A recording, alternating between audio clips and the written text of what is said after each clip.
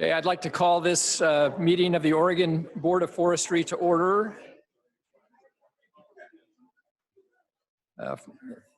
And first, we'll perform the roll call. Mike Rose, I think we have zooming in. Mike?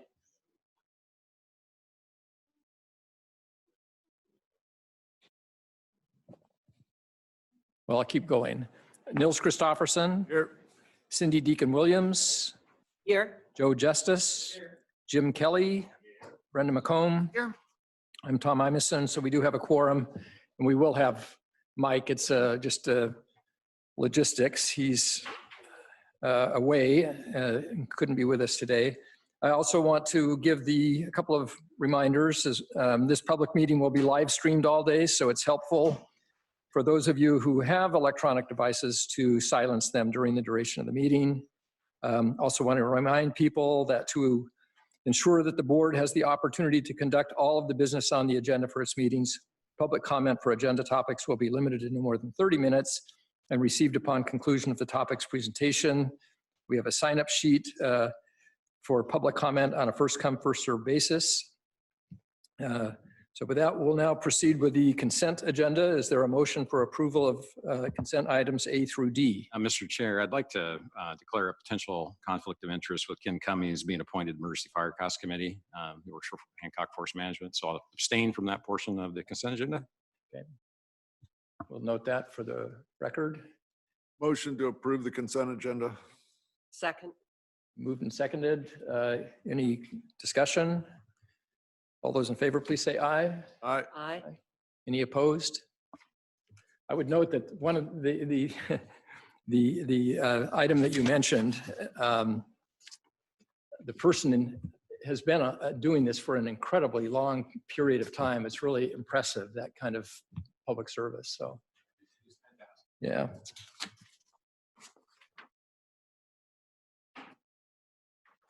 The next item is the state forester's comments. Thanks, Tom. It's been a busy 2 months since January meeting, primarily focused on the legislature. The 2020 legislative session has a greenhouse gas initiative, the Council on Wildfire Response legislation, bill resulting from the agreement between timber and environmental groups, and our fire financial request. So we've been pretty busy supporting discussions of those bills. The session is still ongoing, so outcomes have not been determined, but I will provide you an update on the status of the bills that affect forestry. Now I'll close out with an update on shared stewardship. Starting on a positive note, I joined other agricultural and forestry leaders in co-hosting the 4th annual Portland reception of the Cultivating Change Foundation. Other hosts included Alexis Taylor, Director of Oregon Department of Agriculture, David Dillon, Agricultural Association Executive, Christina McNitt, President of Oregon Forest and Industry Councils, Anita Nina Azurinko, Interim Vice Provost and Director of OSU Extension, Travis Joseph, President and CEO of American Forest Resource Council, Alan Sams, Dean of the OSU College of Agricultural Science, Anthony Davis, Dean of the OSU College of Forestry, and Susanna Morgan, CEO of Oregon Food Bank. So a broader list of co-hosts. The foundation's mission is to value and elevate lesbian, gay, bisexual, and transgender individuals in the agricultural industry through advocacy, education, and community. It's always inspiring for me to work with other leaders on creating positive change for LGBTQ individuals who are passionate about agriculture and forestry by supporting the foundation's missions. Their missions align with our values of diversity, equity, inclusion in all aspects of our business, and our vision for a workplace that reflects the diversity and values of Oregonians, and a safe, inclusive, and supportive workplace that values all employees and allows them to reach their full potential and providing excellent public service. And I just want to thank Jim, who joined us at the reception. So that was really nice to see you there. As I said, the 2020 legislative session is still ongoing, and it's required to end on March 8th, so 5 days from now. There are a number of policy and budget bills that would impact the department, but as with every legislative session, we won't know the scope and the scale of the impacts until the session are over. I will provide an overview of the bills that would affect the agency. And just to be clear, so I don't have to repeat this, all the bills I have discussed have passed Ways and Means and are in the queue for floor sessions. Senate Bill 1530 establishes greenhouse gas reduction, regulation, and pricing policies for Oregon. The bill is broad in scope, intending to bring energy generating and large energy consuming sectors under a carbon emission cap. Forestry and other natural resources are identified as mitigation and adaptation drivers. The bill also sets greenhouse gas emission reduction goals. The components that affect ODF or require ODF involvement either in establishing the program or in ongoing implementation and monitoring include participation in the development of a forestry carbon offset protocol, analysis and reporting on the impact to the wood fiber supply from forestry offset projects, and we do that annually, and implementing wildfire mitigation projects per the Climate Investment Fund.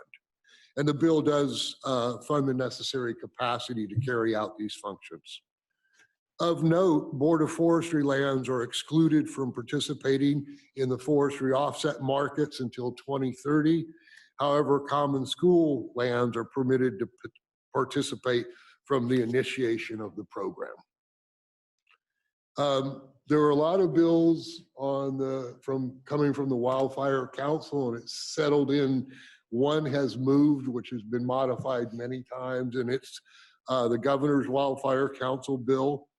It includes several components related to wildfire resiliencies, recommendations from the wildfire councils.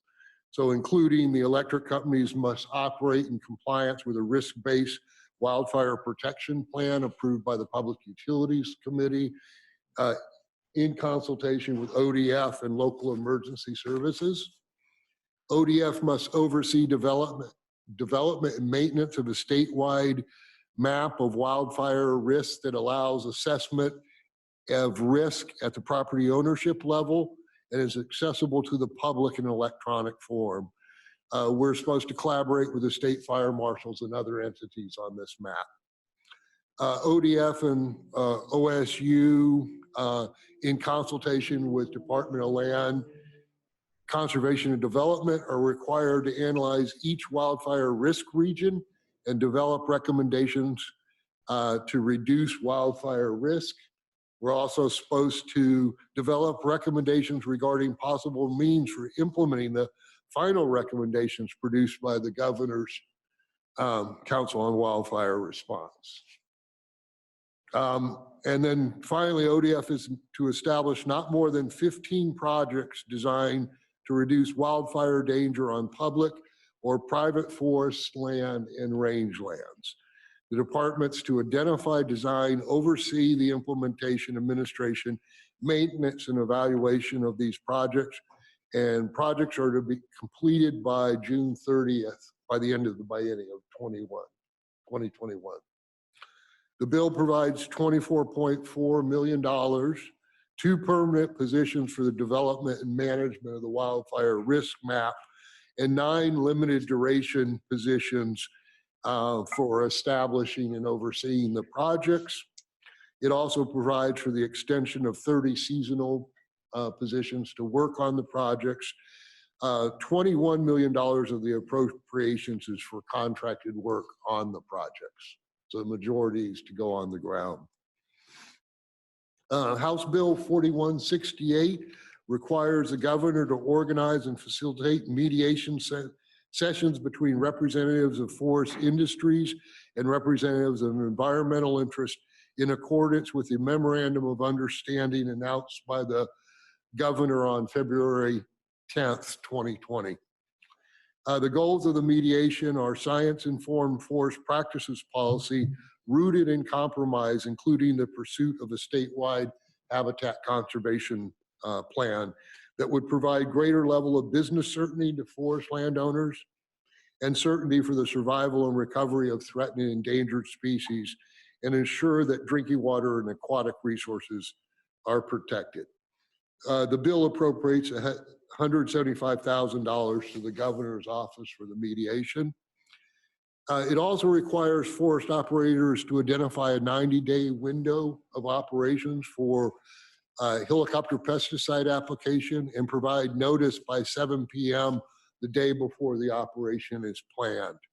It also requires post-application reporting.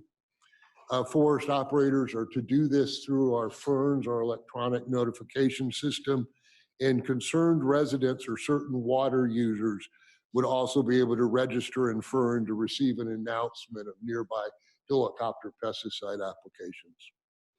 Additionally, the bill requires helicopter pesticide application buffers around inhabited dwellings, schools, and noted water intakes and adjacent to streams on forest land governed by the Forest Practice Act. And then finally, the bill directs the Board of Forestry to adopt rules to make the 2017 board rules regarding salmon, steelhead, and bull trout applicable to the Siskiyou region effective on January 1 of 2021.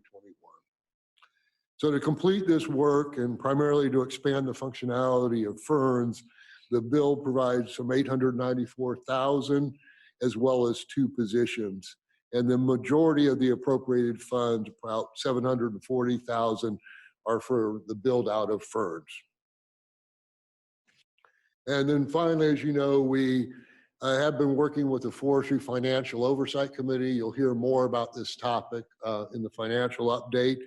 But we built a cash flow model to identify our needs. You're aware that the model suggested it would be out of general fund. It's by mid-May. And so we submitted 2 requests to the Joint Committee on Ways and Means. And the first request was for $31 million added to our base budget to maintain core business through the end of the biennium. And that doesn't include any large fire costs, plus $20 million added to our base budget for a mild fire season for large fire costs, and $700,000 for the fire finance consultant, MGO. And so that first request was for $51,700,000. The second request was $92 million to ensure we can conduct firefighting activities in a severe fire season. And you'll recall the range we've seen since 2013 are from 20 million to 112. And House Bill 5204, which is the end of session bill, it modifies appropriation, includes 51.7 million of general fund for the department, which corresponds to the first request. And I'll pause there if there's any questions. Great. Related to our budget, we did, speaking of Ken Cummings and Doug Graff, got up at some god-awful hour in the morning and zoomed into London to present our program to our insurance underwriters.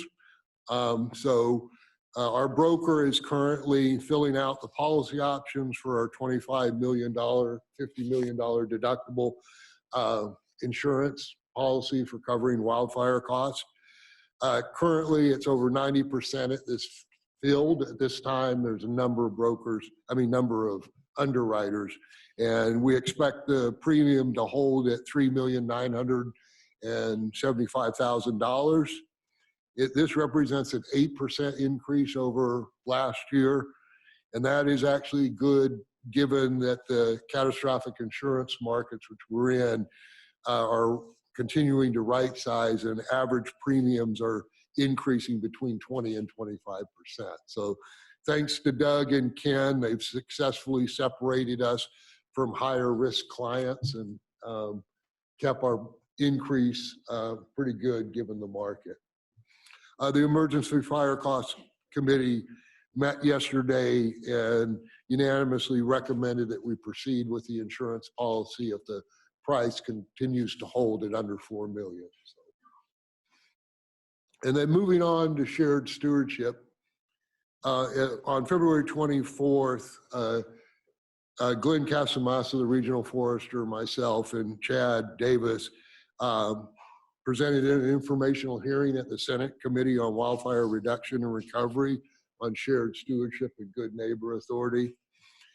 Glenn thanked the legislature, Governor Brown, and the state agency partners for the bold and innovative leadership Oregon is taking to enhance collaboration with the federal agencies towards reducing wildfire risk and improving forest health. Glenn focused on what shared stewardship means to the Forest Service and how it can be a game changer on how we improve forests, grasslands, and watershed across all of our boundaries. The Forest Service believes that shared stewardship at its core is about a new way of doing business. It's not another initiative or an action item. Rather, it's a way to accomplish and build on existing efforts while leveraging our combined resources to accomplish mutual goals for reducing wildfire risk and improving forest health conditions.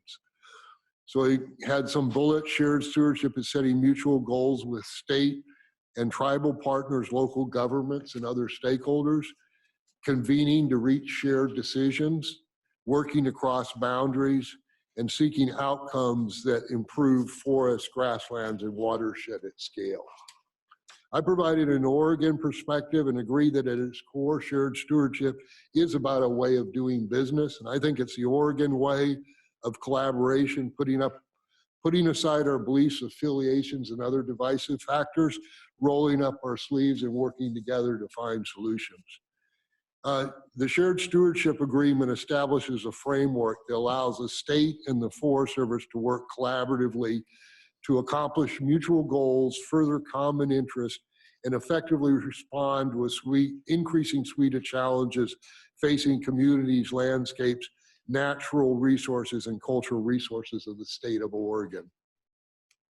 Importantly, it formalizes and gives durability to our ongoing commitment to and recognition of the vital role of federal, state, local, and tribal governments, the forest product industry, environmental groups, Oregon's 26 forest collaboratives, and so many others in managing Oregon's forests to enhance environmental, economic, and community sustainability.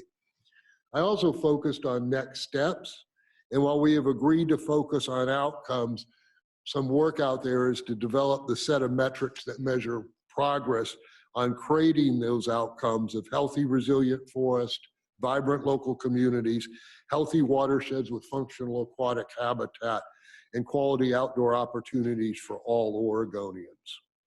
We also need to develop a science-based and tractable monitoring and accountability program to gauge progress and adjust the approach accordingly. We do have a set of operating principles that include supporting and building on Oregon's collaborative approach for developing local solutions and having local input to statewide priorities, desired outcomes, and metrics. We also recognize the need for an open, transparent, inclusive, and accountable process that will allow other interested parties to join in the agreement. And to this end, we will be reaching out and convening meetings with organizations and groups in the public and private sector to seek their input and interest in being a party to the agreement. And with that, we'll need to develop a governance process to ensure we're accountable not only for achieving the outcomes, but adhering to our principle. And finally, fully embracing shared stewardship requires a common understanding and changing our agency cultures. And so we have agreed to communicate on a regular basis, and we're doing that to enhance and develop institutional arrangements necessary to facilitate the above activities, including exploring cross-agency sharing of employees in developmental assignments and other details. And to that end, on March 2nd of this year, Chad Davis started a 2-year detail with the Forest Service to help operationalize shared stewardship in Oregon and Washington. So he will be here today at the courtesy of his new boss to take us through our planning. You're not in uniform. Yeah.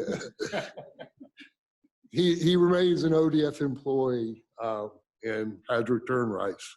And I'm really excited about the opportunity to do our work more strategically and across landscapes.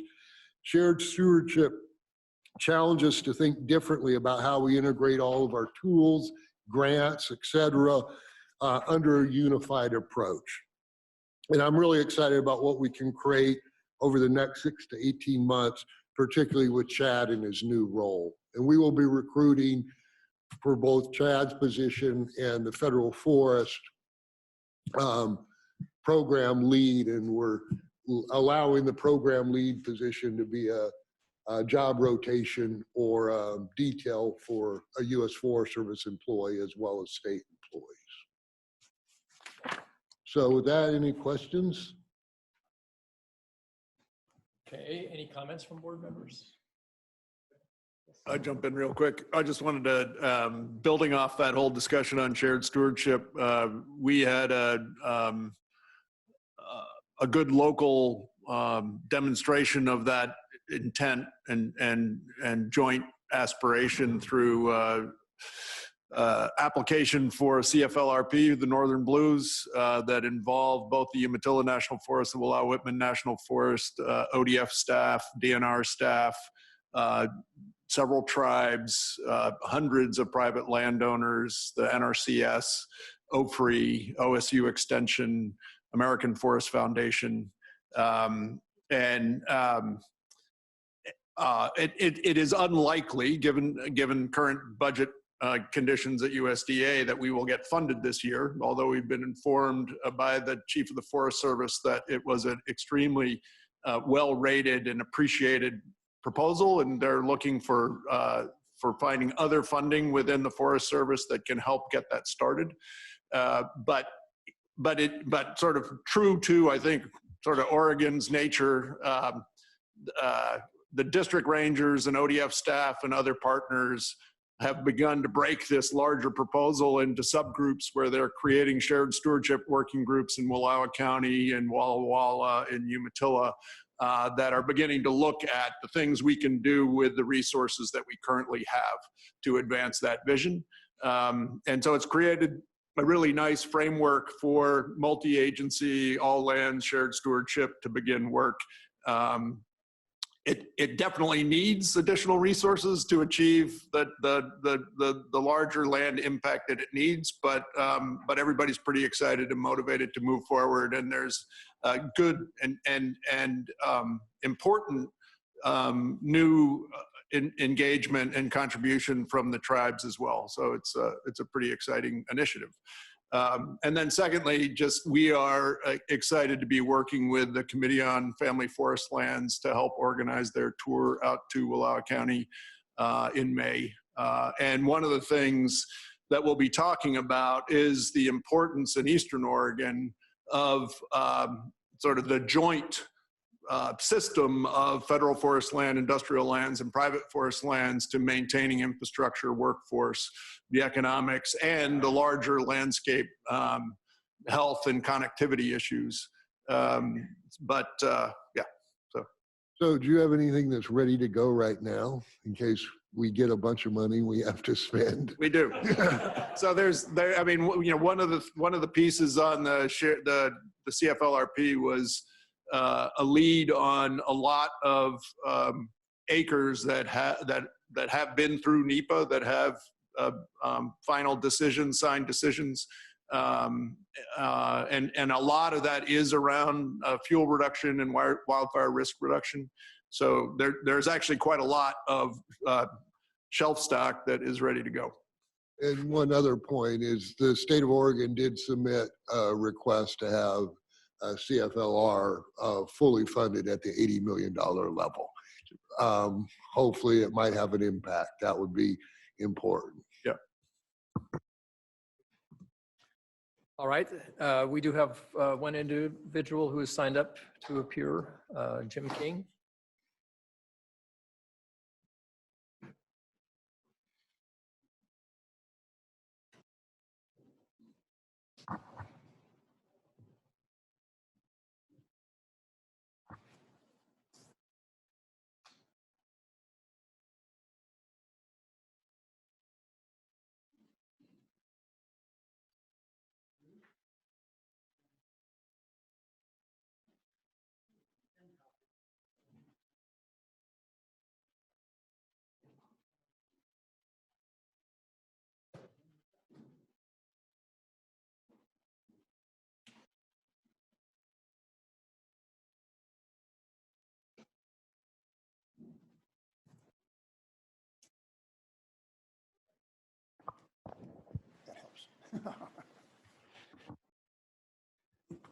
Good morning. Welcome. I drove in this morning from Eagle Crest. A beautiful morning. I watched the sunrise in the rearview mirror. I'm the person who sent you this rather, I guess, audacious key fire matters before the board. Very serious.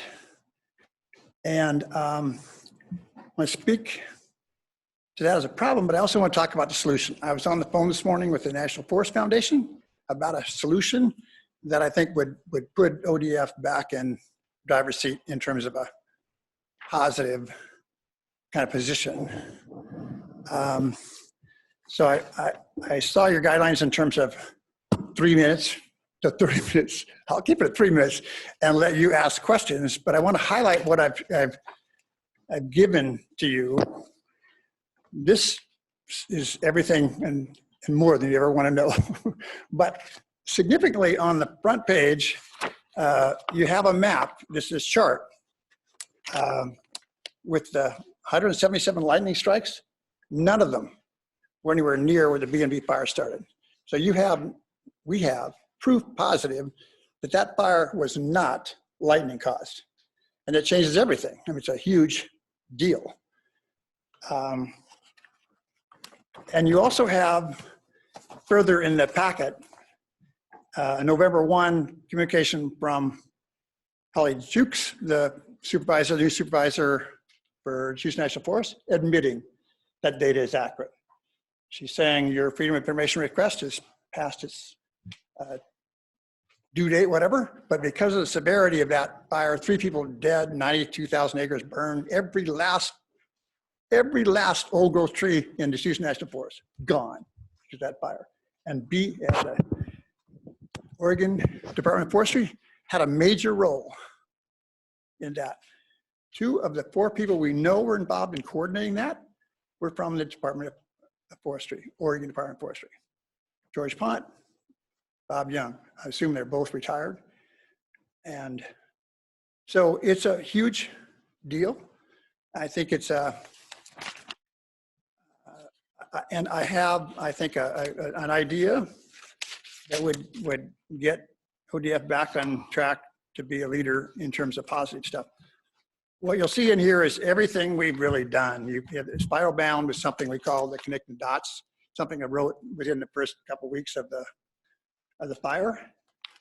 Interestingly, the sheriff, Shane Nelson, sheriff of Deschutes County, called up and said, I understand you're in the thick of it. I said, I don't want to think about it. It's real smoky. He said, I'd like 2 copies of that report. I said, I can do that. I said, I'll go by Pony Express and Sisters and get it spiral bound. He said, I don't need that. I said, I need that. We need to know what we knew that first few weeks. Shane Nelson gave a great interview. I used to teach interviewing college class. Shane Nelson gave a very good interview, asked me what I knew for sure, who said that, who, how do you know that for sure? Then he said, well, I asked you for 2 because I'm going to put the second one. He walked out in the lobby there and put urgent on it. I'm no fool. I know he's doing that for my benefit. He said, I'm going to put this on the desk of the FBI agent. And that FBI agent, Rhonda Schatz, comes in at 8 o'clock. I can't ask you to do this as a public employee, but if you would, if you'd come in at 9 o'clock, and if she pretends not to know, you get out of there. And I'm thinking, holy criminy, I'm a retired psych guy. What's this about? He said, that's all I can tell you. I said, get out of there. He said, get out of the area, get out of the country if you could. And I thought, this is a little more exciting retirement than I had in mind. I'm also in Camp Sherman, not able to live in Camp Sherman because of my own safety. How's that for Oregon? It's not good. Same law enforcement saying, I've been broken into 5 times, was broken into before I left, 5 times, dead animal parts in my driveway, threatening phone calls. And all that, I think the intent was to do what they did to Doug Sokol, which was to murder him, to shut him up. But for me, I'm counterproductive. It only makes me angrier. And there are 4 of us on this, I think on this cover sheet, Brian Metke, Pete Shea, and Roger White, who've hung in through the whole thing, very knowledgeable people, very committed to saying to the federal government, we're not going to let you jam a lie down our throat and expect us to tolerate that. And we haven't, and we won't. And this, obviously, this chart shows that we've been right all along. Going forward, I think you can kind of plow through. This is about everything been written and then some. Some stuff that probably shouldn't have been written. Going forward, I talked this morning to the National Forest Foundation people, and I'm in line for a phone call from Mary Mitsus, who's the CEO of the National Forest Foundation, about an idea of getting some kind of joint agency task force together. Tom Andrade, who is a former employee, one of the most talented, intelligent, credible people, would be a wonderful person for you guys to find and pull out of retirement to lead that. Where you get the agencies together and say, okay, this is what happened. BLM, Forest Service, ODF, how do we turn this around so we can begin to reestablish our credibility within the communities we serve? Because Tom himself told me that ever since the B&B and all the doubts, nobody believed the B&B fire was lightning. Nobody, unless they were paid to do so. So the credibility just went to hell in a handbasket. Tom said it was noticeably harder to work in the community after the B&B story, So what I would strongly suggest that you take the lead. Get someone like Tom. I think Tom would be ideal to call together. I'd be willing to stick around for lunch and talk to somebody if they want to kind of do that. Representatives from other forest management agencies and say, okay, what do we do to get past this black eye? And I think Tom's the person to do it, and I think that's the strategy. Now, I can't speak for the National Forest Foundation, but Friday I'm going to lobby hard. Mary Mitsus was instrumental in my group, the Upper Houston National Resource Coalition, being the first in Oregon to file a fire protection plan. Wyden came out and thought we were wonderful, gave us some prize and so forth and so on. And she salted us $150,000 in organization development money. And I said, but Mary, I'm a consultant in that field. She said, that's my point. You should be out doing other things rather than doing that. So I know her well. That organization, as you know, is grown by leaps and bounds as people, they have 10 new staff members. That tells you that people are scared to death about what might happen to the national forest under this climate in DC. And so I think you could do, I think Mary would be a real appropriate person to tie into this in some way. Like I say, I can't speak for her, but that's going to be my lobby on Friday when I have that half an hour with her. So, questions? Any questions? Well, thank you for bringing this and giving us all this material that we can say in closing digest. that delay and denial are not appropriate responses. It's already been delayed and denied for a long time. And all that does is motivate us in Camp Sherman to say, no, no way. So thank you for your time. Thank you.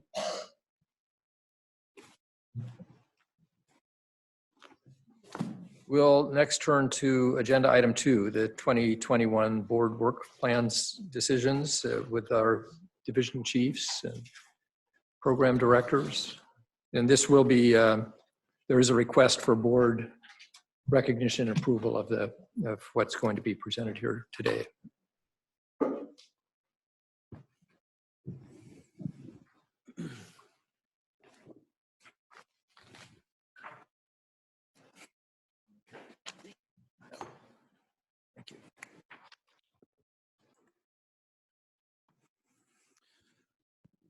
Chair Imeson, State Forester Authority. For the record, I'm Chad Davis, Director of the Partnership and Planning Program for one more day here in front of you.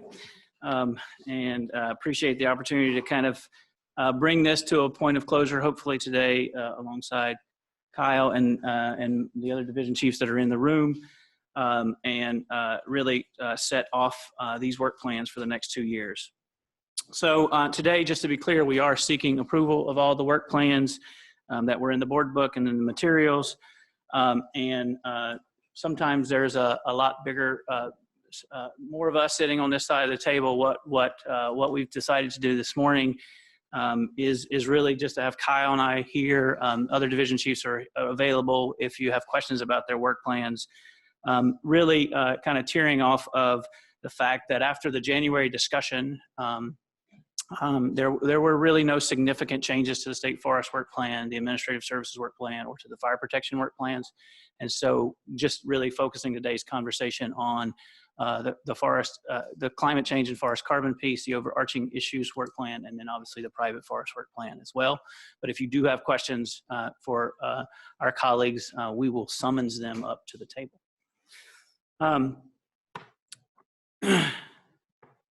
I did want to mention, and I was asked to mention one specific piece component inside of the administrative services division work plan, which is really a focus on fire finance, and that is on the work plan, but also later on the agenda today. So if you want to dive in deeper, I think later in this afternoon is the time to do that relative to the current situation. So without further ado, if that sets well with you all, I'm going to dive in, I think, on the climate change and forest carbon work plan. Just go straight to that one. Then I'll talk about the overarching issues in Board of Forestry work plans, and then pivot to Kyle, since there are a lot of interactions between all of those pieces here and there. So here we go. Flip one page. So on the climate change and forest carbon work plan, just as a reminder, and as we promised at the January board meeting, we have over the last couple most recent cycle in these work plans, we really talked about division by division work plans, and Peter reminded me that historically we did have issue specific work plans. But given the board's attention and focus on climate change over the last probably 18 months and wanting that to be front and center, we decided and committed to pulling this out as kind of a specific work plan. And so that's what you have before you today. We did not present it this way in January, although we did talk about that and had board direction to kind of do that. So hopefully what you see here really does reflect, and if you've had a chance to review the materials, kind of reflect the conversation that we had in January. And I would say it unpacks into, and then the materials kind of into two big topic areas. The first being analysis of statutes and administrative rules, which on that, for those in the audience and in the room, really is the bulk of this work plan, which up there it says issue, assess statutory authority, and everything that kind of unpacked from there is really associated with that first topic area. And then the second topic area is really more of an informational set of items related to mitigation and adaptation efforts, which I'll kind of highlight as I walk through this. So I'm not going to try to unpack all the bullet points here. Though I did want to point out that the analysis of statutes and administrative rules topic starts with evaluating the board's current authority and constraints. And that would be a process that we would initiate and request for the Department of Justice to give us some direction on. I think what we need to do about that, though, first is to ask and identify what the primary questions that you want us to ask DOJ are. And so this work plan, and maybe a backup for just a second, really kind of is more of a process work plan than a kind of, has a lot of specific answers, but it really kind of lays out the process steps, I think, to get to all these things. But the first step is really around assessing kind of the board's statutory authority about what current authority the board has, so we can then act. Then there is kind of stepping, and this interacts with the second work plan I'm going to talk about relative to the board's strategic plan. It's going back and looking at goal G in the current forestry program for Oregon, which is where the climate goals are currently housed. So it's not only the goals, there's objectives, there's all kind of strategies and tactics as it unpacks. And so really kind of revisiting that as a primary focus. So the logic train here is, what is our current statutory authority? And then what is our primary strategic objective and goal around climate and forest carbon? And then as a second or third step to that, then to look specifically more policy analysis of our current statutes and rules regarding the impact of climate change to achieving the outcomes that the statutes and rules are set up to do. We did have some discussion in January about how to start to take that bite of that big apple. And I think we need to have a further discussion. So one of the work plan items is to kind of focus that. And so just as a way of kind of giving kind of point A and a path A and point B in the room, we could look at all administrative rules across all divisions. That would be probably a longer process. Or we could look specifically in one division, or we could look at statutes and rules in one particular division or one particular aspect of a particular division's workload. So not necessarily something that we need to decide today, but is kind of teed up for that is about how to go that. So I guess I want to leave it with, we're not proposing necessarily that we would look at fire protection or the Forest Practices Act or state forest specific but we're really working with the board to identify what do you want us to take. I think there are, as we've talked about it as a team, the teeing up that question is important relative to the time frame in which you want the report to come back to and take action on certain items. And we're concerned that if we go too broad initially, that there'd be a lot of analysis time and might lead to some lack of, or maybe some frustration around, okay, let's move that forward to a decision point. So just looking at those two pieces.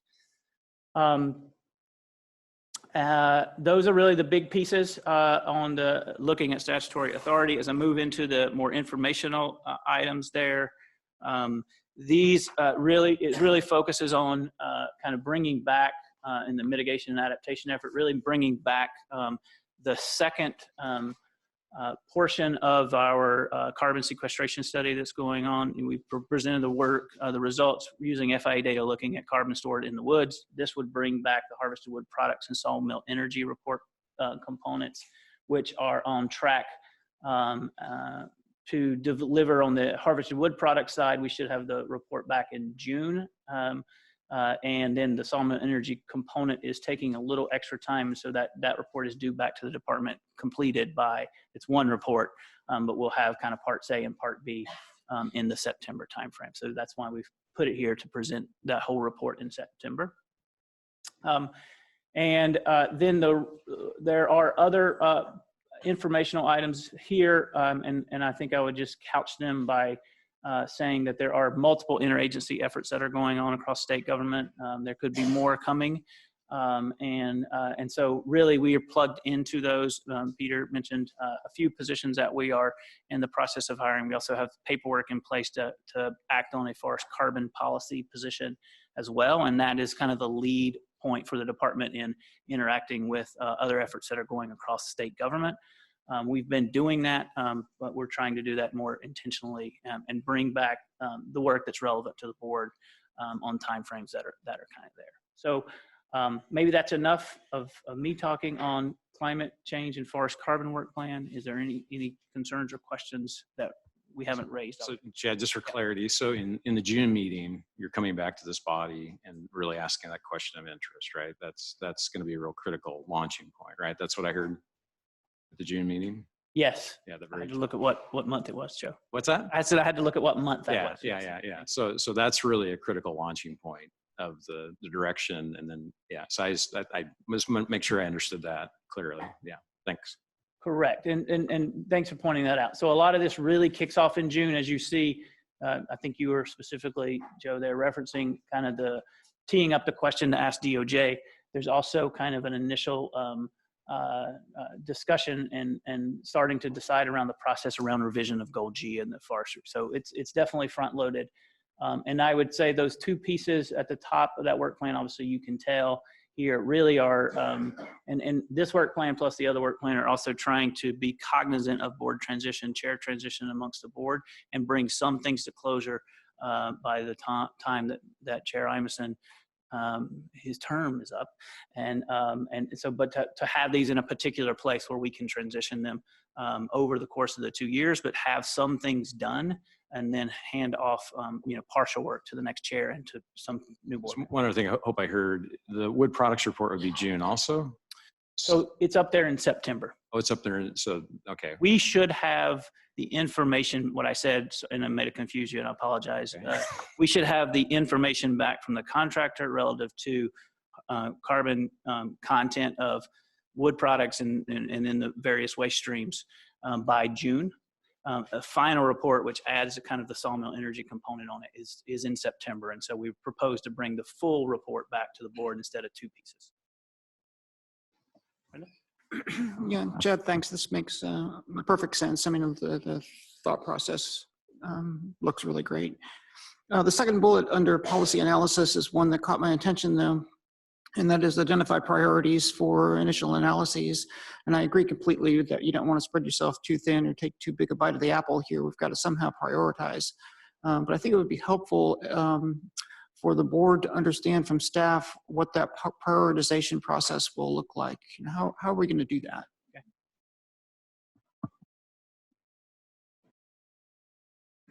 Am I supposed to answer that? My understanding is the board's supposed to set the prioritization, but I think we will bring a staff report that lays out the, you know, the scope of the administrative rules and statutes that we have with some sort of indication of the potential nexus with climate change. And am I not understanding your question? No, I think that's thank you. That's helpful. But if the board is to prioritize, then we're going to need a framework for that prioritization. Okay. Oh, okay. Yeah. So thanks for that. I just assumed you would want to look at the statutes potentially most affected by climate change, but you would like clearer criteria. Is that, am I understanding right? So And the framework? statutes guide us to what we can or can't do, and then where there might be some issues that we need to pay attention to, certainly. But there are also mandates that various divisions have to oversee different types of forest management activities. And those forest management activities may or may not be more profoundly affected by climate change than others. So I think there's a conceptual framework that we need to have here that is, yes, policy, statutory authority based, but it's also thinking about, you know, what are the processes that those authorities are trying to achieve that we need to understand. It's a two-way matrix that I think, you know, here's the statutory authority. This is what we're trying to achieve. How do those two things line up in terms of how we need to understand climate change effects?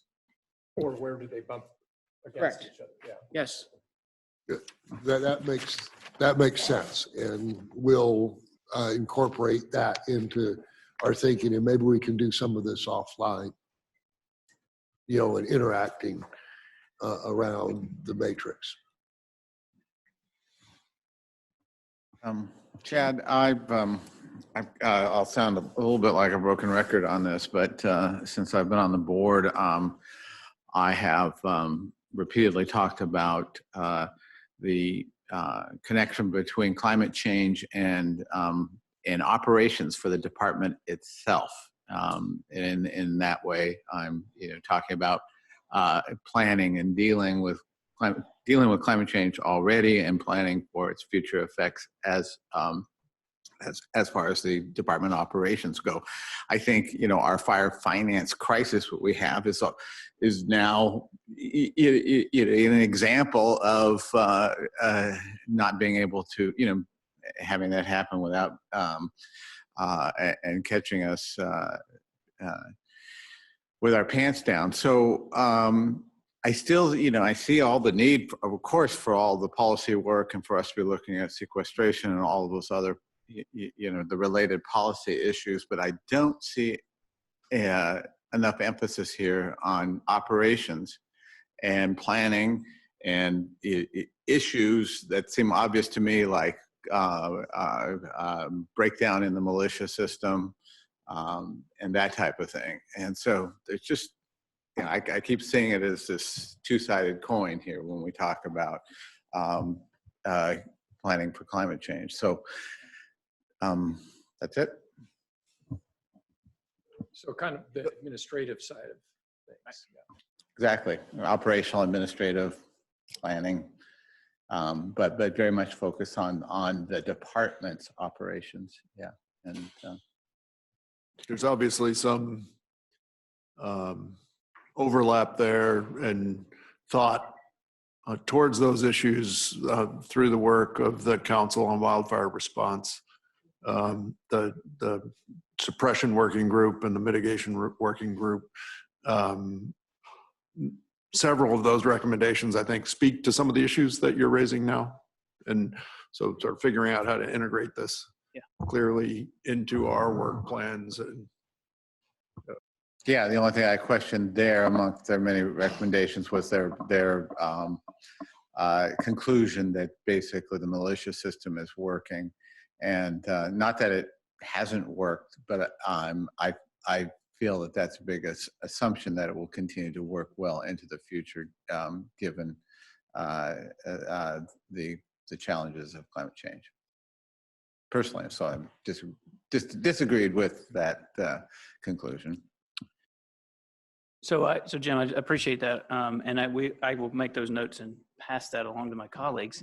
I think that always, and I think what you're asking for there is something as it relates in kind of probably the informational side, right? Like, what are the divisions? What is the department, which is in our purview to change? What are we doing? Which we tried to capture from. Well, we brought some work to the board, and I think you're saying is continuing down that train of what is within the department. It doesn't necessarily require a board decision per se, but as stewards of the agency, you're trying to ask those questions about how we are preparing and planning and looking ahead. Yeah, I mean, it's just, it is sitting down and saying, okay, how is this structurally going to affect the organization, and where will the challenges lie, and i.e. Fire finance. That was pretty easy to predict. Any other questions or comments on the climate and forest carbon piece? You look like you wanted way in there. I mean, I mean, there was a tremendous effort made in the large fire committee to review many of these issues, and then again in the Council on Wildfire Response. And so we may need to figure out between all of that work, where are there deficiencies, and are there better options? Are there better recommendations or solutions? But it seems, having been a participant in both, I think the work was done very well, and I think there was a tremendous amount of effort by a large number of people to look at many of the issues that Jim is raising. And so I wouldn't want to disregard that. I think that's a really important background to addressing this question that Jim is raising. Neil, just to clarify, I mean, I'll quibble on the militia conclusion, but other than that, I have a huge respect for the work that was done there, and agreement with most of the conclusions. Okay. So I'm going to move on to the overarching issues work plan. And again, there are really two big pieces here. As a reminder, this has been and I don't use this term pejoratively, but a catch-all for various different pieces. This is where in the past some climate work has lived. This is where different pieces have lived. The two big components here are around the board strategic plan, the forestry program for Oregon, just to be clear. One of the last pieces of advice I got from our state forester was not to use acronyms anymore. So I'm not going to say those 4 letters. That's the forestry program for Oregon and/or the board strategic plan. And then ecosystem services. So on the board strategic plan portion, again, this work plan is drafted in a vein to kind of reflect the transition that will occur on the board over the next within the next calendar year. And really with the 2020 focus at the top being around picking back up some values work that we've done a few starts and stops on really over the last 18 months, and bringing those to conclusion hopefully by the end of the calendar year, and then the crosswalk here to the climate change work plan that we just discussed relative to Goal G. So really digging in, again, thinking about a bite-sized or a tiered revision, if you will, to the board strategic plan, really starting on those values and focusing on the issue of primary urgency that's been expressed by the board over the years, climate change and forest carbon. Then there is, as you see on down, as we move down that work plan, also kind of hearkening, I think, to the conversation that Board Member Kelly kind of put in the room, or has over several meetings, but most pointedly in January, around a dashboard. We've talked about the current forestry program for Oregon. You know, it still has the indicator section associated with it, but the board back in 2015 chose not to really consider those indicators as in full. Although we do still keep, and there are some materials about kind of the how that has transitioned over the years. And so really kind of looking back, I chose the term dashboard here. It might not be the right term, but what I think has come through, or what I took out of the conversation, is we need some way to monitor, are we making progress towards our strategic plan and towards our vision, something that's simpler, shorter, and I think Jim's words were fewer words. And then I reminded him he didn't want me to be in part of it if it needed fewer words. So that's kind of that piece in the middle of this work plan, which really comes to fruition and takes much more shape in 2021 than in 2020. So that's one of those tiered pieces of this work plan. And then, and you see the big catch-all kind of there, about 3/4 of the way down, determine and establish the process to complete kind of a fuller, more broader revision process of the board strategic plan towards the middle to end of this 2-year period. Any questions on that before I move to the ecosystem services piece? No. Okay. Oh, thanks, Mike. I was like, where did that come from? Yeah, I was.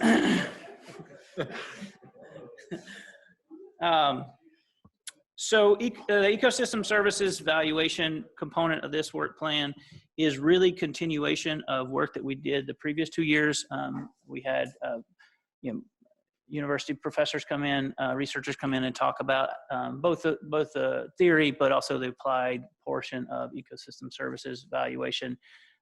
And this really came up, I think this came up as a topic most relevant or most recently as a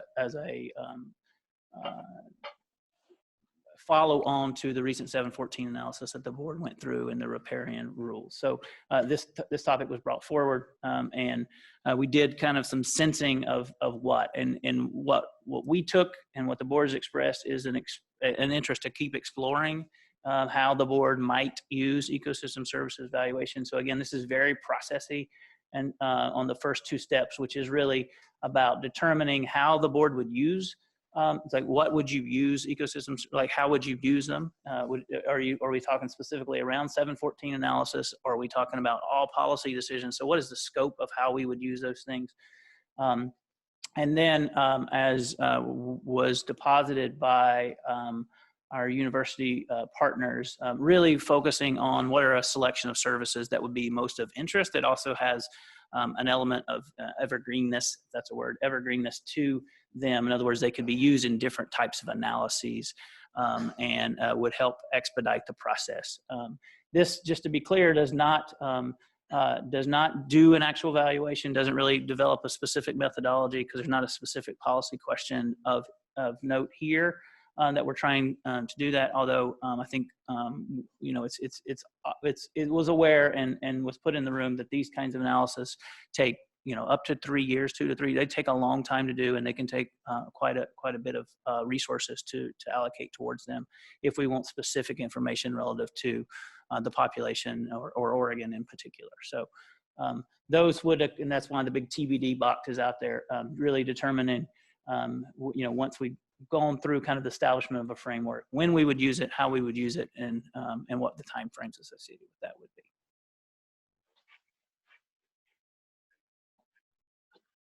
Cindy? Yeah, I think this topic probably got in the overarching issues work plan the last biennium because of some questions that I raised.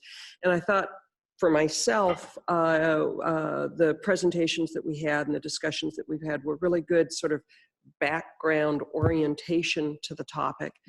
Fundamentally, where I was trying to get to, and it would be nice to see, you know, some development of this in this work plan, was when we do get to like the 714 analyses in whatever future decisions we're making, and we are presented with an economic analysis, in particular, that the one that we got last time really didn't incorporate any economic impact analysis of the pros and cons of the various alternatives we were looking at with respect to impacts on ecosystem services. So I'm really hoping, now that we've had some background and orientation of the concepts and, you know, that sort of stuff, that we move into how we can better incorporate an assessment of costs and benefits of various alternatives from an ecosystem services perspective in future decision making. So I'm looking for some not conceptual stuff, but some real motion towards having a more comprehensive and complete analysis of the pros and cons of various choices that we may be faced with. If that makes sense. So more how you would incorporate it Into decision making. Yeah, I think it was nice to get some orientation, some common understandings, and some, you know, some basic background.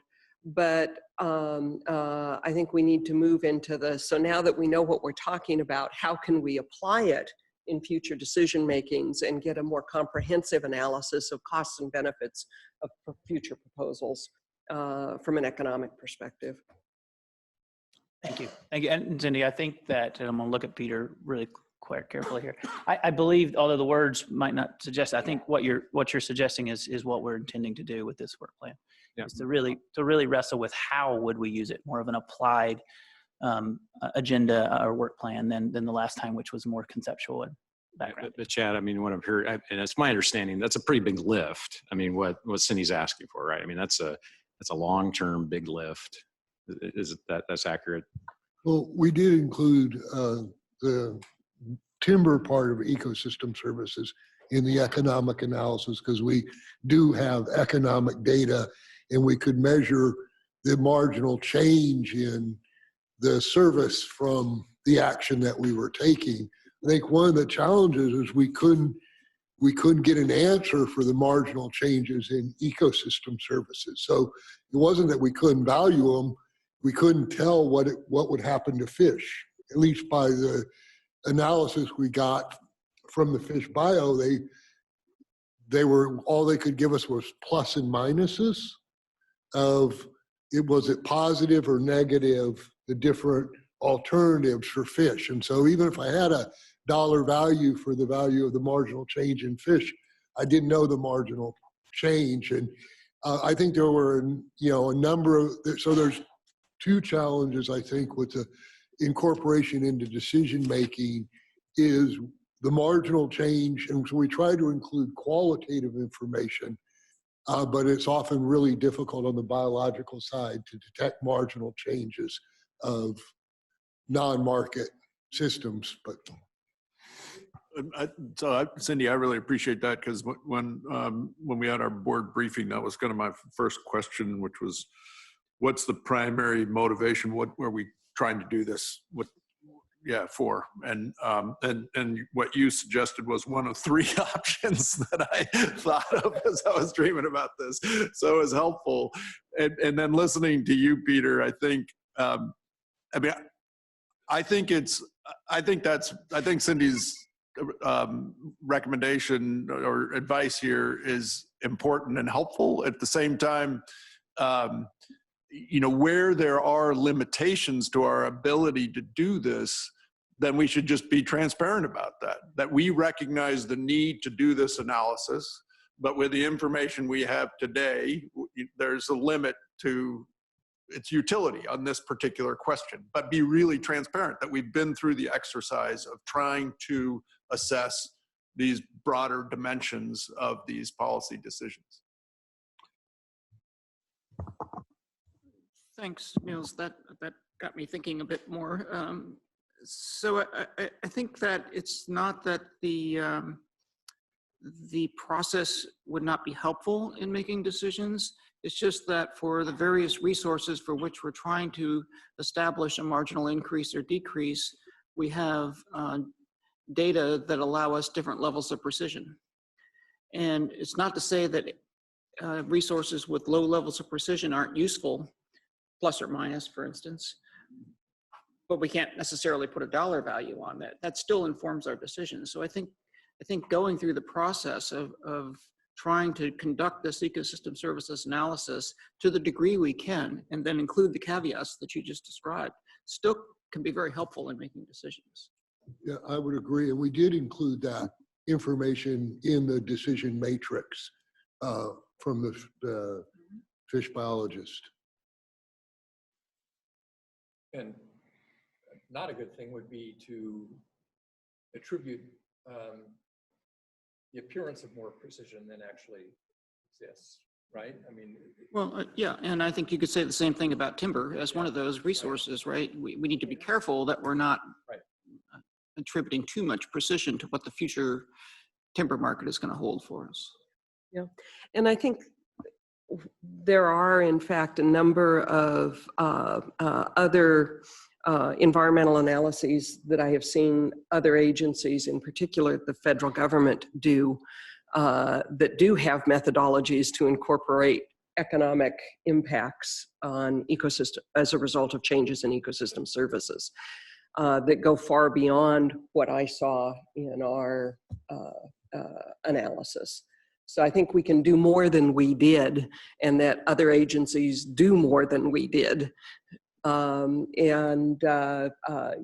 Yes, there are differences in precision and certainty, and we need to, and these other agencies make those distinctions as they're going through, but I think we can have more information before us than we seem to have had traditionally. And I'd like to see us make some motions to figuring out how we can increase the economic analytics before us on decisions. Yeah. So using a little bit of difference, I'm going to say July is going to be an interesting meeting as we've teed it up to begin this discussion on this topic. And I think I would transition us to Kyle to try to keep us remotely on time here. Is that okay? Yeah. Thanks, Chad. Chair Emerson, board members for the State Forest Authority, for the record, my name is Kyle Abraham and I serve as the Private Forest Division Chief. As Peter alluded to in his opening comments, House Bill 4168 is on the floor downtown. And so there could be changes to the work plan, but as of now, we're keeping our eye on the ball with our existing work plan. And so if things do change, we will adapt accordingly. But for now, what you've got in your packets and I think what's up on the screen, there are a few modifications to what we presented in January. One of those, you'll see a little bit more information and progress updates on our ODF DEQ sufficiency alignment, and we'll talk a little bit about that this afternoon with DEQ about where we're at with our progress on that work. And so we've committed as part of that process to quarterly updates with the board and also the EQC. DEQ and myself, we presented to the EQC in January on the same topic. So we've committed to doing that.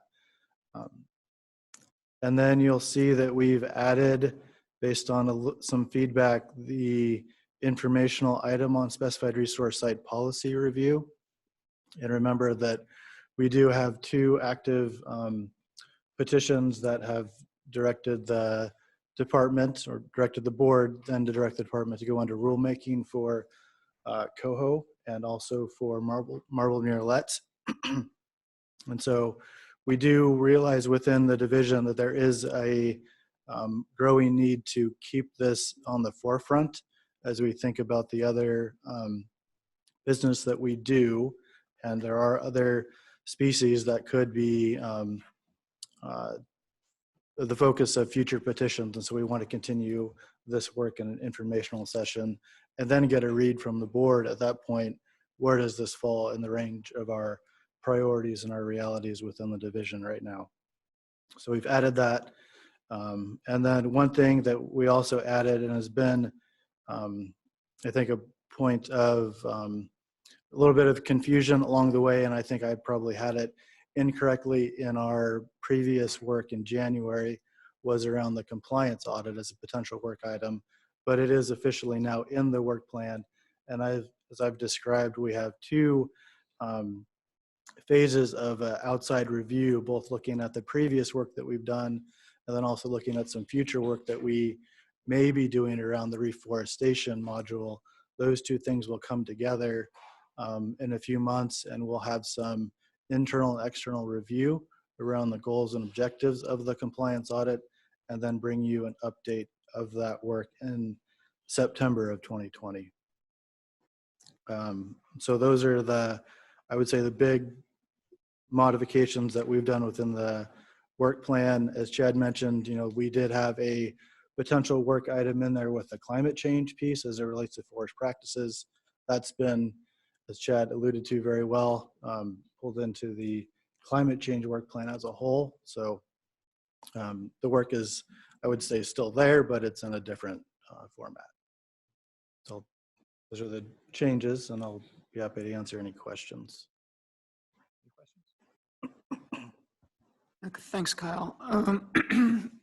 The bill that's before the legislature that reflects the MOU that was developed between the forest industry and conservation community, if that does not pass, there's still some really valuable areas of agreement in that MOU that we should be thinking about incorporating into this work plan. At least it seems to me. I mean, you and I have talked about this briefly, but there is an agreement for an HCP that deals with aquatic resources.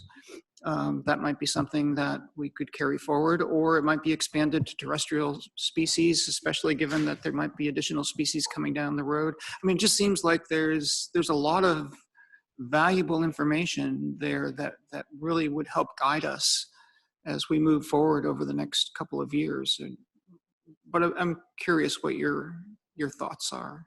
I do agree. I mean, I think we could have that conversation, and it would be interesting to have some of the drafters of that agreement kind of think about what their intent was, and if kind of go from there. But Well, and I just I don't know that I'm saying this as a note of caution, but it should be also aware that the agreement has lots of components to it, and it doesn't mean that agreement is still there if we were to pick only discrete items. So it's part of trying to get Sure. a lot of things accomplished. Sure, I understand that, and it's an area, it's an agreement of compromise, and so all those moving parts are dependent upon one another. But I think hearing from the principals about where there is possibility to use this platform to move forward and identify what things we could do, or what is off the table, would be really helpful, at least for me.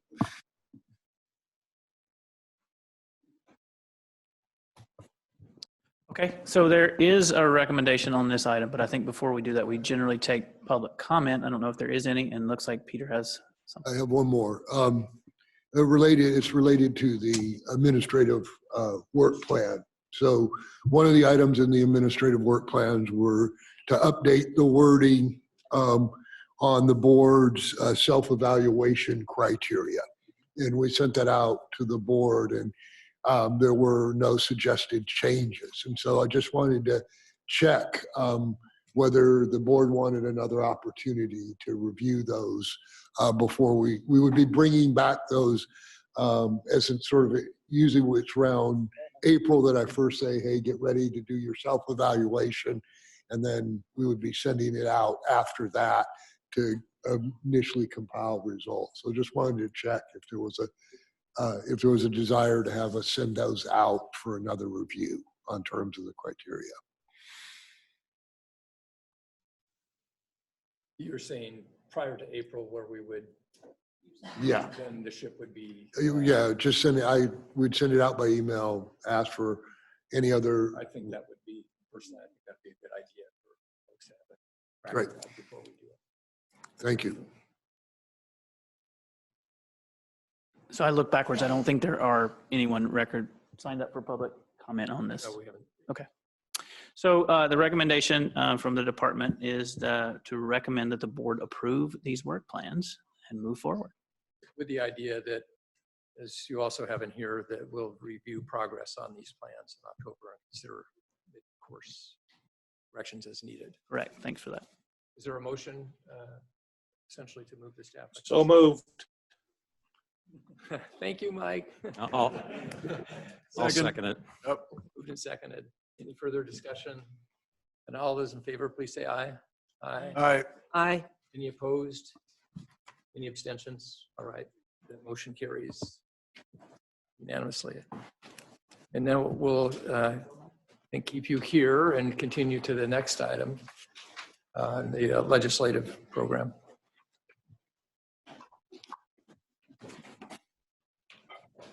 Okay, Kyle and I will stay here. So again, for the record, Chad Davis, Department of Forestry. This isn't another decision item, might be the last decision item on your agenda today. I'm not sure, but I know it is the second one that I had. And I just commented to Kyle that I'm usually not up here for decision items. I'm just the information guy, I guess. Well, we're taking advantage of your. Well, okay. We're going to get some things accomplished today. Is really to approve the department's legislative concepts ahead of the 2021 session. And really the only one before you in this recommendation is the forest products harvest tax rate, which I think most of you are pretty familiar with. It's a pretty standard piece of legislation that the department carries forward. It's definitely standard in this building. It sometimes is not standard in the one downtown.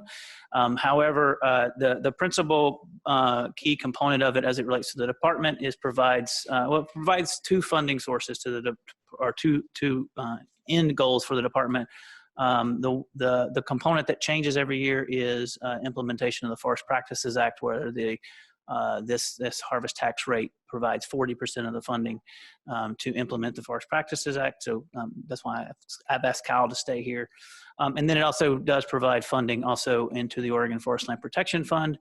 However, that rate does not change on a biennial basis. It's a set rate. And so the legislation that we work with the governor's office and DAS to put forward maintains the tax rate for the Oregon Forest Land Protection Fund, and then goes in with a blank number for the component that does feed into the implementation of the Forest Practices Act. I think everybody understands why that's done. There's a technical process that the legislature goes through, the department supports around looking at the forecasted harvest over the upcoming 2 years as to actually how that rate eventually gets set. It does not come out of the legislative process with a blank number, I can promise you that. So, previously, we also did talk to the board about some potential legislative concepts on really being advanced by the State Forest Division.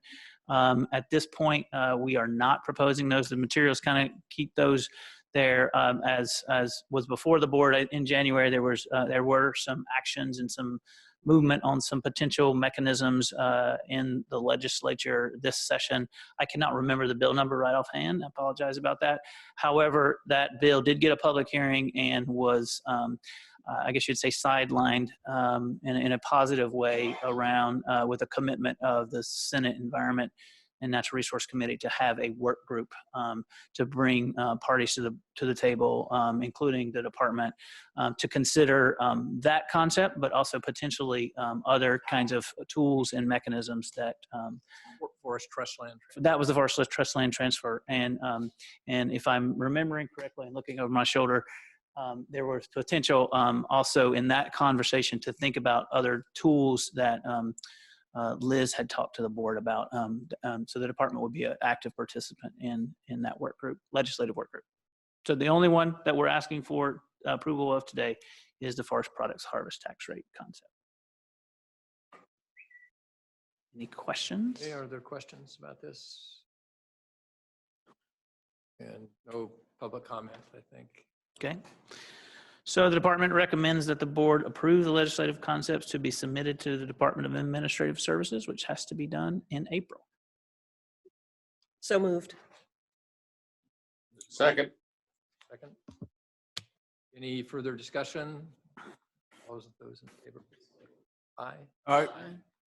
Aye. Any opposed? Any abstentions? Motion carries unanimously. So take a break until 10:45. Yep. At which time we will Come back for the operator of the years, I think. Yeah, yeah. So we're going to come back at 10:45. well, will we be ready for that item at 10:45, or should we just take a break until 11? 10:45. Okay, we're going to reconvene now.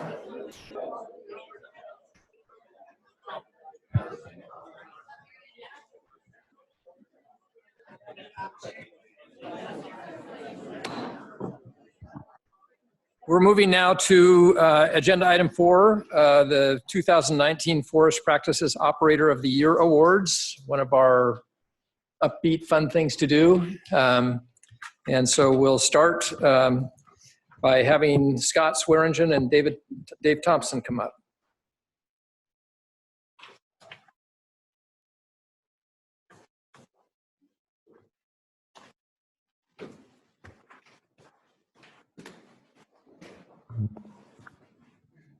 Good morning, Chair Imison, members of the board, State Forester Doherty. I'm Scott Swearingen. I'm the Private Forest Division's Interim Field Support Unit Manager here in Salem. We're going to start off this staff presentation detailing the Operator of the Year Award program and the award recipients' work. After the presentation, we'll ask each operator representatives to come to the front to receive their awards and recognition. We'll take photographs after we adjourn for lunch. And the board will have the opportunity to join the award recipients and their families in the class-up room for refreshments. Good morning, Chair Emerson, members of the board, and State Forester Doherty. I'm Dave Thompson, a stewardship forester serving the West Oregon District out of Dallas. This morning, we will first review the Operator Recognition Program. Then we will play videos capturing the work done by the 2019 Operators of the Year. To conclude, we'll invite you to recognize the operators for their excellent work. And just to, we do have public comments. So after you conclude the videos, but before we have the folks come up here, we'll take that public comment. Okay, thanks. Now let's take a look at the recognition program goals, which are to recognize operators who consistently and voluntarily perform above the Forest Practices Act minimum requirements, and to improve public understanding of the Forest Practices Act, its administration, and its effectiveness in protecting natural resources. These are derived from Oregon revised statutes and the Forestry Program for Oregon under Goal D. ORS 527.630 states the Oregon Forest Practices Act policy, and Goal D strives to protect and improve the physical and biological quality of the soil and water resources of Oregon's forests through the administration of the Forest Practices Act. The department's efforts to honor the work that exceeds, in a good way, natural resource protection requirements includes recognizing excellent performance at 3 levels. First, the department and board may recognize operators of the year for each area, Eastern, Northwest, and Southwest. The board typically relies on the Forest Practices Committees, the regional Forest Practices Committees, with assistance from private forest division staff and stewardship foresters to review the Operator of the Year nominations. Second, the regional committees may grant merit awards to recognize an operator's outstanding work, but only if the operator was nominated for the Operator of the Year award. Third, commendation letters provide local recognition for high quality work. Operators may be nominated by anyone, but typically stewardship foresters, various logging association members, industry members, landowners, and community leaders nominate operators they see doing an exemplary job. Like Wade Stringham of Campbell Global and ODF Stewardship Forester Jay Morey, who nominated the Southwest Oregon Region Operator of the Year. Brian Reel, an ODF Stewardship Forester who works out of the Dalles office, nominated the Eastern Oregon Operator of the Year. This year's Northwest Oregon Region Operator of the Year was nominated by myself, an ODF Stewardship Forester out of Dallas office. The Operators of the Year are selected based on 5 criteria, which are consistency.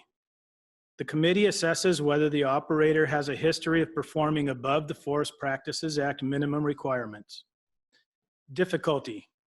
Did the operation include streams, lakes, or rivers, challenging topography, or critical habitat? Essentially, was this an atypical harvest that required particular care and skill to be successful? Innovations and extra effort. The committee asks whether the operator implemented a new technology or strategy in its operation, or did the operator exert extra caution and effort to ensure it both complied with and performed above the Forest Practices Act minimum requirements? Results.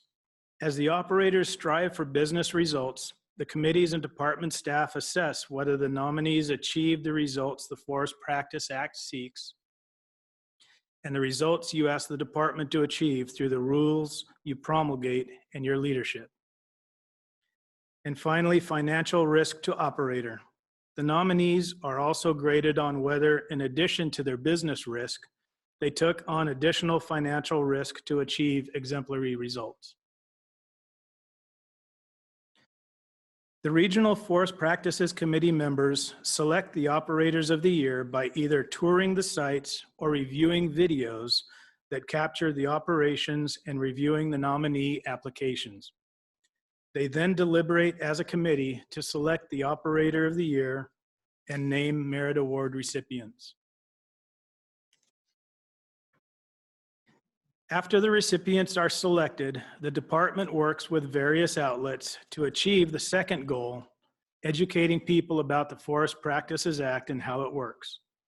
The department recognized the Operators of the Year at the Associated Oregon Loggers and Oregon Small Woodlands Association annual meetings, the Oregon Logging Conference, through media coverage, and using the various ODF venues, including print and various social media outlets. Before we look at the 2019 Operators of the Year, we would like to share with you the 2019 Merit Award recipient. The Merit Award recipient for 2019 is from Northwest Oregon Region, CNC Logging of Kelso, Washington. Chair Emerson, members of the board, before we turn to the videos that highlight the operators' work, I would like to thank Jim Gersbach for his excellent work preparing these videos. Before we show the videos, are there any questions we can answer about the recognition program? Any questions about the program? Right. Now let's take a look at the 2019 Operators of the Year. Galesdorf Logging Incorporated. Galesdorf Logging Incorporated earned the 2019 Northwest Oregon Region Operator of the Year Award for minimizing soil disturbance by using an elaborate rigging system that lifted logs off the ground and over a high ridge and challenging topography up to the yard or landing. Galesdorf Logging also utilized high-tech research and layout to plan and implement this operation. The operation was in a steep, remote part of the Coast Range during fire season, which prompted the owner to take extra firefighting precautions. The award also recognizes Gelsdorf Logging for decades of consistently applying best management practices to safeguard forest resources, even under challenging situations.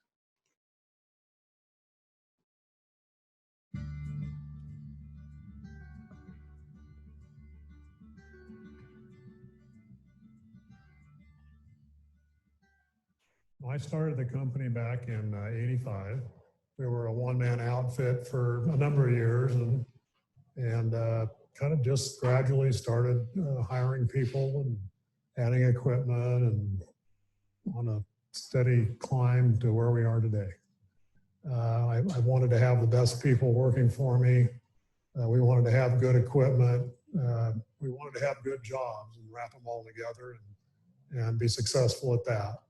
His crews, when they come out, they're pretty in tune with what's happening with their operations and how it's impacting the environment. They are pretty conscientious workers as far as how they set up, how they go about doing their business. This, without a doubt, has been the most challenging project we've ever had. One of the challenges of this unit, probably the biggest challenge right off the bat, is distance. They're about as far out in the Coast Range as you can get, whether it's from the valley side or from the coast side. You're right about in the middle between the two. Kind of very, very remote. One of the biggest things that intrigued me about this one is they got about a third of the unit that's on the back side of a ridge from their main landing. So I didn't know, initially I had no idea how they were going to log it.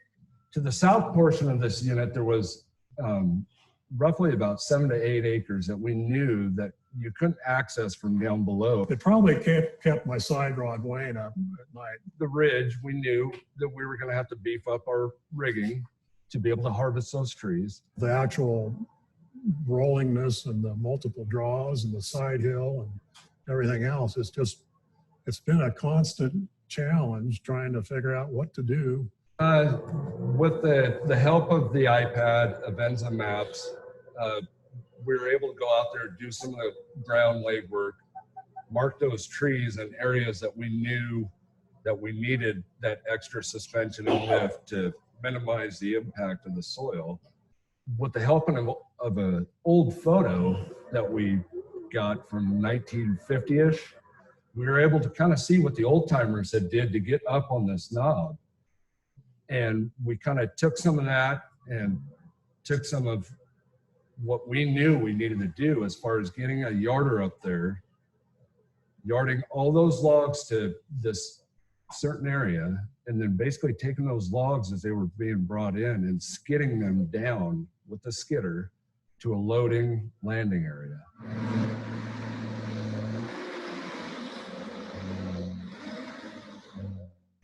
To do the logging the way that they did it was seriously challenging, not only in the fact of the intermediate supports, but the time of the year. With the intermediate supports, the carriage actually could not just be released from the tower and going down the main line, the skyline. They actually had to have a cable on the back side of the carriage to pull it up away from the yarder to get to the intermediate support and then go down the other side. So in order to get those cables all working, they had to have moving blocks scattered throughout the unit to help pull the carriage back and forth. So they had up to, at one time, 4 moving blocks going on this one operation just for one cable corridor. It added quite a bit to the complexity of the whole thing with all the extra rigging. With using the intermediate supports on their cable corridors like they did, they were able to lift the logs high enough that they weren't dragging the additional weight of the logs on the soil.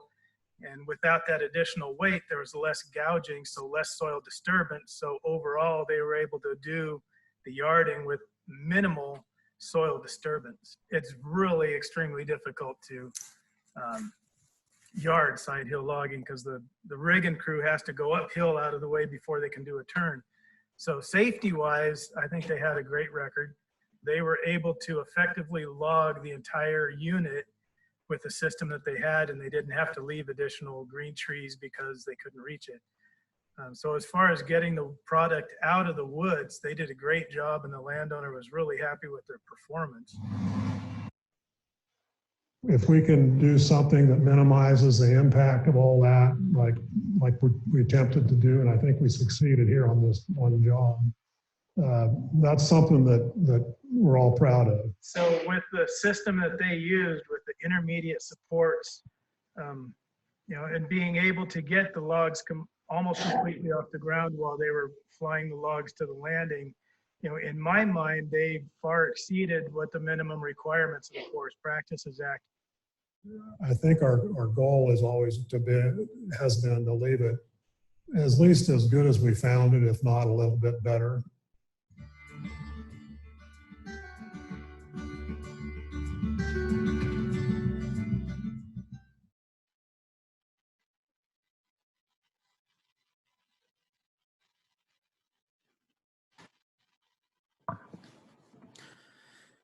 Pacific Forest Contractors Incorporated. Pacific Forest Contractors Incorporated earned the 2019 Southwest Oregon Operator of the Year Award for successfully harvesting a unit which was severely damaged by a late winter snowstorm in 2019. Heavy snow bent many of the trees in a hazardous helter-skelter pattern. There was only a narrow window of time to harvest before summer fire restrictions would have curtailed logging. Crews also did an outstanding job of protecting trees bordering two streams, a salmon-bearing stream and a domestic use stream, lifting logs up and sending them via rigging across the stream over the tops of retained trees. The award also recognizes Pacific Forest contractors for a history of consistently applying best management practices to safeguard forest resources, even under challenging circumstances.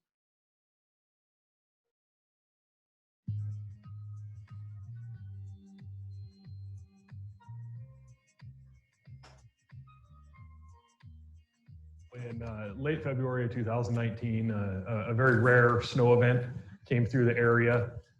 We had up to 2 feet of snow on this site. This site is not prone to that type of snow load, so the trees weren't prepared for it. Portions of Wayne and Douglas counties were struck by a significant snowstorm over several days, which brought heavy wet snow to an area that doesn't normally see a lot of snow, so the trees were not resistant to that. This site had approximately 50% of the timber knocked down during that storm. It was a snow level event that could take down 150 plus year old timber and lay it over. We're talking thousands of acres and millions of board feet of damaged timber as a result of the snowstorm. So we got the phone call from Wade and the guys at Campbell that they had a unit that they needed cleaned up.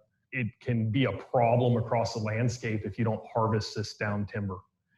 You have beetles, you have fire risk, and we're very close to communities here. And so having this not harvested and having all that red slash and additional fuels on the ground could have been devastating if a fire did manage to start in the area.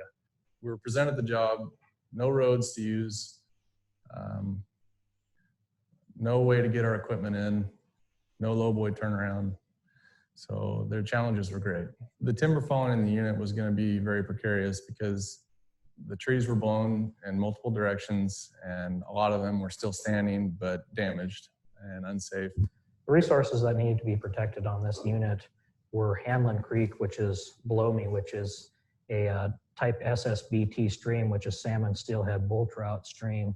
And also there was a type D domestic water source stream on the other side of the unit. Being that none of the roads were rocked, we couldn't get in here early. So we had to build and cut and log the unit all within just about a 2-month period. Well, the reason I brought PFC down here is they're an excellent operator.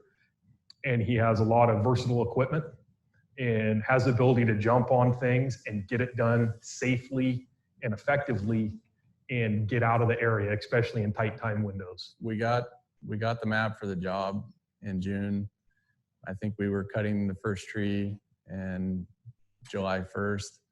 And I believe we shipped the last load August 12th. I knew they could protect everything that we had in this unit, our salmon steelhead bull trout stream in the bottom of the unit, a domestic water supply They had the ability and the equipment blends to effectively move the unit quickly and protect those resources. You know, there was a lot of attention to detail in this unit. They, you know, they didn't rush through it and did a really good job cleaning off the roads with the slash piling, with protecting the riparian management areas, and helping out the neighbors by keeping the dust down. There was a lot of additional challenges in a very short time frame, and they were able to accomplish that and leave a really high quality product. We had to move all of our equipment in basically all at once and try to tackle each part of the operation at the same time.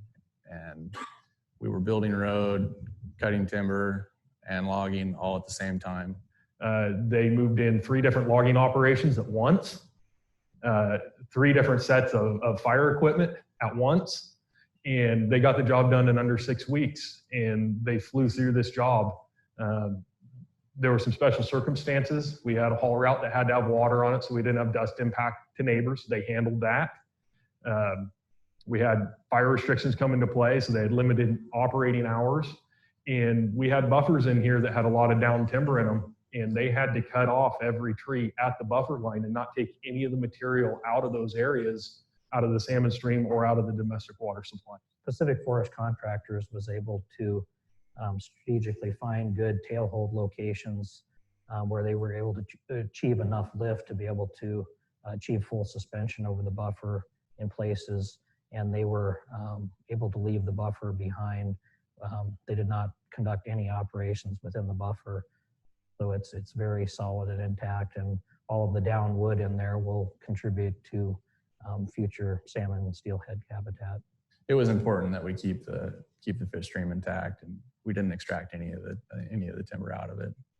So we'll maintain good fish habitat forever. They communicate well. They'll call me and go, hey, you know, this tree's got some really cool feature to it that, you know, the hawks will like to sit in when we're done with the unit. Can we leave it? Absolutely leave it. You just look around at the slash piles, how the roads are cleaned off, how you don't see any track marks from any of the equipment on the ground. Any track marks that were left behind were well rehabbed. And, you know, so it just looks like a very low impact operation that was accomplished in a really short period of time. Wow, guys, couldn't have asked for more. You did way more than I could even think of. So they're an outstanding operator, and they truly go above and beyond on every aspect of their operations. And so that's the most important thing, I believe, is having good people and the right people in the right positions. I enjoyed every day that I was on the job here, and it felt like an accomplishment to get this job done. After our experience here, we definitely we feel like next time it snows, we'll be looking forward to doing another job like this.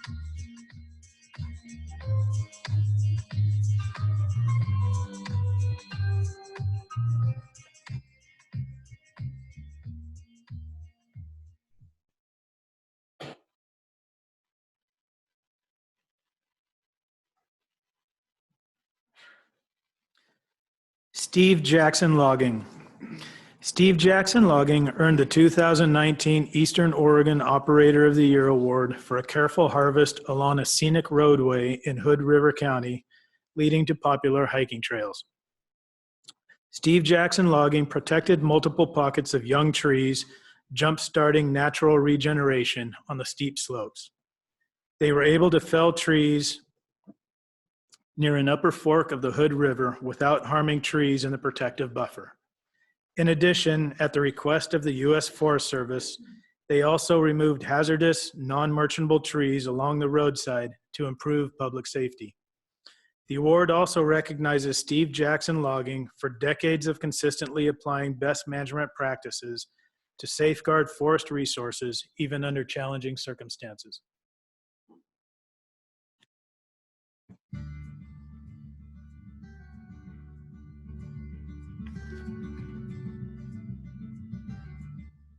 This unit was particularly challenging because of just all the tower setups, the steep slopes, the vicinity of a U.S. Forest Service road going through the middle of the unit and operating around traffic going in and out, stringing lines across the road, working along a medium non-fish buffer and a large fish buffer.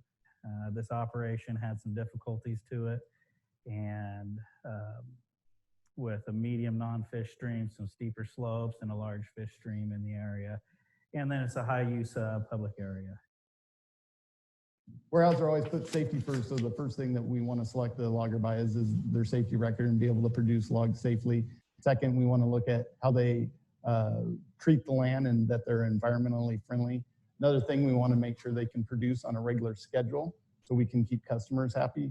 We want to make sure we can keep customers happy through also log quality. And Steve excels at all of these different things. When it comes to operations with Steve, I have a lot of trust in Steve that he's going to do the job right. Steve is an outstanding logger. He has a goal to produce a product for everybody that he's serving, which includes the landowner, the state, the mills. He works to produce a quality product in every aspect of the job. And Steve always looks to the resources that he has to protect. He walks units many times before we discuss negotiations with him. And he identifies usually all the safety hazards and all the environmental concerns that he thinks there is out there. If he's out operating and runs into a potential protected resource such as a bog or a wet area within the operation, he doesn't hesitate to let us know about it. And then also goes and implements a protection until we can get out there to identify what protection standards need to be met. He doesn't take the easy way out. He likes to make sure things are done the right way the first time. Steve always does a great job operating around all of the wildlife trees. He makes sure to try to protect them. He tries to fall timber away from them. He tries to fall timber away from streams and stream channels, small end stream channels. We have to cross them. Steve's always great about putting a log crib in and crossing it. And then after he crosses it, he's pulling out, restoring the stream banks. Steve did well at meeting the Forest Practices Act of leaving the wildlife trees that are needed and the snags in the area and the down woody debris as well. Steve does a great job of protecting trees that aren't quite merchantable yet. But are growing good. He always looks for opportunities to protect these younger trees that are hard to establish in some of our sites, like we see behind us here. These trees are 25 to 30 years old. Steve directionally fell all the mature timber away from these and yarded it without disturbing it. And he looks to protect as much of this as possible. So Steve did really well working around these natural region pockets and keeping them intact. For one, they provide it's a cost savings to the landowner for when they go to reforest, and two, it adds a nice aesthetic value to the operational area by leaving those trees in place. Leaving a little bit of trees out here allows for the birds of prey to be able to land on and to be able to hunt. He's also left some of his tailhold trees for perching trees as well. From what I observed, I think Steve did a good job of maintaining and managing the riparian buffers. He had trees, they felled them away from the riparian buffers. They did well of not disturbing those riparian buffers. He's looking at streams about how's he going to cut it, how's the cutting going to affect the logging. Can we do that to minimize the footprint? He's out there looking for wet soils and how we can avoid getting machines in wet soil so we can preserve the soils. If it's too wet to log, you'll find them out diverting water off of roads. And if it's too hot, the RHs are too low, Steve will shut down early on his own, and we don't even have to work with him or coordinate with him on that. Steve has been very great on the fire safety front. To start out with, his log freshness is probably second to none that I've ever worked with, because he's usually just days when he's on buncher ground cutting, so he's in fresh slash all the time and he's reducing the fire hazard. So it's little steps like that makes Steve makes it comfortable for me to have Steve operating in a fire-prone environment like Hood River County. He's always meeting or exceeding the fire season requirements that the state has. We don't have to worry about him making a bad choice. We know Steve's going to make a good choice because Steve is always up front, and he is the one that's going to make that choice to shut down. He's going to do the right thing. He's going to not operate when conditions are extreme. He's not going to operate or haul when roads shouldn't be hauled on. He knows what the limits are, and he shuts down before he has to be told. He's a leader. His intent is always to do the right thing.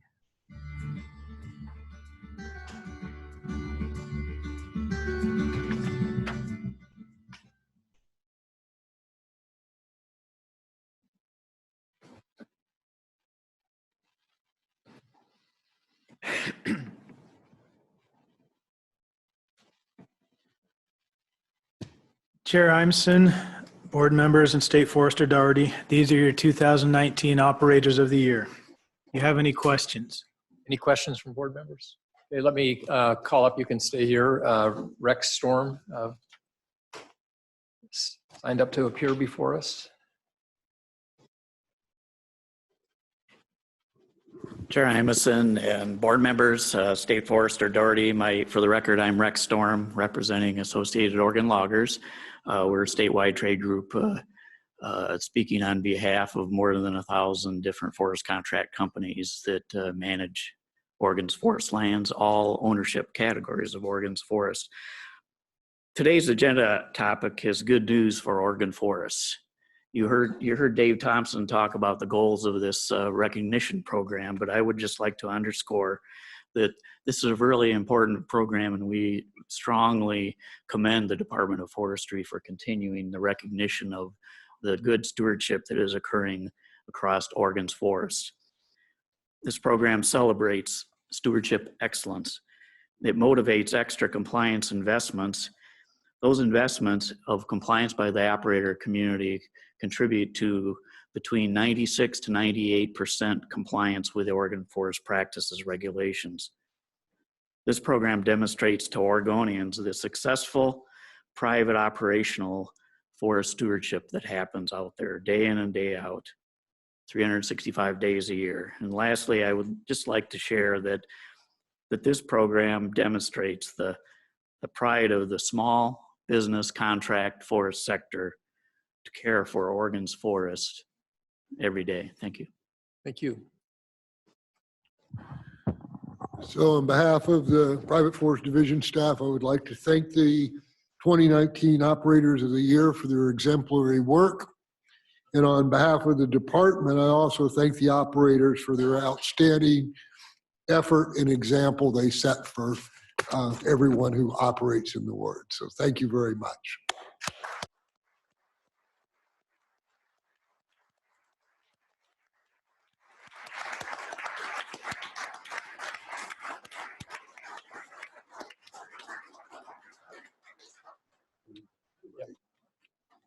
Chair Imeson, members of the board, State Forester Doherty, thank you for the opportunity to discuss the recognition program and share these operator stories with you this morning.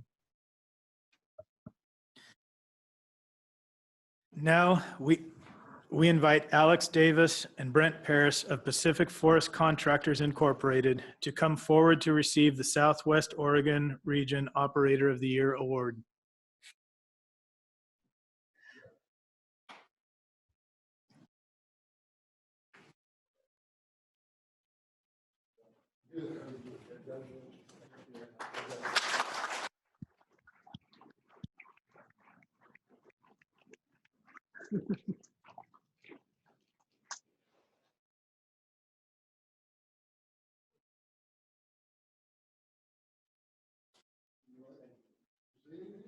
No, I appreciate it. That was, there's a lot of us that go out and try to do a good job every day. But like I say, we've been working by the rules for 34 years now.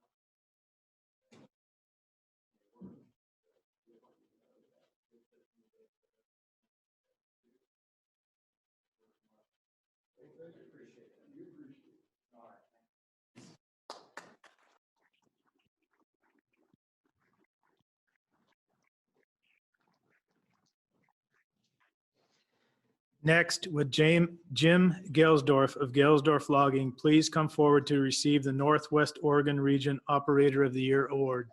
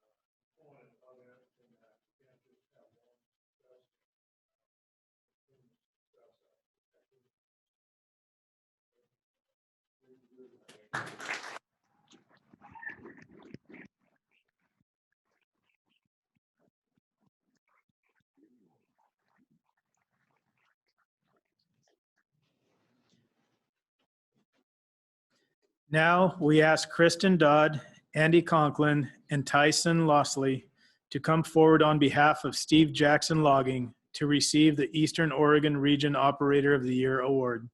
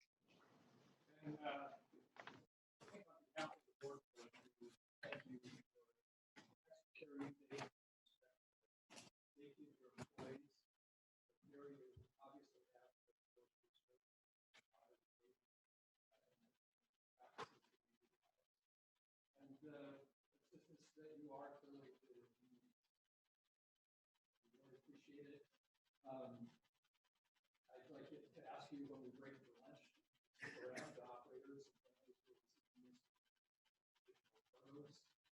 and we are adjourned, but I think we can come back a bit early. We are now reconvening, and the next item is Forest Trust Land Advisory Committee testimony, and I understand that we don't have formal testimony today, but we do have Commissioner Tucker has signed up with one of the Forest Trust Land counties, so we're happy to have you here today. Sure. Thank you very much. Sure. So thank you for letting me come and speak today. I am Will Tucker, a Lynn County Commissioner. I've been on the Council of Forest Trust Lands. Let me turn my phone off before it starts ringing. COVID-19, or we're calling it Corona, is killing my phone today. I serve on the Council of Forest Trust Lands. I represent a group of counties. I was voted in November for my 6th term, representing Benton, Lincoln, Polk, Marion, and Lynn counties. And so last month, there were some questions of Chair Yamamoto and his attempts to speak for the diversity of opinions of the counties. And that's hard because he has the majority support of the voting members. As I believe I represent those 5 counties, I can't always vote knowing that I have all 5 counties behind me. And so as issues come up, I will test with the counties to represent that I'm speaking in their mind, but I'm not always speaking. I can tell you that Benton County does not agree with Lynn County. And in fact, if we could put border crossings with passports required sometimes, I think we would between the 2 counties. We're that different. But I believe that Chair Emerson, I believe that Chair Yamamoto does speak on behalf of the majority of the counties and doesn't speak in behalf of the majority of the people who are on the Council of Forest Trust Lands. Chair Yamamoto has always accepted and considered my comments and issues in his testimony, and he is much softer than I would be as he speaks on an issue to you. So I ask your indulgence for a second because I wanted to speak now not as a member of the Forest Trust Lands Advisory Committee, but as a county commissioner in a county that believes they have a contract with you, that we believe you're a contract with us to manage our lands. I don't come to all of your meetings. I watch almost all of them on TV, which is nice of you to put them up, and thank you so much for doing that. But I'm always interested in the action of the Board of Forestry. I'd like you to consider the rulings of multiple court opinions over the years. So forget the current one. I know that's going to go through the Court of Appeals. I know it's going to go to the Supreme Court, but there's 2 other court cases before that called Tillamook 1, Tillamook 2, and both of those pertain to Lynn County, and we were the ones that were the crazy yahoos that lived down there over the border. You actually have a river, maybe you should put a crossing guard up at this Willamette. But the rulings of the previous court cases have set forth an understanding of the relationship between counties and the Board of Forestry as a special relationship that's been expressed as a special contract, that there was an offer, an acceptance, and has for many years been performance. The contract is to manage our lands for the benefit of the counties, taxing districts, and the Oregon Department of Forestry. When asking Chair Yamamoto about responding to at the local level on climate change, I represent, and I believe I represent Lynn County when I say that we believe that cutting trees in a sustainable manner that includes reforestation, compliance with federal laws and the Oregon Forest Practices Act is one of the ways Lynn County works continually to convert carbon to trees, sequestering the carbon in that timber, producing clean air and forest products with our lands managed by the Board of Forestry. And we thank you for that. So today, tomorrow, and into the future, I believe I can tell you that Lynn County is considering doing the right thing for the economy, the ecology, and the citizens of Lynn County in Oregon. And I just felt that last time there was a little bit of angst with Chair Yamamoto, and I wanted you to know that he does speak for my county. He does speak for the region that I represent, and I greatly appreciate his calmness where I might be more responsive. I thank you. Well, thank you. Any questions? Great. Appreciate your coming. We'll now go to agenda item 6, smoke management rule implementation. It's a nice sunny day for this. And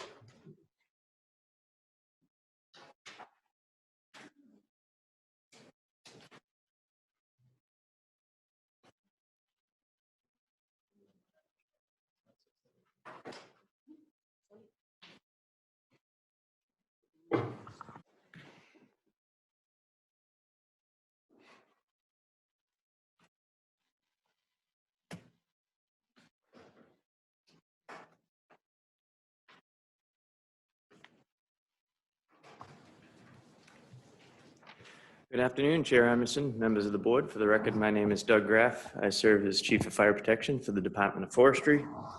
We're here today at the request of the board from 2019, when the board passed new rules regarding smoke management program. We listened to that audio from March of 2019, specifically to remind ourselves of what you asked for. And there was a couple details there that Nick will highlight, and Michael to my left, community response plans and the current status on those exemptions was specifically the request. Of course, we'll give a broad status update on that. So you are, just a reminder, we're all recorded on this, so those come in handy at times as we're a year later, we're evaluating specifically what you asked for. So thank you, Nick, for doing that. We'll keep the presentation tight today because it is a briefing. There's no decision today, and an opportunity to answer any questions and have a dialogue, given that was a fundamental change in the way we do business as it relates to prescribed burning and smoke management. So I want to ensure we have that time. So we do have a half-hour scheduled. I'll open up with the high level of the policy changes as a reminder, and then share some of the data to date that we have in terms of 1 year. That's not an awful lot in terms of change, with given 1 year, but we'll report what's occurred to date in terms of what the data is telling us. Nick Yonker to my left will speak to the implementation of the program, and what he probably won't tell you, because he'll be relatively modest on this, is the depth and fundamental change, turning the program upside down in terms of how we administer this program that was necessary to deliver the intent of the rule changes. This team has done an outstanding work to modify daily forecasts, to adjust the modeling necessary and the tracking necessary to ensure we met the intent of the rule change. So I wanted just to shout out to Nick on that. And then we'll close with Michael and Gabriella. I stalled long enough. Michael from DEQ will speak specifically to the communication outreach and exemption question you had. And then Gabriella Goldfarm, I think, is probably a new face to this board in terms of presenting on this committee, but she has, from the 3 years of effort, was very close with Oregon Health Authority from the beginning to the end. We just had Kirsten Eard with us presenting at the times, but Gabrielle has been with us from the beginning. Welcome. Thank you. So that's our panel today. I did brief the board coming into this that I would highlight Gregory McLaren's work, which is our Smoke Management Advisory Committee chair, and he couldn't be with us today. So I asked Nick to fill in. And the comment there for me is, this was a grassroots effort to affect change and change really Oregon's paradigm around how we think about smoke. And it takes that type of effort from leadership from Oregonians across the state, and he's one of them. So I really wanted to just honor and recognize him for that, but he couldn't make that today. So 1 year's effort, what is the rule change? Oops, someone already did that. Thank you. What are the fundamental changes? Ultimately, we took a program, smoke management program, and created more opportunities to utilize prescribed fire to mitigate the risk of the increasing risk of catastrophic wildfire on the landscape today. And we did that by looking at the rules and definition of what an intrusion was. And an intrusion, by definition, prior to the rule change in 2019, was any smoke entering into communities at the ground level from prescribed fire. And we changed that zero tolerance smoke to a health standard tolerance that protects the national ambient air quality standard. And that's a fundamental change and back to that paradigm shift in the way we think about smoke in the air from prescribed fire. So there is a tolerance, if you will, to smoke, which required that fundamental and foundational change administratively for Nick's shop to adjust the whole program to track at that level. And we created a new classification, which was a smoke incident. And then we kept the same title as a smoke intrusion once you reach past that threshold, a human health standard threshold protecting the national ambient air quality. So we have two titles in terms of when smoke enters a community. In order to increase smoke from prescribed burning across Oregon, there's a recognition you must preserve public health, and that's the standard we put up against the national ambient air quality. And we must have a broader conversation around catastrophic wildfire and the use of prescribed fire to mitigate that. So there's an expectations on communications, and my colleagues will speak more specifically to those details. Those are fundamentally the place we changed the rules. And what has that done in our first year of experience? Our 10-year average for prescribed burning set at approximately 175,000 acres burned. In 2019, through the winter, we increased that to 195,000 acres. When I talk to my colleagues in the West, that far surpasses what we're doing with other states. To give some context, there are states that I polled from Montana to Washington to Idaho, Nevada, were far less than half of that in terms of accomplishments. So we're really leading the conversation in Oregon, and it's that grassroots effort really that puts us at this place. So we increased from 175 to 195, but that's not a long time to consider a 10-year average. It's about a little over 10% increase. We suspected that was quite possible in the first year. And I think key to that measurement is the large fire, prescribed fires We moved from 100-acre prescribed fires. We saw 3 that were well over 1,000 acres, up to 8,000 acres of prescribed burn. And that's really, really changing the effort. So great success in increasing the size of those prescribed burns to mitigate catastrophic fire.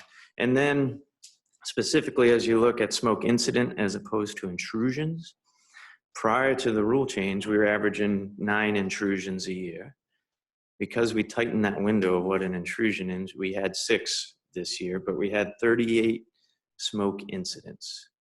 So the point there is that tolerance to allow some level of smoke below the human health standard that puts us at risk was increased. So that's, I think, the key data point I can share today that says we're engaging smoke management in a different way.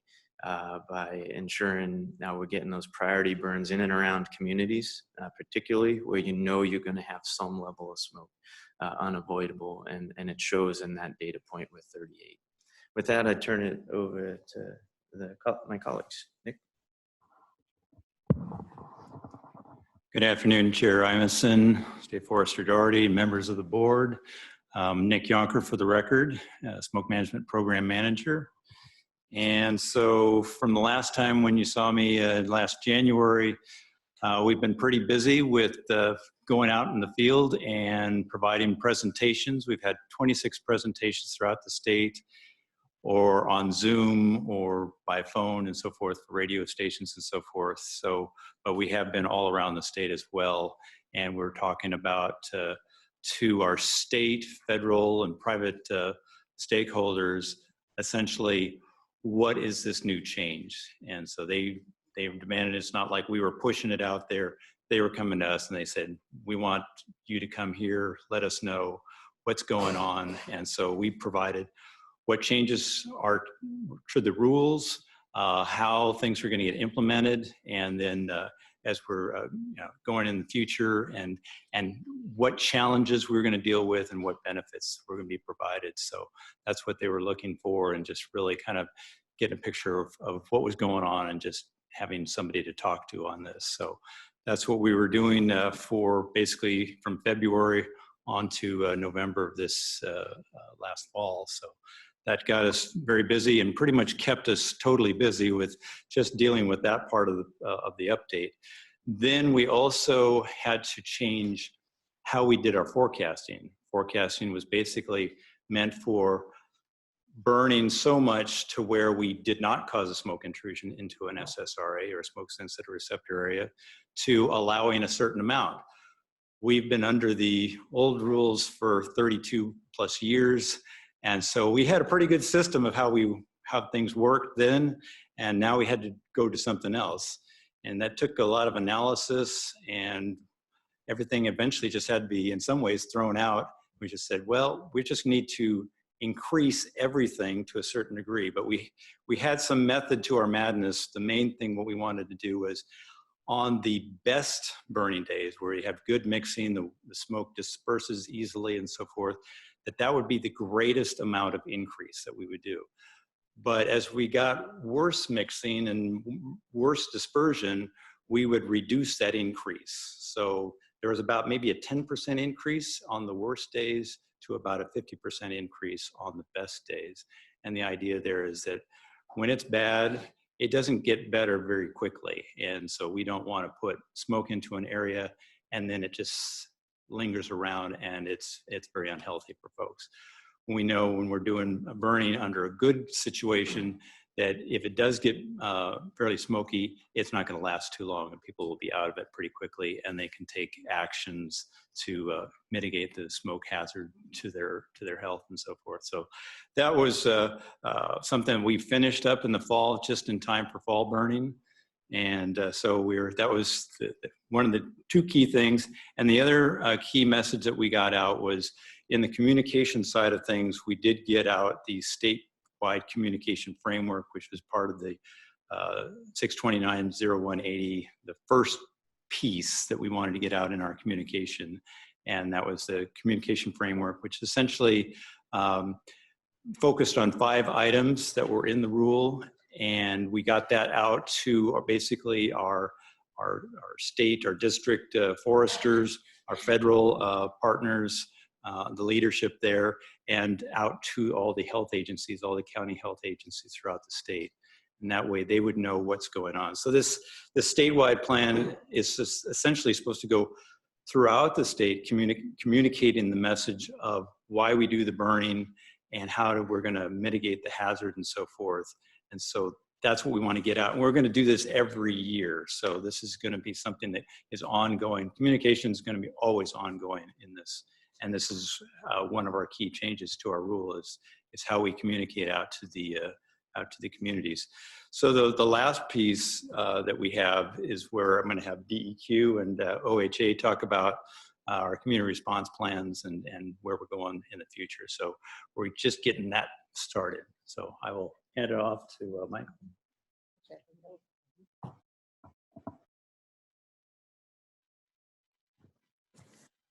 Great, thank you. Good afternoon, Chair Amundson and Forester Doherty and members. My name is Gabriela Goldfarb. I'm the Environmental Public Health Section Manager at the Oregon Health Authority. My colleague, Kirsten Aird, was the point person, but we had quite a network of people internally at OHA across our division working on these issues and collaborating. So I've been working with Kirsten on those issues for a few years, as Doug was explaining, and she's now in a new role at OHA. So she's our operations director, and she's among the people who are not sleeping or taking naps in the gym room on our top floor. And my apologies for not being here more timely. We're all updating our continuity of operations plans and doing a lot of other scrambling, all hands on deck. But I'm very glad to be here to talk about this partnership and what's happening with community response plans and what we can and can't say about health impacts from prescribed burning at this point. So coinciding very much with what Doug said, you know, the public health community in Oregon, I believe, understands the science that says prescribed burning reduces the severity and intensity of wildfire. And the science, though, also tells us that smoke is harmful to health, regardless of its source, whether it's a wildfire or a prescribed burn, so any kind of wildland fire. But that also the future holds more of both types of smoke. So the updated smoke management rules encourage and in some cases require the development of these community response plans. And you know, we feel very strongly that with good planning and outreach and communication to the public, which you've been hearing all along, that we can really reduce the impacts to the public and especially vulnerable populations. So that's people with underlying respiratory and cardiovascular conditions, pregnant women, children. Those are the people who are most vulnerable to impacts from breathing smoke. So we need, you know, effective partnering among the public and private forest land managers, environmental agencies, health agencies, and the community. That's the essential ingredient here in order to develop those kinds of plans that are going to protect those populations. So Deschutes County was first out of the gate in developing a community response plan, and everybody really learned a lot in that process. It's still early days, but we can point to some really positive outcomes of the process, good communication actions and emerging lessons. And I included a picture of the centraloregonfire.org website, which I'm guessing many of you have visited, but if you haven't, it's really worth a look because we think it's a great example of the community coming together and providing a really valuable resource. This is really important because this is de facto the template for the other communities that are going to come forward that you're going to hear about from Michael. You know, to be candid, the initial very first draft of the plan didn't meet the criteria in rule, but the right thing happened. You know, the folks who were putting it together got feedback, got coordinated feedback from our agencies, and they came back with a really great plan that resulted in something like this. This is one main tool. The other one is the text alert system that is now people can sign up for. Actually, I just signed up for it, so I could see how it works in action. And that's a great example of what people need. From on the ground, it seems like we could expand. I understand there's about 2,000 subscribers to that. I don't know if anybody here knows that number for sure. And we probably need about 10 times that many, subscribe to it. So more outreach and engagement to publicize that as a resource. And there needs to be more education of the public and fine tuning of probably the communications. I'm hearing feedback that people may get notified that there's a burn starting, but they may not be educated in that communication that it may last 2 or 3 days. There may be smoke, not just that one day. So that's an example of the kind of lessons that we're learning that we can feed back into our communication kind of loops. So that would be, let's see. Yeah, I think I'll leave it at that in the interest of time. Again, how do we fine tune and work with our federal partners in particular, so that not only communicating how long this may last, but if there's a sudden change. We do hear sometimes people, the wind shifts, that's unpredictable, but how can we make sure that we get the word out? So I think I'll stop there on the communication with community response plans and go to the next slide. Oh, that's me. Thank you. So this is something I wanted to show that is just illustrative of the fact that we do see health impacts when there's elevated smoke levels. So this is, you can really see the correlation. This is the Eagle Creek fire.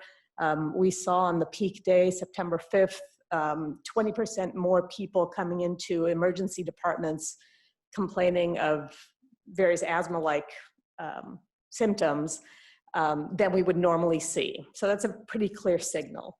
Now, we don't have that kind of data. We're not able to see that signal yet for prescribed burning. I think this first fall season in particular, well, there was an increase. This is still a new science to figure out how to assess the direct impacts. And it's something that Oregon Health Authority is working on. We're being asked not only to assess the health impacts, but what are the costs of wildfire, first and foremost, and that we're seeing that in the legislative conversation that's going on now. But we also are interested because at the end of the day, we want to be able to have evidence that shows us that yes, over time, we are going to reduce the health impacts of wildland smoke, of wildfire smoke by doing these kinds of treatments. Just on the health side, and you've heard this before, but it's my first time in front of you, so I'll deliver that message. The biggest impact on people's health are the small particles, PM 2.5, particulate matter 2.5 microns in size, that enter the lung and subsequently the bloodstream. And inhaling these particles are going to cause illnesses such as bronchitis, aggravate existing heart and respiratory diseases such as asthma, as well as irritating eyes and nose, and having just broader impacts to people's quality of life, to kids, sports leagues and athletic events and all kinds of things. For this, just to illustrate how we did this, we used data from hospitals and urgent care clinics in the counties that were affected, Multnomah, Washington, Clackamas, Yamhill, Wasco, Hood River, and Columbia counties, together with air quality data from DEQ to document, to put this together. And it's again a very narrow slice of how people's health and welfare was affected. It doesn't include office visits. It doesn't include people buying air filtration systems, things like that. So that's the methodologies that we're trying to work on now to really capture the overall cost. But it's challenging. So you need very detailed data on healthcare visits, geography and fire spread, air quality and weather. We usually need to have large enough populations to be affected to send a clear signal. Finally, it also requires kind of pretty sophisticated analytic methods that have only recently begun to be applied to the study of wildfire health effects by academic researchers. So we're in early days of developing this, but as we make progress and as the use of prescribed fire expands in Oregon, we'll see about applying these methodologies to assess prescribed burn smoke impacts. But we're not there yet. So I will turn it over to Michael now to talk about other communities that are going to be working on these. Great, thank you, Gabriella. Chair Imison, State Forestry Dougherty Board, members, my name is Michael Orman, and I'm the Air Quality Planning Section Manager for Oregon DEQ, and I was lucky enough to participate through the smoke management process of the rulemaking, and I'm going to cover a couple of recent activities that DEQ has been working on from the community response planning efforts and other efforts that we'll focus on in the coming years, focused on smoke management. But before I do so, I'd like to take an opportunity to introduce the board to a new staff member of mine. Margaret, if you can stand. Margaret Miller, also a forester, has joined my team and will be working on smoke management topics, and just thought it'd be good for the board to meet Margaret, and most likely will come before you at some point in the future. Now to focus your attention to the slide, wanted to cover smoke mitigation and community response plan grants that DEQ has been working on. In 2019 legislative session, DEQ received $250,000 of general fund to focus towards local communities and assisting them to develop community response plans and to evaluate smoke mitigation projects, to implement a smoke mitigation project. And DEQ went through an RFP process, request for proposals, with local communities, and selected ultimately Lakeview, Oak Ridge, Ashland, the Enterprise Wallala County area, and Baker County in receiving some funds to focus on community response plan development. And the city of Ashland was also selected to receive funds to implement a smoke impact mitigation project. In general, the scope of the work will include inventory and existing needs and response protocols, establishing regular community response plan task force meetings, hosting community input sessions, developing community response plans in accordance with the rules that were adopted last year, and disseminating plans and testing response effectiveness with community outreach. So we're really excited about this opportunity. We're in the process of finalizing our agreements at this point. And so the agreements will run from about April until March of next year. And we're excited to see progress that communities make and be able to talk about that in future sessions to see if we can get more funding for this type of work. And finally, I'll cover some future work that DEQ is looking into in partnership with folks here at the table and stakeholders outside. Related to the Wildfire Council recommendations, DEQ will be looking into some alternatives to pile burning in an effort to also mitigate wildfire smoke and prescribed fire smoke, and see if there's ways to build on some of the work that's happened within Oregon on alternatives to pile burning, like some of the images you see on the slide here, torrefaction and biofuels and the such. With the increase in the need for wildfire mitigation and prescribed fire in general, we're really interested in finding ways to also mitigate the smoke impacts from the use of alternatives like utilization and other burning techniques, and really using all the tools in our toolbox to be able to go at the issue. And so that's something that we'll be working on in the future, and I'm interested in the board's direction and any questions you might have there. Excellent. And that concludes. I've wanted to leave time for any questions or follow-ups. Yeah, I've got a question regarding the geographic scope and scale of your community response plans.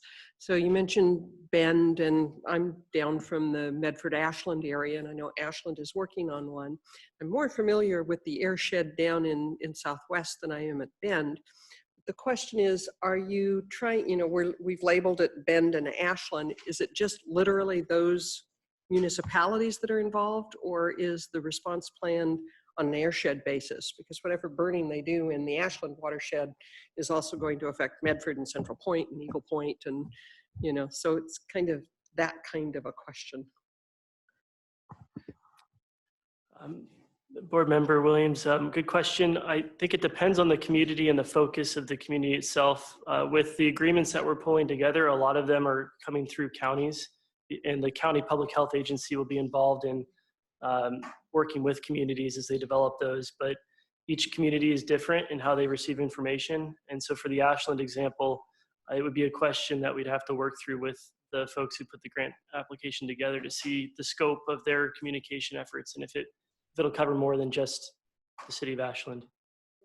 And obviously, to the extent you can encourage it, I would think that these community response plans are far more effective if you cover an airshed Mm-hmm. rather than an individual municipality. Particularly in areas like the road basin where you have enclosed basin, and where all of us in the basin are going to be affected by any burning prescribed fire that goes on and when smoke is produced. Thank you. A big part, I think, of the benefit of the community response plan is making sure that everybody who's potentially affected by a given prescribed fire is informed both to protect themselves and educated about, what our trade-offs are and why we're, the link between the increase in prescribed fire and what we assume and hope to discover is a decrease in smoke from wildfire. So the broader group of people within the community response plan that we can include, I think, would be really beneficial. Chair Amundson, Member Williams, agreed. I think that's one benefit to the degree that the county public health agencies are at the table. Yeah, they have that broader perspective about who, and also they collaborate with neighboring counties as well. So they do have that bigger picture. I always have to say, and I'm pretty sure you would have heard this from Kirsten Aird as well, the local public health is not well resourced and doesn't always have the resources to engage as fully as they might, but everybody does feel a sense of urgency and that they will come to the table and help with that. But they do have limits on what how much they can sit at the table. This seems like an area living in a small place helps. So that per the note there, the City of Enterprise is a joint one with Wallowa County, and part of it's because the City of Enterprise Fire Marshal is also the county's emergency services manager, wearing both hats, and brought everybody to the table to develop our proposal. Nick, I have a question. It was really interesting in you're talking about how you change the way when you forecast and how the criteria that you go into for making that decision, because I've been on the other end of that phone trying to get permission to burn. It's interesting. I'm making the assumption, and you talk about mixing days, there's days that makes a lot of sense to burn, smoke's going to leave quickly, whatever. Does it happen in the sense that you have a situation where you burn, you're going to have an incident? In other words, you had 38 incidents, but we're still going to make a decision. We fully know there's going to be a smoke incident. Is that happening? Yes, and actually seeing that number of 38 incidents versus 6 intrusions is kind of demonstrating the success of the plan that we did put smoke into a community. Sometimes some were non-SSRAs and some were SSRAs, but and we're charged to protect specifically at the highest level the SSRAs. But the point is that we did get some smoke in because we increased the amount of burning, with the idea that we've got to test it to see how far can we go. So it doesn't take much to go from an incident to an intrusion, and it doesn't take much to go from an intrusion to a exceedance of the ambient air quality standards. So we have to be cautious in some degree, but we have shown we've been able to burn a little bit more. Some smoke goes in, but at a light level that it doesn't cause a problem. So we've been able to do that pretty successfully. I don't want to be optimistic with just a 1-year test because we have to go through several years of this, but it was a good start this year, fortunately. I mean, I appreciate the work you're doing because that's hard. I mean, that's hard. And so I really appreciate you guys working hard at understanding that and trying to be effective with that. I really appreciate that, Nick. Every bit of smoke that goes into a community is a learning experience. So.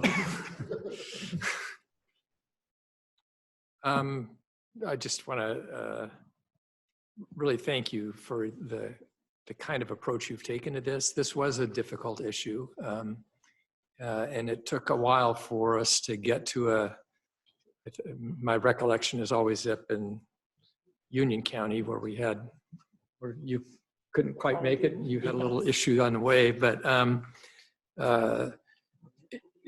and I think the example, that you mentioned of Bend, and that the initial plan that they brought wasn't one that folks could agree to, but instead of bring us another rock, really that effort to sit down and work with people, I think that's what will make this successful and achieve the goals that we, the different agencies have, the different boards have to deal with these issues. So it seems like, to me, a really good report that you've provided. And I just urge you to keep up that kind of collaborative effort. I'd also recognize that Wade Mosby is here, who is our EQC counterpart, and we're involved in a number of issues that both Joe and Wade are intimately familiar with. But I think it's really helpful to kind of keep this going on these issues that are key for all of us. So appreciate it. Thank you, Chair Emerson. We will be presented in front of the EQC, so this will be round 2 for you, Wade. I didn't see you back there. Coming up later on this month, so we'll close the loop there. They requested us also, as this board did, to come back after 1 year. Great. Yeah. Thanks.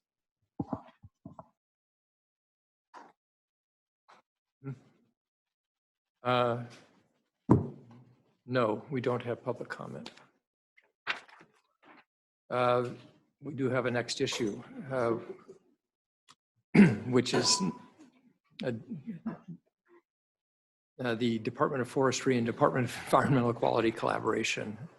So we'll continue that theme.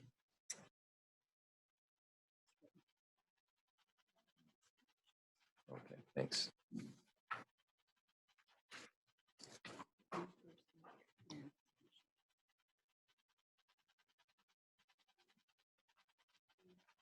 Thank you.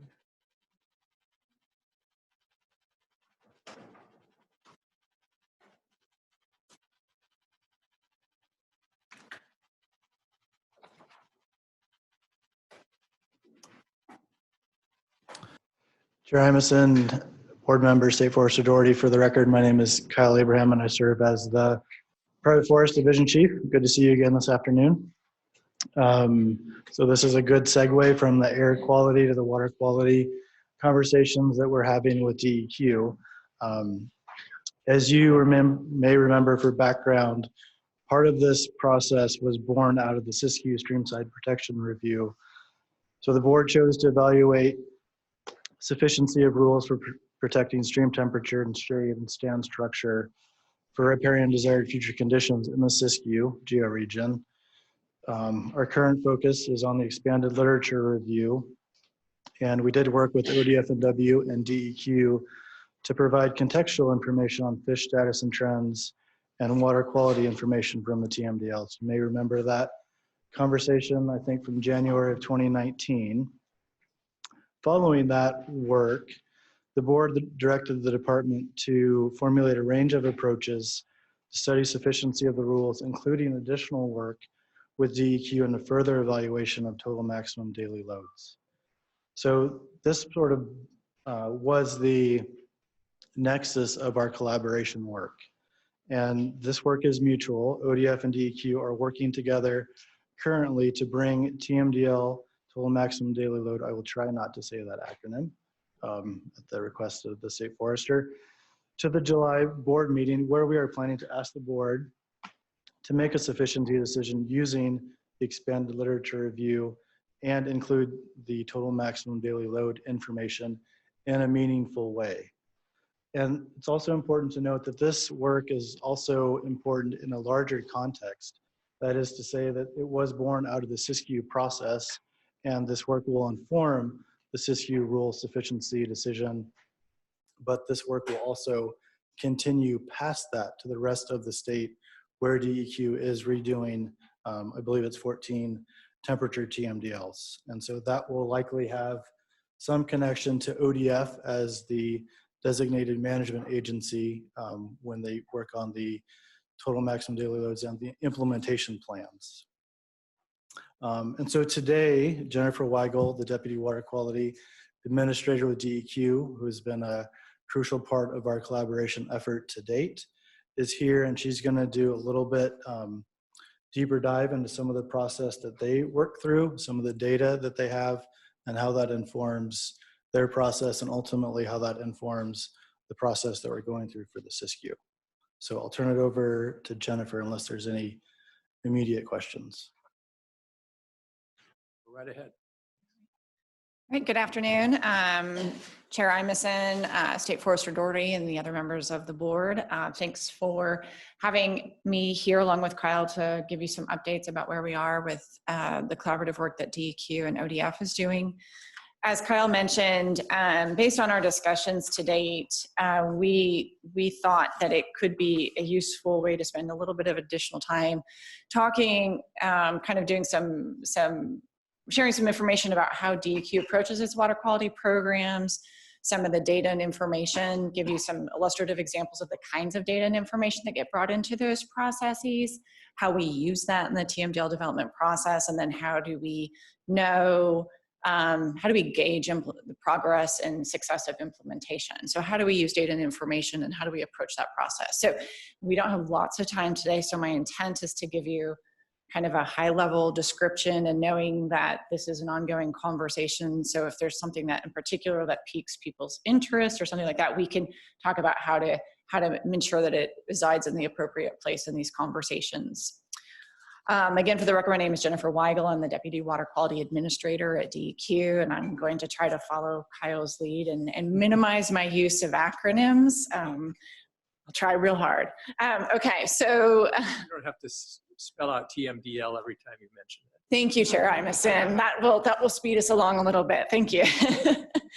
Okay, so just to start with just a little bit of framing, I'm not going to spend a lot of time here, but often when we talk about our Clean Water Act programs, we use a schematic, something like this, just to illustrate the high-level relationships between the different elements of the Clean Water Act. So just in most basic terms, we set in-stream standards, so descriptions of desired water quality, rivers, streams, lakes, estuaries, et cetera. We use monitoring data and information to understand whether or not those standards are being attained. If they're not, we identify them as impaired. You may also hear them referred to as our 303D list. Those are a couple of terms that get used. For waters that are identified as impaired, we're required to develop a TMDL, which is basically a plan to get from where we are to where we need to be to achieve those water quality standards. And then when we talk about TMDL implementation, we kind of identify a fork in the road for how we treat different types of sources. Those that obtain permits from us, it's a very kind of mechanical process, basically. That gets translated into explicit permit requirements that are based on those allocations in the TMDL. For non-point sources, we have lots of diversity in how we work with those various entities to achieve those allocations. Everything from, it could be counties in terms of how they manage county lands and roads and parks, to working with our sister agencies like Department of Agriculture and Forestry through their water quality programs, as well as the federal land management agencies and working through their federal land management programs and how they demonstrate and plan for implementation of TMDLs. So I just wanted to talk a little bit and start by illustrating the water quality standards. So here, I know mostly we're focused on the road, but for simplicity, I had this schematic available for my staff and thought this could be useful. So you can just observe that within any particular watershed here, we've got the John Day River at the headwaters in the lower left corner. We have the coldest water quality standards that apply. So in that part, that goes from 12 degrees at the headwaters all the way down to 20 at the bottom. So for those of you that prefer graphs, this is what it looks like from headwaters to mouth. We start at the very cold waters at the headwaters. That's the 12 degrees in the bottom left of the graph. And as you go downstream, those temperatures increase according to the water quality standards that we set for different life stages of fish and how they use those waters during their life history. You'll also see that parallel line on top of it, and that is what we call the human use allowance. So we set values based on fish biology. That's that 12 degrees, 16, 18, 20 degrees. And then we have what's called the human use allowance, which is how we identify a minimum, that 0.3 degrees Celsius for, that allows for a minimal impact from anthropogenic inputs of heat. So whether that's permitted discharges or landscape conditions that may result in some type of incremental addition of heat that we've, based on our work with EPA and based on fish biology and all that kinds of things, that we would conclude doesn't adversely impact those species that we're trying to protect. So that's what we're looking at when we go to the next step and trying to figure out whether or not we're achieving those water quality standards. And when we do that, we're looking at the numeric criteria and whether that numeric criteria is being achieved.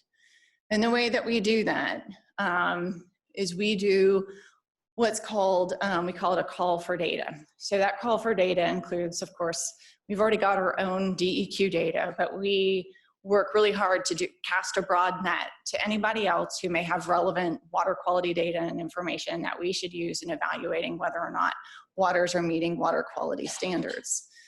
In this last iteration that we just conducted last year in this call for data, we were able to obtain data from over 70 different organizations. And again, this is for many, many more pollutants than just temperature, but we had data from over 70 different organizations, everything from federal agencies to local governments, watershed councils, tribes. And we evaluated in the range of just under 7 million data points. So we try to do as comprehensive of a job as we can to try to pull in relevant data and information.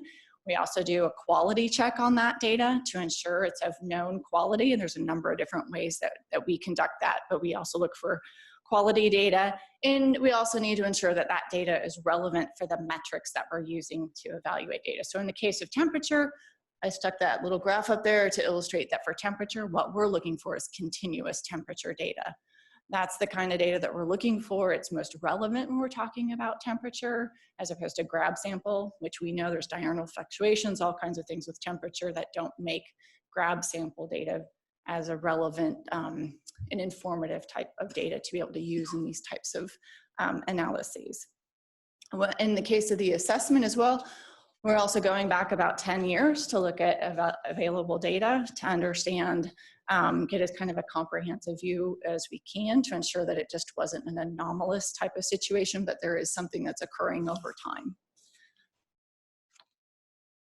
And so as a result, what I've put here, this is still draft. We're in the process of finalizing all this information, but these are for temperature, the impairments that we identified as part of our draft report that we put out for comment last fall. So you'll see the purple, the bolded kind of purple squiggly lines. Those are the rivers, the larger rivers and streams that we have identified as impaired for temperature. And then you'll see kind of the purple blotches, which are those collections of smaller, the smaller stream networks where there's, in those areas, there's one or more smaller streams that have an impairment in them. The green areas are where we, either the green lines or the green areas are where we have attainment of a temperature criteria. And in the yellow, those are areas where we don't have enough data to be able to draw a conclusion one way or another. So we've got some, but not enough to be able to draw conclusions.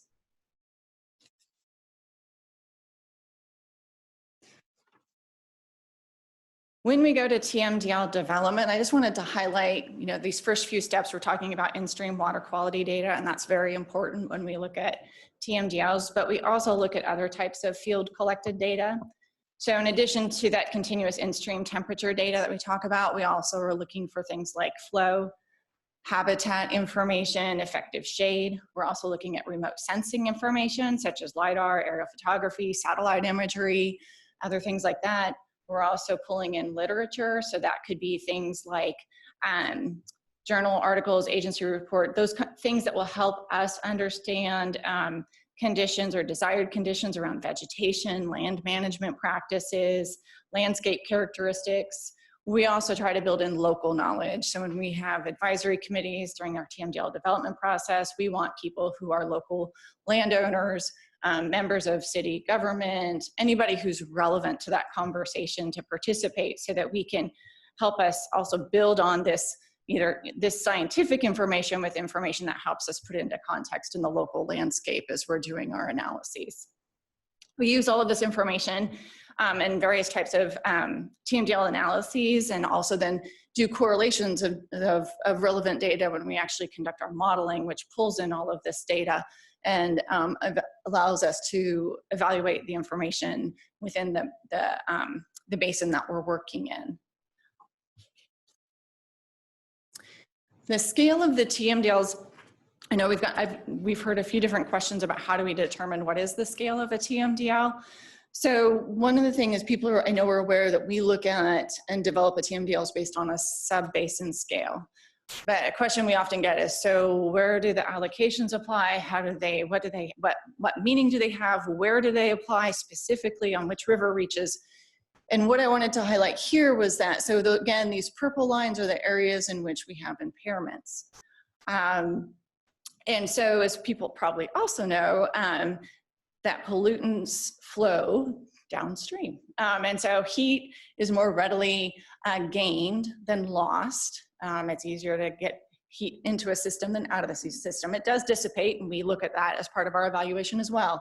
But in order to achieve water quality within these impaired segments, we necessarily need to expand our analysis upstream of where those impairments are and allocate reductions in loading so that we can achieve water quality standards within those areas that we've affirmatively identified as not meeting water quality standards. Just so when you're doing that, do you allocate proportional to load?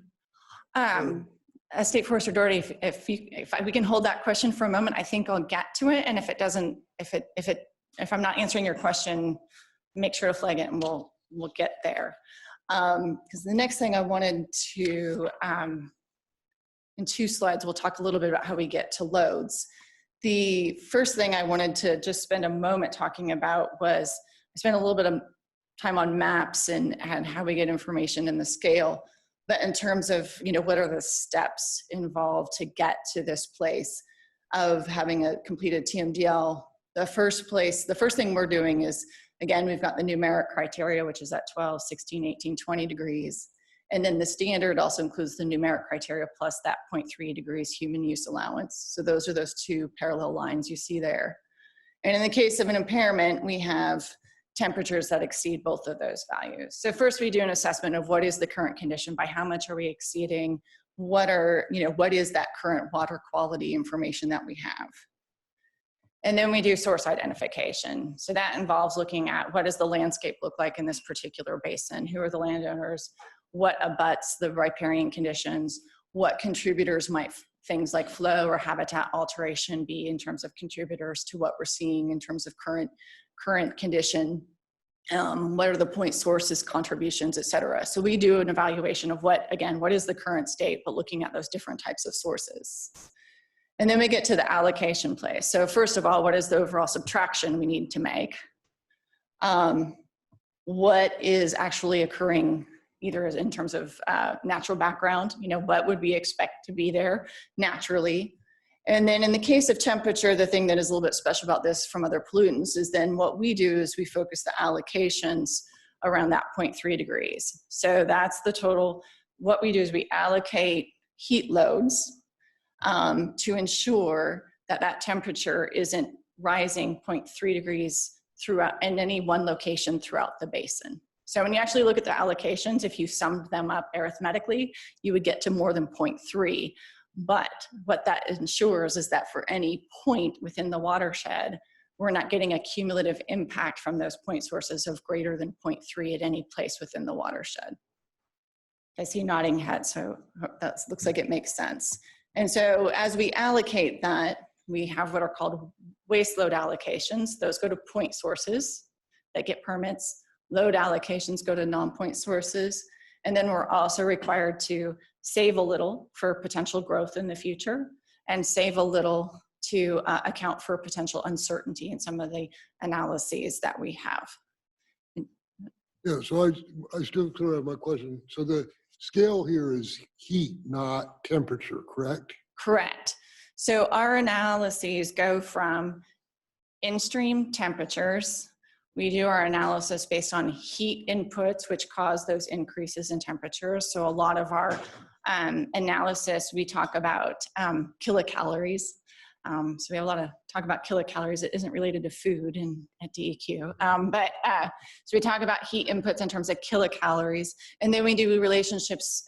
Neither one of those in terms of land management practices is really that relevant in terms of saying, so what does this mean to me in terms of what needs to change on the landscape? So we then translate that into metrics such as changes in flow, or most relevant for this conversation, shade, which in many cases is the predominant, if not the most significant contributor, or the lack of shade, the significant contributor to the heat impacts that we're seeing in the streams and rivers that we're looking at.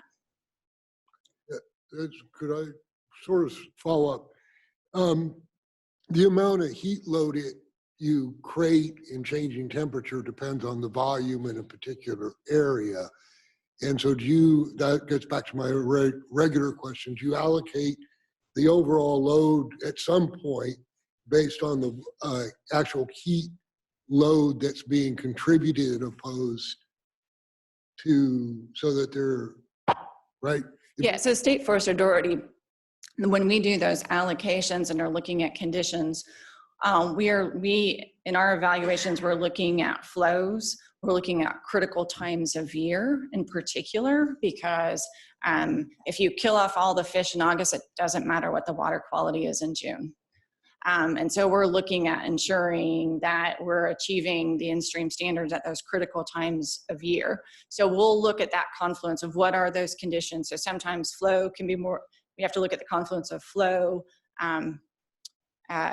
shade. You're gonna probably, in some parts of the state, you'll have more shade in the summer, but if it's a largely deciduous versus conifer forest, you know, that changes, and that is critical, like August to October low flow months. So those are the kinds of data and information that we will put into our evaluation to understand what are the critical times of year, understanding what is that heat input relative to the flow, not just of the water body that's impaired, but also looking at heat times flow for those upstream delivery of water. So if there's very little water coming in upstream, the heat load that can carry is necessarily going to be much less than a tributary that has much higher flows coming in from upstream. So we look at all those different factors, and that's where we pull in all of this data and information and look at literature and other state agencies' expertise, and pull that in and conduct and correlate all that information through modeling that really that's the tool that enables us to be able to pull in all of those different variables and understand how best to look at all of that. Because it does, as is implied in your question, it becomes very important for how we're thinking about what is the effect of implementation actions, and what are those allocations, and what are the reasonable expectations, or even the priorities that where we should be focused within that watershed to get the greatest gains in terms of water quality benefits for implementation actions on the ground. And I might add, that's one of the critical questions that we're actually kind of digging through right now. And so trying to understand what that looks like is a critical piece to this whole thing. So thanks. Yep. And this next slide too, one of the other things that we do, in addition to taking that analysis on the watershed scales, we also then try to overlay who are the responsible implementing agencies and jurisdictions that we need to be working with. So we do this kind of a mapping exercise, which tells us different types of landowners or sources that occur within a basin, and the relevant either state agency, federal agency, or local entity that has the relevant water quality programs or jurisdiction to implement programs relevant to the TMDL. So this helps us understand, again, back to the allocation question, who owns how much frontage as it relates to the streams. It also helps us understand, this mapping exercise. We can also use this when we start talking about TMDLs, again, back to priorities. This stream that I've got depicted here runs east-west.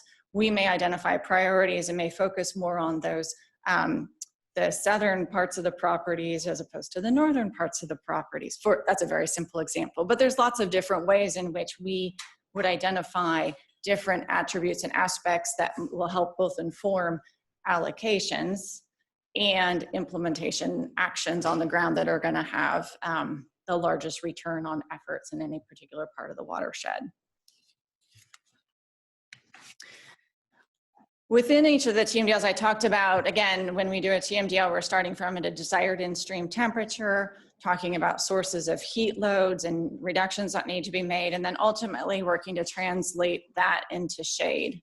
And so in our TMDLs, we do analyses around what is current condition, what would desired condition be, and being able to identify what are the targets that we're shooting for in a particular river and stream.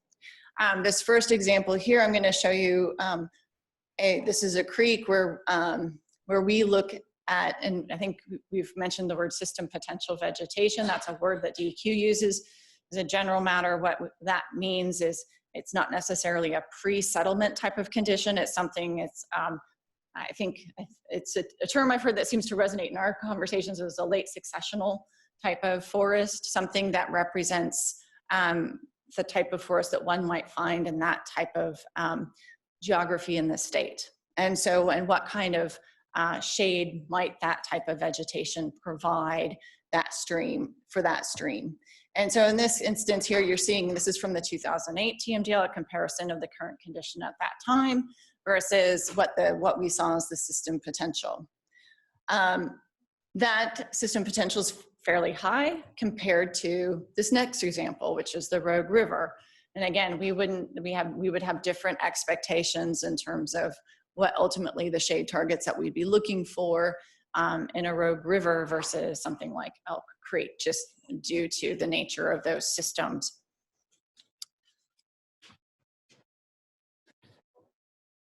And so we've got that kind of information, and then we demonstrate how that information looks in a variety of different ways within the TMDL. In some cases, we describe it as a percent effective shade target that is what we're shooting for as the ultimate goal of the TMDL outcome. We have other things in other TMDLs that are like lookup tables. So we look at desired shade that we're looking for based on a certain stream width in a certain part of the watershed. So there's a lot of different ways in which DEQ looks at that kind of information to try to make implementation targets more meaningful to people who are trying to think about how do we manage things on the ground. In terms of allocations themselves, our general approach is to try to set milestones. It's not our expectation that once a TMDL is issued that those allocations are achieved tomorrow. Most of our TMDLs, especially when we're talking about temperature and shade, typically have time horizons around 30 years, recognizing that it both takes time to implement changes and for vegetation to grow. So that takes time, and that's the expectation. We do set milestones, and we also try to plan for adaptive management and build that in, knowing that our knowledge is not going to be perfect when we issue a TMDL. The Clean Water Act sets up a framework by which it really tries to, I think, incentivize the best information that we can bring into that analysis, but it doesn't give us really any latitude to delay developing these kinds of TMDL. We can't really delay them saying, oh, we need this much more information, but it does allow us to do adaptive management and revisit what's known, adjust our expectations and knowledge about effective forms of implementation to achieve those targets over time. And so, as you know, I think as everyone here is aware, how do we marry up this process with the forestry process is the topic of this conversation in this implementation space. The typical allocations that we do have related to non-point source, again, as I mentioned earlier, we're allocating the allocations are intended to represent a not greater than 0.3 degrees Celsius impact at any point within the watershed. So typically for non-point sources, we're looking at impacts around the 0.1 degree or less degrees Celsius is typical of what we would have allocated actually for almost any source, point sources, non-point sources, counties, cities, they're all very small amounts of temperature. And so we do try to work it into things that kind of have a little bit more meaning. So what does that actually mean on the ground? And what are some of the outcomes that we would project would correlate with ensuring that we're not causing a greater than that amount of temperature impact on streams and rivers. The last thing I just want to highlight and then see if there's any additional questions is, I mentioned adaptive management, and then how do we know how things are progressing and how do we better inform what we know? One thing that DEQ has started doing is pulling together status and trend information. So again, it's just a little bit different way of harvesting all the data and information that exists out there. But what we've done is done statewide analyses like this, where we look at different monitoring stations where we have data, and we do kind of a called a spot check, where we look at the last few years worth of data and go, how are we doing in the last few years? And then if we have trending information, if we have enough data to be able to pull a trend, and you'll see on some of those little, I don't know what they're called, the little upside down raindrops there, you'll see arrows. And that tells us which way the data is trending, if there is a trend in the data. So that also helps us know maybe it's not achieving yet, but it's going in the right direction, or things have started to decline, and that can be kind of a trigger for looking a little bit closer at what might have happened in the last several years to get a sense of where do we need to investigate further and get some understanding of where things are headed. And so this is information, in fact, that we've been using with the Department of Agriculture and their biennial review process. And that's actually how this effort got started, was being able to bring that kind of information into that conversation with the Department of Agriculture as they do their biennial reviews, and being able to say, here's what we know about what's happening on the ground, and so that can inform some of their planning processes. So that was my quick flyby. A question on slide 8 on the development of temperature TMDLs. Are there instances where the excess load is all attributed to background natural sources? Member Christopherson, I would say I would have to ask my analysts whether or not that's ever been the case. I think definitely we have identified cases where natural and background sources are significant. Whether or not the excess, whether we think there's, I would say it's unlikely that we would attribute all of the excess load to natural sources. Typically when we go in and look at what's happened on the landscape, again, from whether it's permitted sources, land management activities, we are finding that those activities in total are also contributing to that excess load, and that there is some reductions that can be made from human caused sources of heat input. So typically, we're definitely seeing excess load from human sources as well.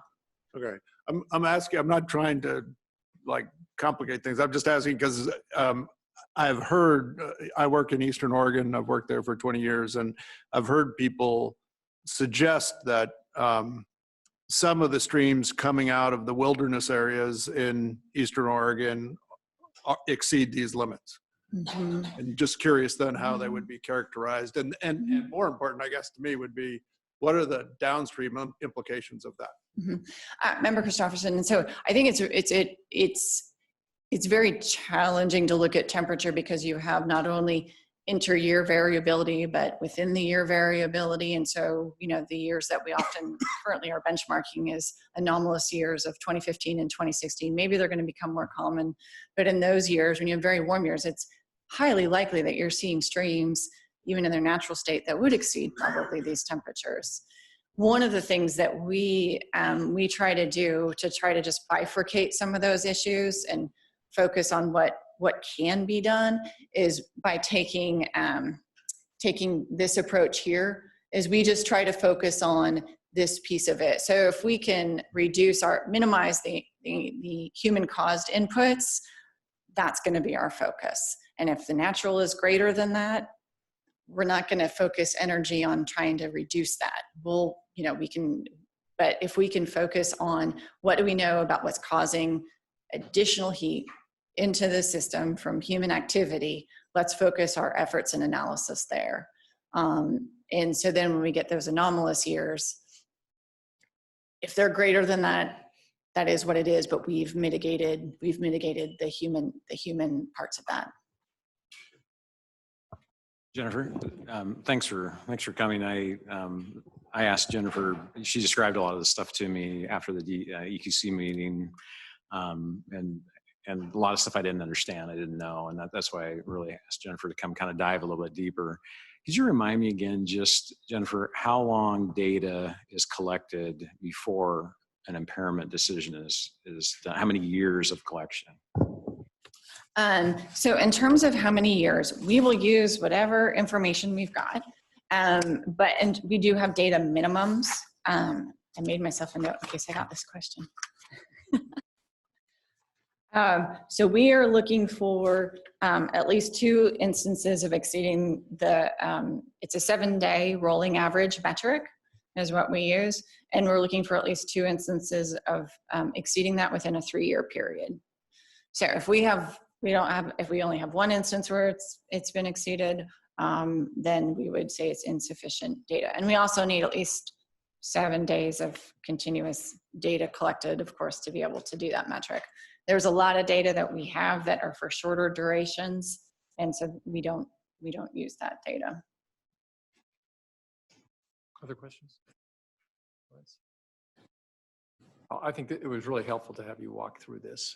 I guess just to step back from it a little bit, how are you both feeling about how we're doing in terms of our timeline for this broader process? And That's a fair question. So I think, things are tight for the July sufficiency decision. And I think we both of our agencies know that. We've recently just hired a facilitator to kind of help speed that process along to some degree. They'll help us focus on the questions that are most important moving forward for July and kind of leave some of the stuff that we don't need to have right now, but will be important for the larger process. So to answer your question, I think we're doing okay. I think, we've got significant buy-in from the board and the EQC and the directors, and we've had a significant effort from our staff to get these things kind of moving forward, producing our mutual vision and mission for this work. So I'm feeling pretty good about it. I would agree. I know our agency is committed to supporting the process in whatever way we need to, so that we can arrive at the schedule that the board has set out for a sufficiency determination by July. So, we're committed to being able to do that work, and I echo Kyle's sentiments in terms of one of the things that actually was my takeaway from our first meeting that included the facilitator was hopeful in her abilities to focus on. It'd be wonderful if we could understand everything about each other's program and knit it together in this perfect little sweater. But that knowing being able to cut the wheat from the chaff, so to speak, and what is on our essential critical pathway to getting from here to there, and ensuring that we have those essential conversations and figure out what space do we have for the things that help build our broader understanding and working relationship over time. Good, that's great. Well, appreciate this working relationship that's developed through this too. I think it's really helpful to our agency boards. Thank you.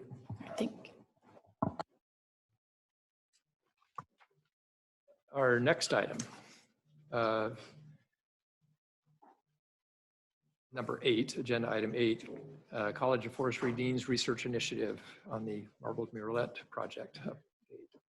So.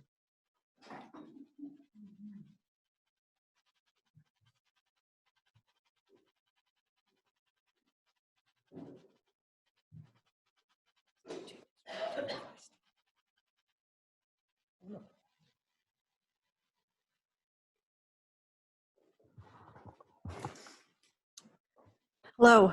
Hi. Chair Iverson, State Forester Doherty, and members of the board. My name is Jennifer Weichel, and I'm the wildlife biologist from our private forest division. And I'm happy to welcome back to your meeting here Dr. Jim Rivers and Dr. Matt Betts from the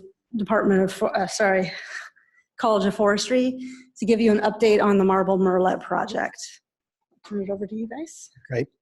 Well, good afternoon, Chair Imison, members of the board. Thanks for the opportunity to come back and discuss our project with you. It's hard to believe it's been 12 months since we last chatted, and we've been working on this and making some good progress. So I wanted to share that with you today.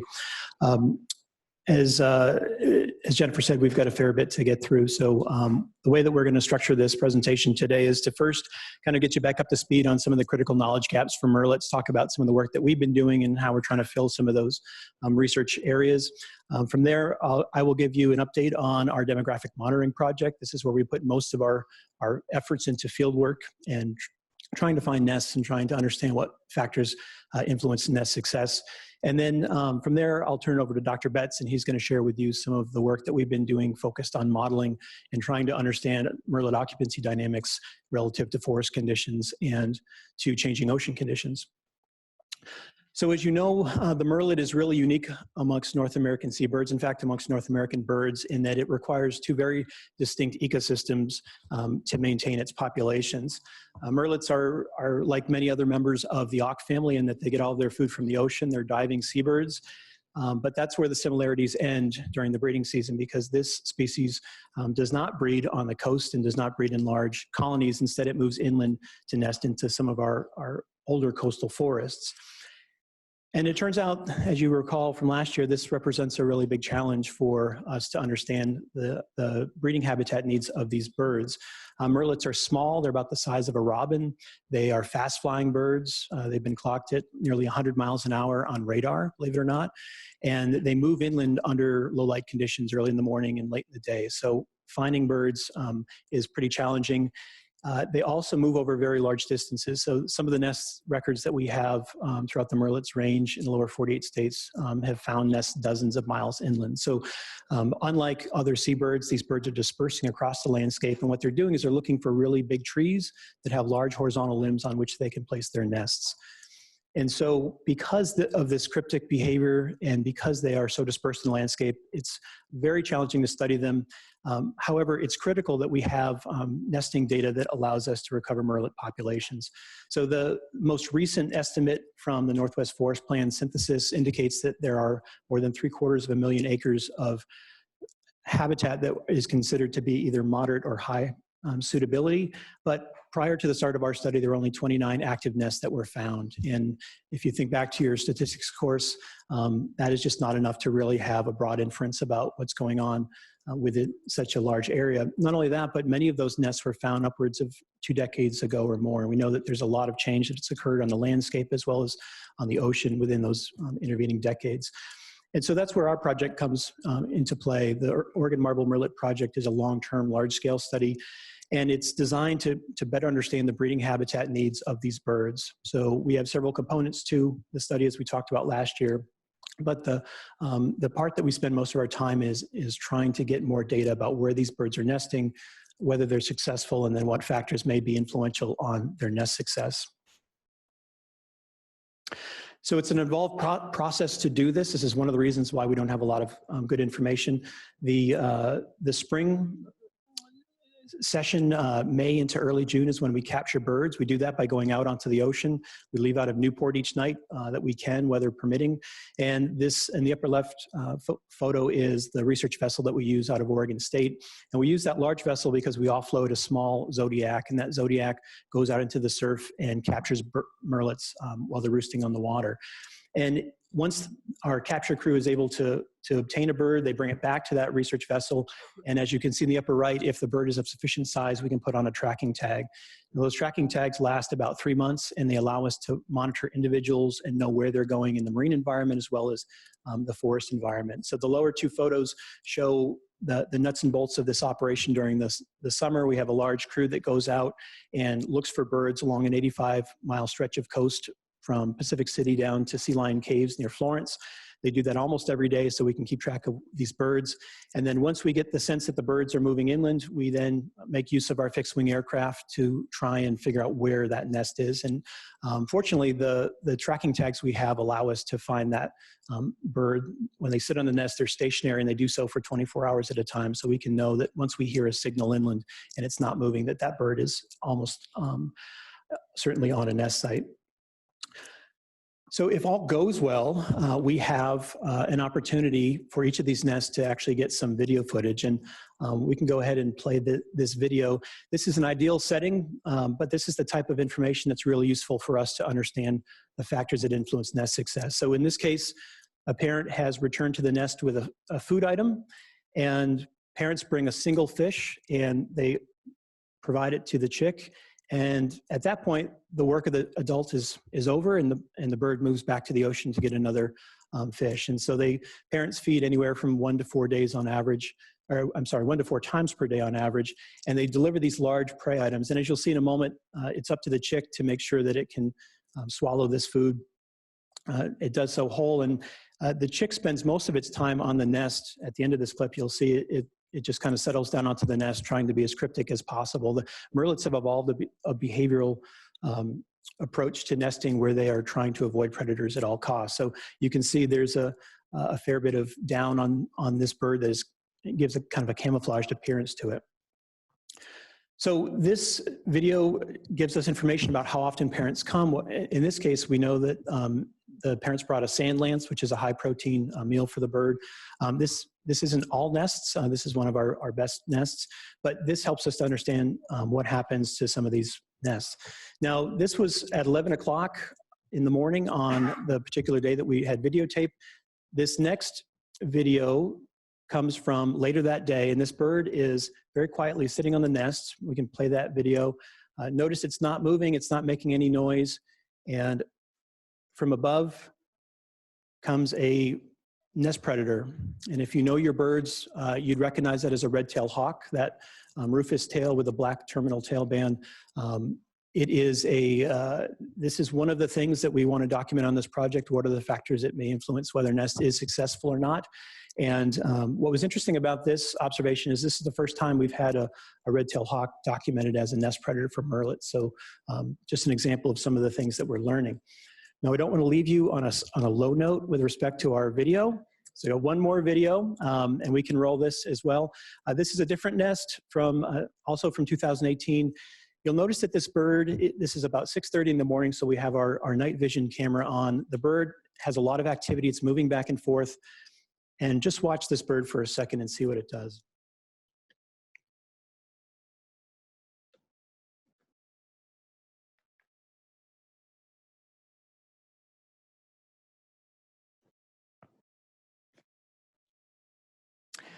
And there it goes. So what's really interesting about murrelets in their fledging is that they decide when they're going to leave the nest, and about 24 to 48 hours prior, they start plucking off of that down off their body, and underneath that down are flight feathers that allow them to fly. So this bird, as it just left the nest for the first time, it's never flown before. It hasn't gone out and tried this. It's just decides it's the time and it goes.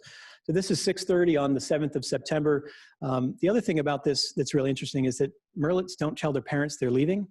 And this nest had a parent arrive with a fish the next day to feed the chick. And you can only imagine what the parent was thinking, because it arrived and there was no chick there. So it didn't know if it was successful or not. And we have no evidence that these birds reunite with their parents once they get on the water. We think that they're independent completely. So that parent was a little flummoxed when it got there that morning. So I show these videos just to kind of emphasize some of the valuable data that we're getting out of the project. What I want to do now is turn our attention to what we've found over this last field season working on the demographic piece. And the first thing to report is that the number of nights that we were able to get out and capture birds was restricted to about 40% of our nights. This is typical over the last couple of years. We're working in open ocean conditions and we have a pretty thin margin that we can get out safely. And as you can see from this photo, these are members of our capture crew, and we have to offload that Zodiac at night. So it's a rather dangerous operation. So we can only do it on a subset of nights. We also, this year we had a smaller proportion of individual birds that were captured that we could put on radio tags. We have constraints on the size of the birds. They have to be a minimum of about 6 ounces if we can put a tag on as per our recovery permit. So some birds were just undersized, others were not in breeding condition, so we decided not to tag them early in the season. In the end, that led to 53 birds that we were able to tag. The good news is that we were able to track some of those birds to their nest this year as we did in 2018. So the photo that you see here is from the last nest of the season. This was a nest that ultimately was successful and fledged a chick. And if you look very closely right here off of the bird's back, you can see this small thin line. That's actually the tracking tag on the bird. So that tracking tag is really critical for us to find that nest and hone in on it. And so we had, I think I mentioned 4 nests were detected this year. We add that to the 8 nests that we found last year, and that gives us a total of 12, which doesn't sound like a whole lot, but when you put it in context of how many nests we had prior to the start of our study, that works out to be over 40% of an increase. This map shows the distribution of nests across the landscape. Most of our nests are found inland from Waldport and from Yachats. All of these nests were found on the Sayusaw National Forest, so we know that that's a spot that has a lot of good murrelet habitat.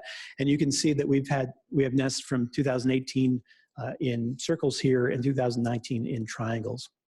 I mentioned that understanding the fate of these nests is an important part of what we do on the project, one of the things that we really want to know. So we can take the 12 nests that we've captured or we detected over the last couple of years and break them out into nests that were successful and nests that failed. So of a total of those 12 nests, 5 of them were ones that were successful. We either had confirmation by video or through other means that individuals were able to fledge from the nest. That means that 7 of those 12 nests failed, and that works out to be about 41%, which is in line with previous studies. Of those 7 nests, they failed during 2 different time periods. One is the egg stage. That's when the parents are incubating that single egg and they're sharing the incubation duties back and forth. And I mentioned last year that it can be very challenging to find these nests from our perspective. We know the bird is out there, we can hear it, but actually locating it on that tree becomes a real challenge. So of the 5 nests that have failed, 4 of those nests we had to infer predation because we had evidence the bird was coming and going, but we never got a video camera up on the tree. And then we had a 5th nest that we were monitoring, and the parents ultimately abandoned that attempt. We don't really know why, except to say that one parent didn't come in for its incubation shift, and so the other one stayed for 48 hours, and then that seemed to throw the nest off, and ultimately the parents left that nest. The other 2 nests failed at the chick stage. You just saw the red-tailed hawk predation event, and we had one parent starvation event that occurred at a nest. We don't know why that occurred. We just know that parents slowed down their rate of provisioning to that nest. It could have been that there was something wrong with the chick that the parents picked up on, and so they slowed down their how many fish they brought per day, or it could have been the other way around, that there was something with the parent that restricted their travels to the nest. I should point out that all of these nests that have failed, none of them have failed because adults had been killed on the nest. We found all of the adults for these nests back on the water and they were alive. So these are just failures that are occurring at the nest. One of the nests that we found, we never were able to find where it was in the trees. So that leads us to having 11 nest site characteristics over the past couple of years. And as you saw from that map, we have birds that are moving inland from varying distances. Some are just a couple of miles inland, some are more than 15 miles. So there's a variety of different distances that these birds are moving into nests, and we don't find any real clear pattern with that. We don't see that nests are closer to the coast, they're either more successful or less successful, or that predation is and nest failure is bunched in space. Those 11 nests come from 3 different trees. We had 9 nests in Douglas fir, 1 in big leaf maple, and 1 in western hemlock. And as we would have anticipated, these are big nests. On average, the diameter breast height is about 50 inches, so really large trees, but some of them go up all the way to more than 6 feet in diameter. And as you'd expect, those are also tall trees, oftentimes over 200 feet in height. And the nests that we're finding are about 130 feet off the ground. And in most cases, you can't see these nests. If you're lucky, you get to see the bird come and go in the morning, and that's how we kind of pinpoint the general location, but you have to be in an adjacent tree to see that nest. Something that we've noticed in 2019 as well as the previous 2 years is that a subset of our tag birds are moving out of our core study area. Again, this rectangle that you see here is about 85 miles north to south, and each one of the dots that you see, red, green, or blue, indicate a location of a bird at one point during the season. So we have all birds for all days on these maps. And what you'll notice is that some birds go north and some birds go south. It depends on the year. In the first year, we had a majority of our tag birds left that core study area, and we were able to detect those because we were taking many of our aerial telemetry flights out of that location to find them because we didn't have any birds breeding in 2017. And that has changed over time to the point where we only had about 17% of our birds leave this past year. But note that the number of flights that we've taken outside of that core area really varies across years. So we can't say that we have more birds or less because our search effort for those birds varies. What we can say is that even with low search effort, we still see birds that are moving out of our study areas. This work has been done by Dr. Sophie Garcia-Harris, and she's continuing it on. And one of the reasons why we've focused on this work and why Sophie's putting a lot of time into this is because we know that there are different survey zones to get at-sea population surveys for murrelets. And what we've documented is that birds are moving between these different zones within a given year.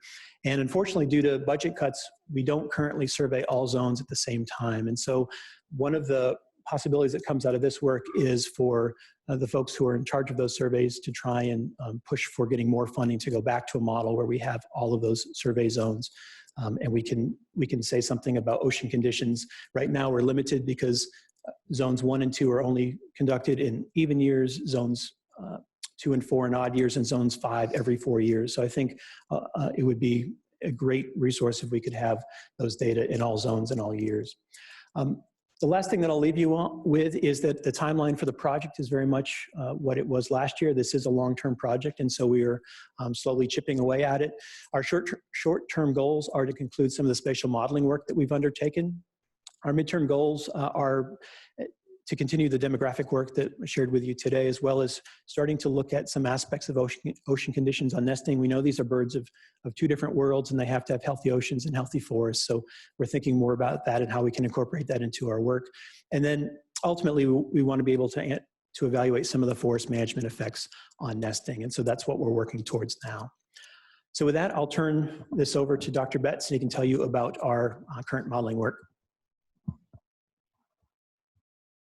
All right, so Jim gets to show you fancy videos and I get to show you fancy equations. Definitely got the shorter end of the stick. So as Jim mentioned, this was one of our original objectives of the project, was to do an exploratory piece with existing data, knowing that it would take quite a while for the intensive nest monitoring data and nest finding data to come in. So you should take these results in that vein. These are really meant to provide some initial results that help inform the demographic studies, the data that are coming.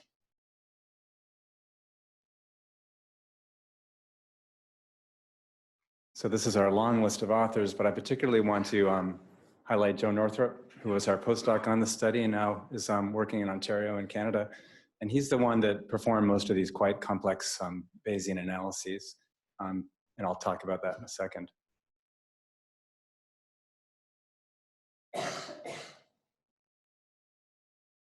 So one of the overall objectives of this part of the study was to see if there were, well, we already know there are important effects of mature forest loss on marbled murrelets. Obviously, it's an old forest-associated species, as Jim showed, with a tight association with large trees.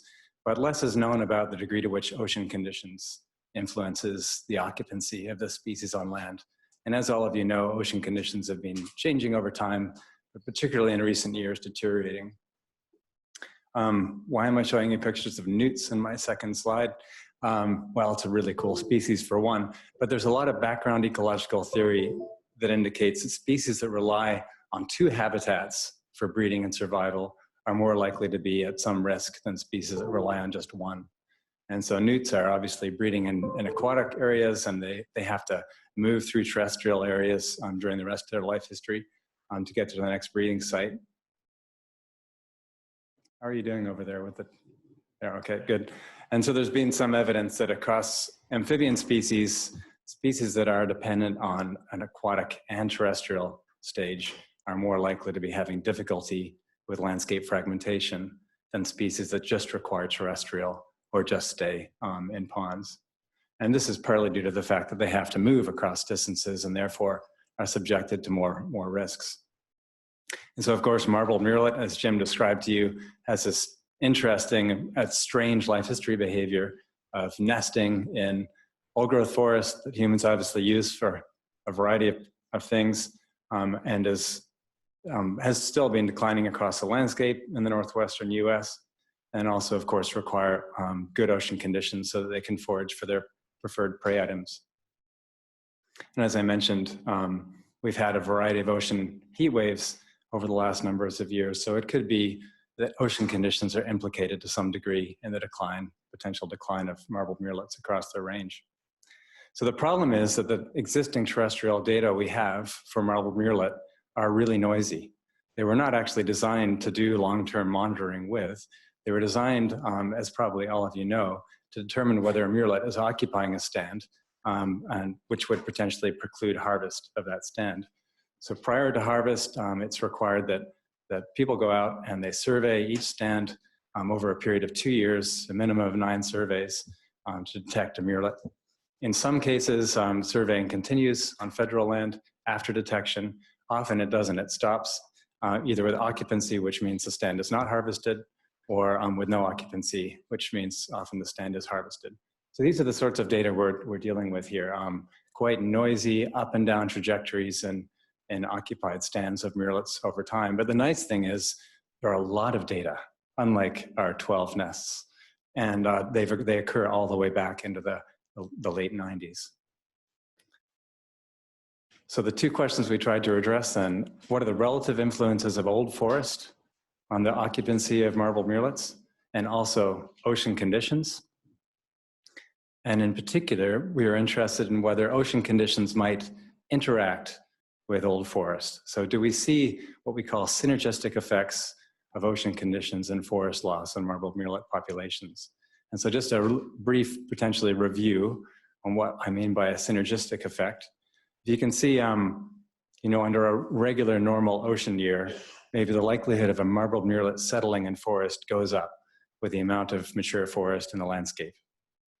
In a bad ocean year, murrelets might decide not to nest at all, and so there's no effect of the amount of mature forest. No matter how much you have, you're not going to see a marbled murrelet nesting there. And in a good year, maybe there's a particularly strong effect of mature forest. Obviously, these aren't data. These are just initial hypotheses we had. And so what we did to test these hypotheses, we have these over 70,000 surveys of murrelets that have happened over time since 1999. And in the A figure on the left, you can see how they're distributed across Oregon. Really quite continuous coverage. In the background is the green, that's old structured forest. So of these 70,000 surveys, they're distributed across about 19,000 sites, which is, again, they're not optimally collected data, but the sample size is quite phenomenal. And again, at each of these sites, observers have gone out during the breeding season, a minimum of 9 times over 2 years. So in addition to those marbled murrelet occupancy data, we have remote sensing data. And in Oregon, we're lucky enough to have a previous model that actually can quantify old growth forest structure. And I shouldn't say old growth, I should say old forest structure. This is the degree to which you see these big branching patterns, large diameter trees, high biomass, and this sort of thing. And so we use this gradient nearest neighbor approach that I won't describe in detail, and we quantified the amount of this old growth site index 80, which again is just really mature forest.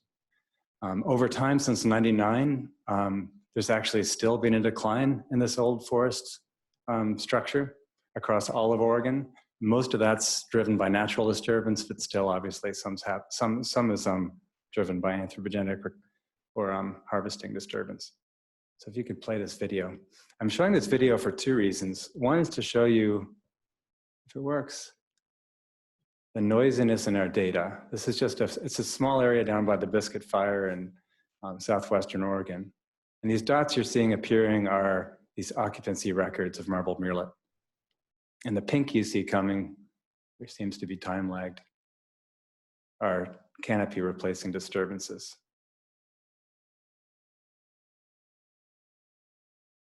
Maybe you got the picture from a little bit, but we're seeing those, so you can see the pink, yeah?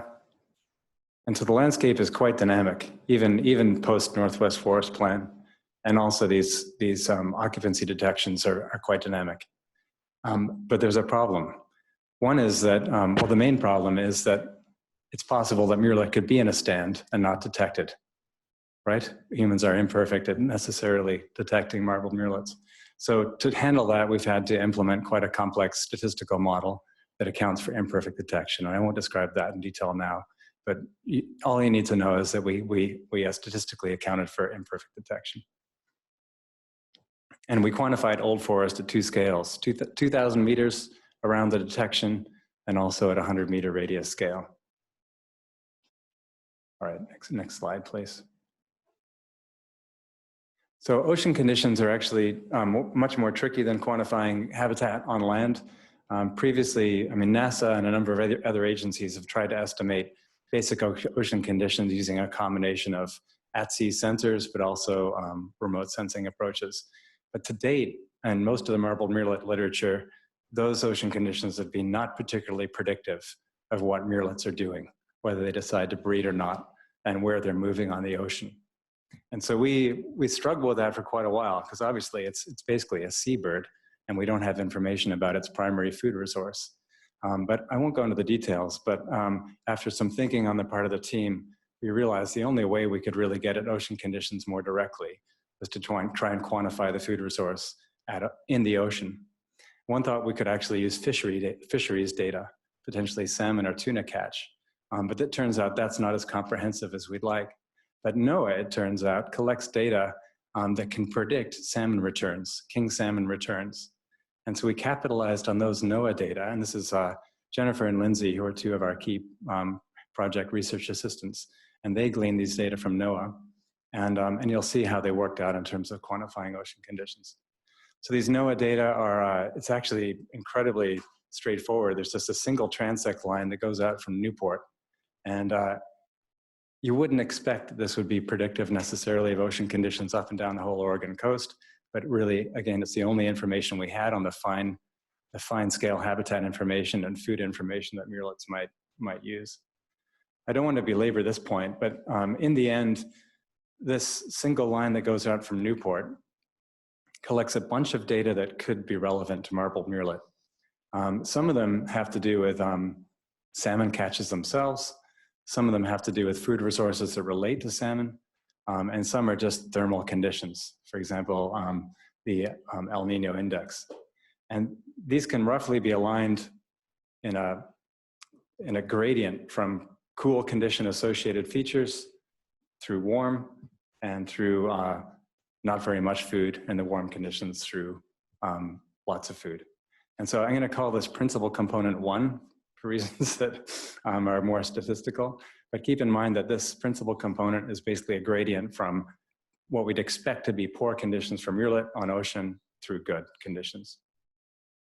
So another variable we included in our analysis was just distance to coast. You saw that Jim showed that actually nesting prevalence reaches a peak around 5 or 10 miles off the coast. And you'd expect anyway, wouldn't you, that this marbled murrelet would be some energetic cost to moving as much as 40 miles inland. So we included that in the model as well.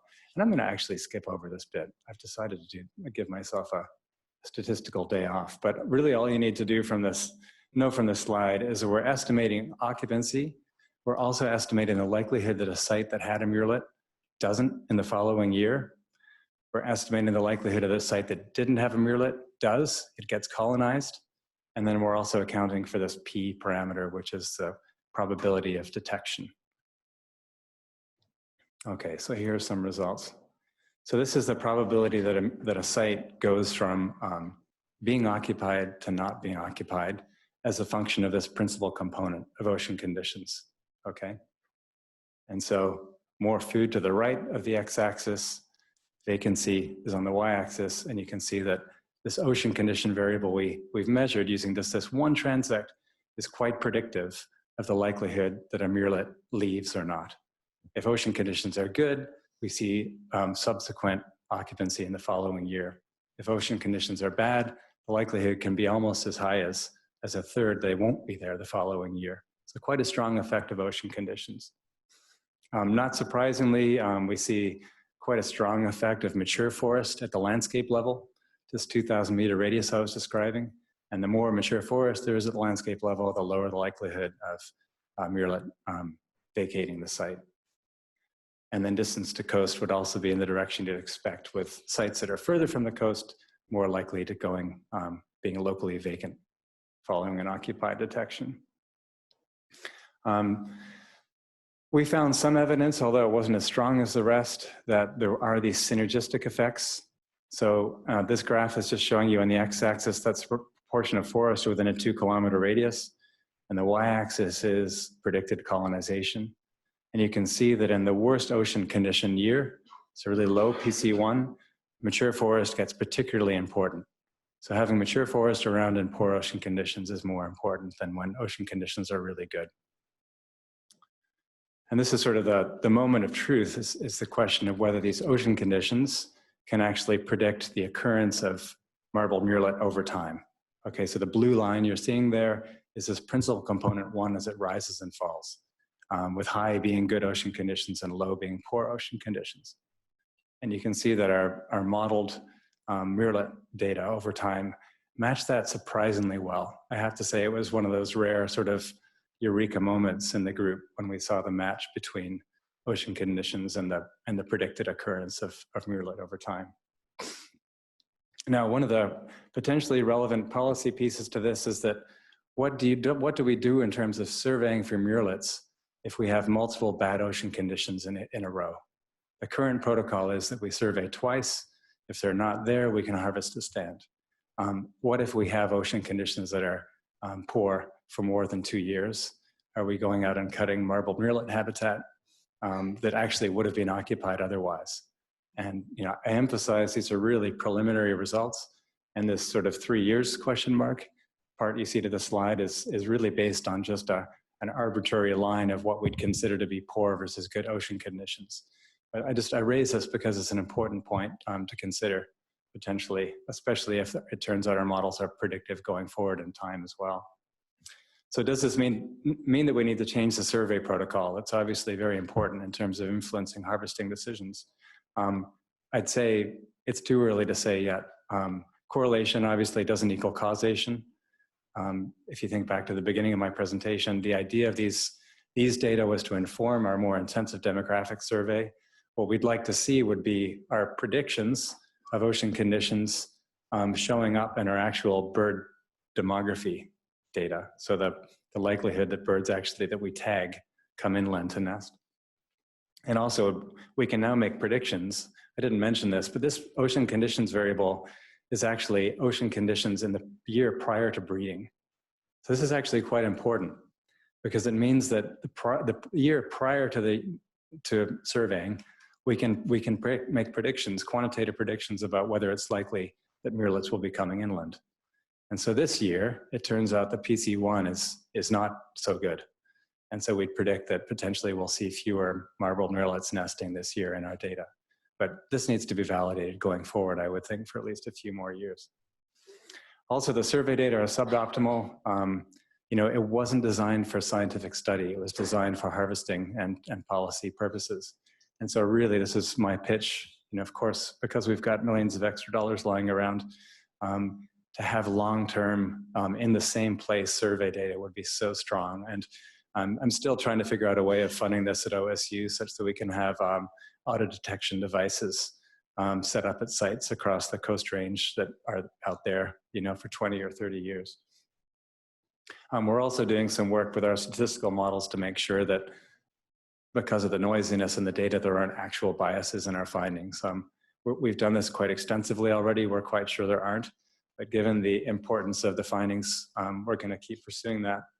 And the paper that is reporting on these findings is still under peer review. So we'll keep you up to date with that as we go forward. So overall conclusions then, detailed information about ocean conditions are predictive. The satellite data that I was showing you are not useful, but for whatever reason, this single line going out from Newport seems to be incredibly predictive of mirrorlet occupancy. Not surprisingly, mature forest at broad scale seems to be important for predicting occupancy. And it might be particularly important in poor ocean years. So as we see deterioration of our ocean conditions, mature forests might get even more important. And it's possible that we might need to think about surveying more than 2 years if ocean conditions continue to decline. As I emphasize, that result's still preliminary and we need to see if our predictions hold. So with that, I'll stop and thanks for listening.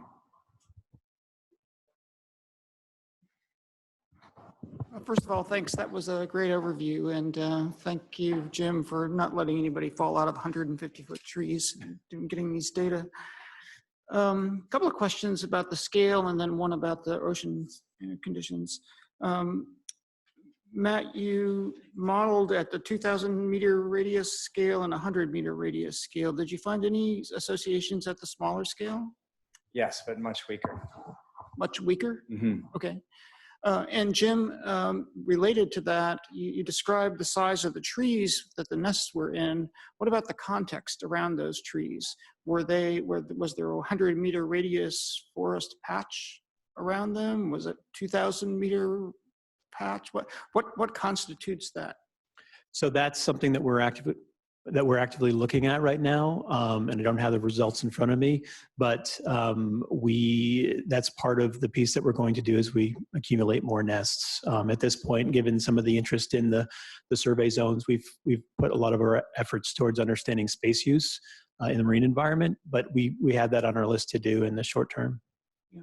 Okay, that's going to be really useful for us because we have to figure out what constitutes a resource. Sure. And then the last question is, Matt, these ocean conditions change over time, right? And so the food sources for the birds change spatially, right, up and down the coast from year to year. Do the birds move up and down the coast in response to those changes in food conditions? And then when they are in a part of the coast where there are adequate food conditions, do they nest in that proximity? Or are they fixed? Is there a site fidelity for that nest is such that they will not nest if the food resources are not aligned with the nesting sites? The wisdom is that there's strong site fidelity, but the data to support that are not very high. We know from our broad scale movement data that Jim showed you that these birds in a poor ocean year will move way up and down the coast. And this is kind of unprecedented data really showing that these birds will move all the way to Puget Sound or San Francisco.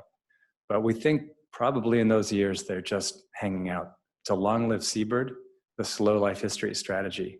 And so in a poor ocean condition year or following a poor ocean condition year, they likely just hang out there and float.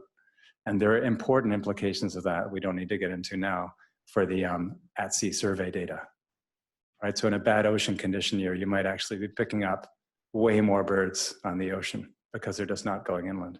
So one of the things we'll be doing with these data next is to try and combine the at-sea ocean survey with a terrestrial occupancy surveys.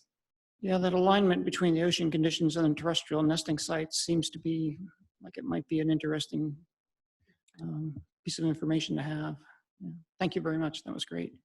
So Brent, if I could follow up on that, one of the things that really surprised me is that there are not forage fish data available.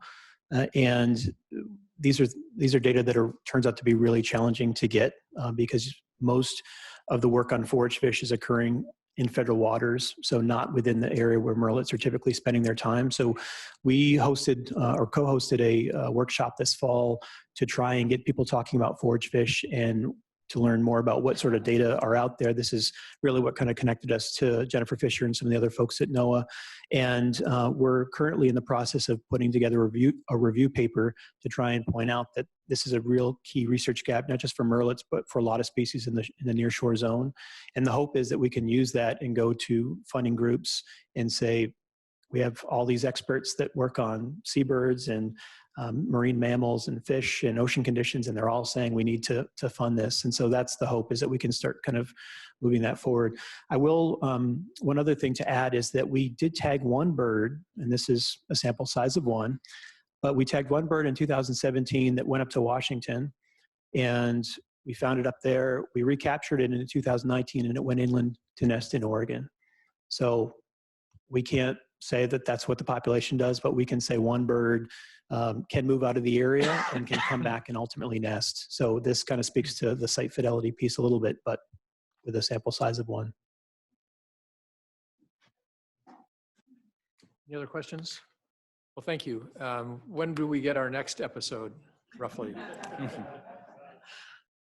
Well, March seems to work for us. It's a good time because we're starting to gear up for the next year, and we have a good sense of what's happened in the previous year. So if that works for you, it works for us.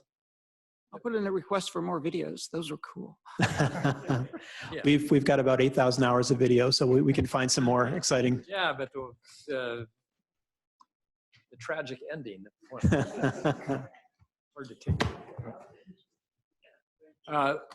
We will take a break until 3 o'clock.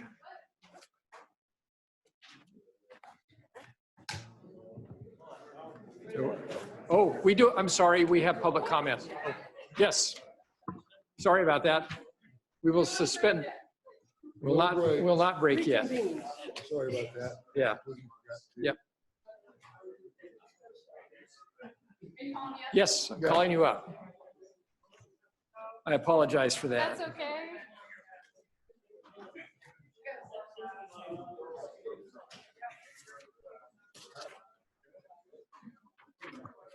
It might just might be us, since there's some folks that think we're at break, but that's okay. It'll be quiet in just. Am I okay to go? You want me to wait?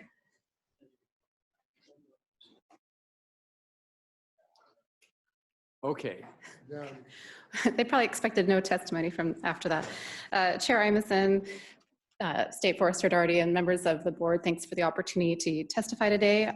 For the record, my name is Fran Cafaratico, and I've testified before you before, but just as a reminder of who I am, I'm a certified wildlife biologist. I own my own wildlife consulting firm, and the focus of my work is to assist large and small landowners to manage intentionally for wildlife across Western Oregon.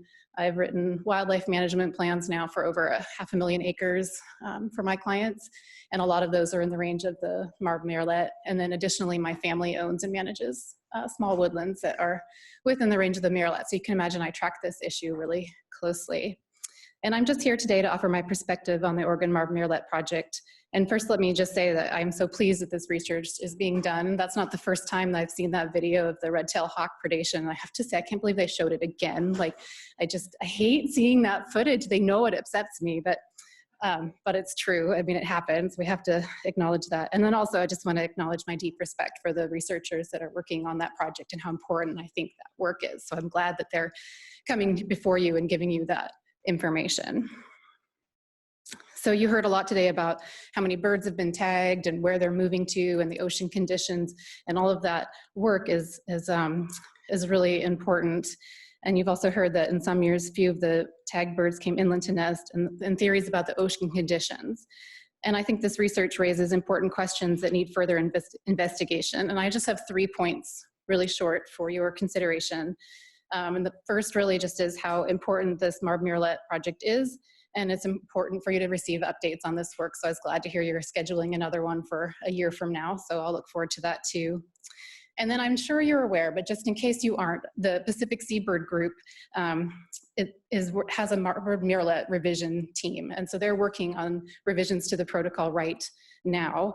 And they're made up of a team of Marb Merlet experts from various state, federal, and private organizations. And they've been meeting regularly over the last several years. And the revision team has recently conducted their own analysis to reassess detection probabilities, which includes data from good, bad, and in between years for ocean conditions. And these studies were specifically designed to inform the questions regarding the survey protocol for detecting Marb Merlets. And I just think that their insight is hugely important to the same questions that you're facing today and that was brought up by the OSU researchers. So I just want to make that point. And then finally, that the at-sea counts that are conducted as part of the Northwest Forest Plan monitoring do remain as the best data that we have right now for estimating populations of marmoset. And this is a 20-year survey effort that's been crafted and refined by professional agency biologists who are seeking the best information for management decisions. So just in summary, I'm glad to see you bringing the experts from the OSU study. You also have experts from the Department of Forestry that are on the revision committee. And so I just would really urge you to bring in experts from the revision team to learn more about the rigorous process that they're following. And that's all I have. Thank you. Thank you.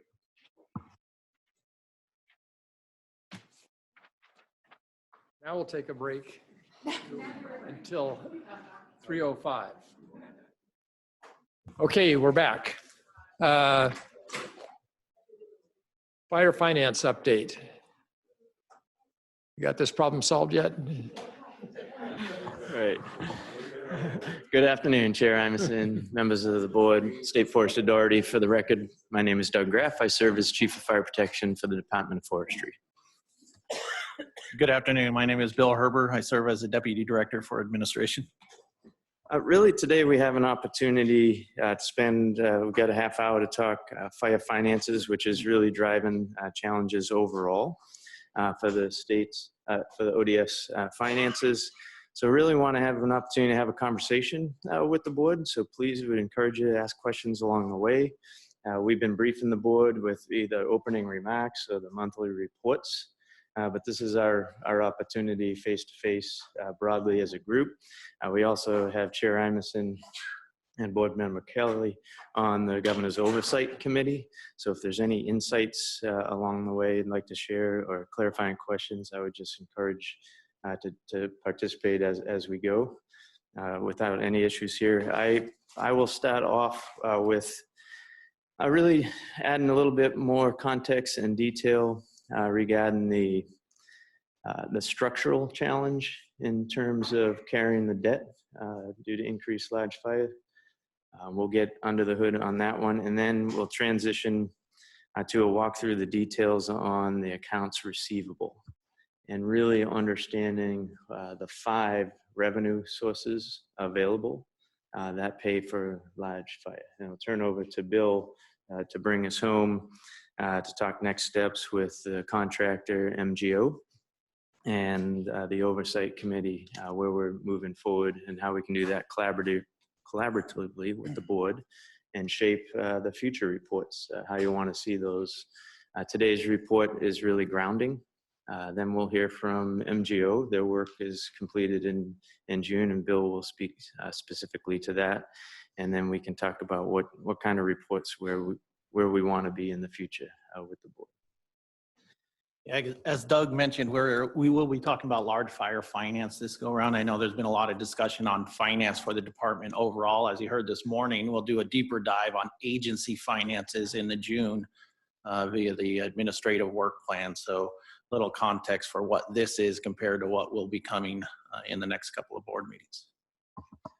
So the first slide we'll use, you've seen this in the past, and there's perhaps nothing more compelling than this slide to show the dramatic change we've experienced from 2013, both in terms of fire activity, acres burned. We've seen that quite a bit, but this chart details the cost.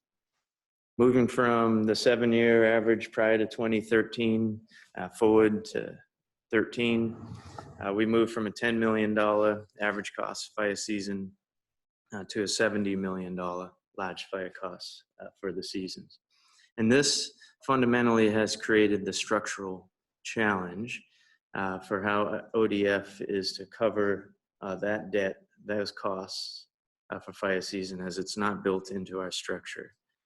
Currently, ODF has not appropriated large fire costs in our budget. We do have available to pay these bills as they come in, $10 million from the Oregon Forest Land Protection Fund, and that's been a long-standing partnership with landowners contribute to that fund. That's readily available. And as we're paying for large fire costs and we show costs commensurate with Oregon Forest Land Protection Fund share, we can transfer those dollars during the fire season. So that's revenue source number one that covers large fire costs. The other 4 revenue sources that we'll speak on all have different characteristics and timeframes, processes and procedures and partners in which we work with to recover those dollars. And we'll expand in those details as we look at the accounts receivable. So really trying to unpack the challenge here. So $10 million available, we've been averaging $70 million. So on average, we have to carry debt of $60 million until we recover those revenues from the 4 other sources. And I'll highlight those now: general fund, FEMA recoveries, specifically the fire management assistance grants, other agency billings, so that's partner agencies where we recover costs because we're fighting fire both. Fire does not know boundaries, so we're fighting fire and expending dollars on both boundaries across jurisdictions. And then the 4th is insurance, the catastrophic insurance policy. So those are the 4 revenue streams, each with different characteristics in terms of recoveries. I think the point to emphasize is we recognize we do not have the cash in hand to pay for large fire costs as we incur them. Our goal then becomes how quickly can we recover those revenues to pay for outstanding fire costs. And I would just draw your attention to the average is 70, but you see in this slide there's some significant peaks. So in 2013, carrying debt of $90 million. And how long do we carry that debt? And that's created the structural problem that the state needs to tend to, in which we've really been highlighted as we've recognized the agency's challenges with cash flows. And the oversight committee is focused and engaged in working on that, and Bill or answer any questions and those engaged can highlight that. Any questions on the structural challenges? And then we'll move towards the accounts receivable, and we'll really dissect those characteristics of each of those revenues here. Just point out that we were just discussing is that for everybody on this board, it's some of us, this group on this side, came to the board in 2012. In my case, the end of 2012. So we never actually knew this period before this, which in some ways is too bad. I mean, I don't think we're the cause of it, but I mean, we haven't known a normal since we've been on the board. Yeah. And the other piece of it is sort of when we joined the board was when you were, the big push was the legislation that restructured the way the fire costs were shared. Yeah. Yeah. And so that was our focus as we came into it, was based upon the previous, that average 10 million, how do we more equitably share the costs? And we were getting educated as we came on to deal with that, and then got slammed with this, oh, we're in a whole different world. And it's an interesting just artifact of the timing of our terms. And so we solved the problem that we had, which was equity for the previous 7 years. And then we faced a different problem, and that solution actually exacerbated the carrying cash problem. Because when we, prior to 2013, the system worked really well because we would collect the money from the landowner first for the first 10 million. And, we would be only collecting net costs from the landowner. So we're carrying a little. And so you might, but up to 10 million, they would keep paying that. Now we collect only half of the net from the landowner, and our other fund we wait.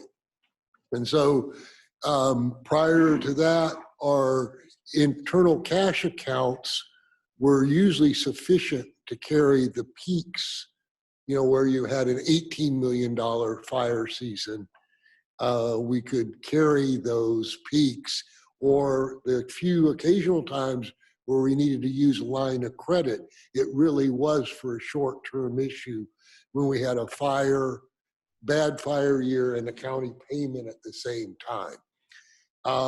We continue to use those to get through 2013 and 14. And, that's what eventually caught up with them, was the treasurer says you're not carrying short-term debt anymore, and we're using a short-term instrument. And that's what came into a head in 2018.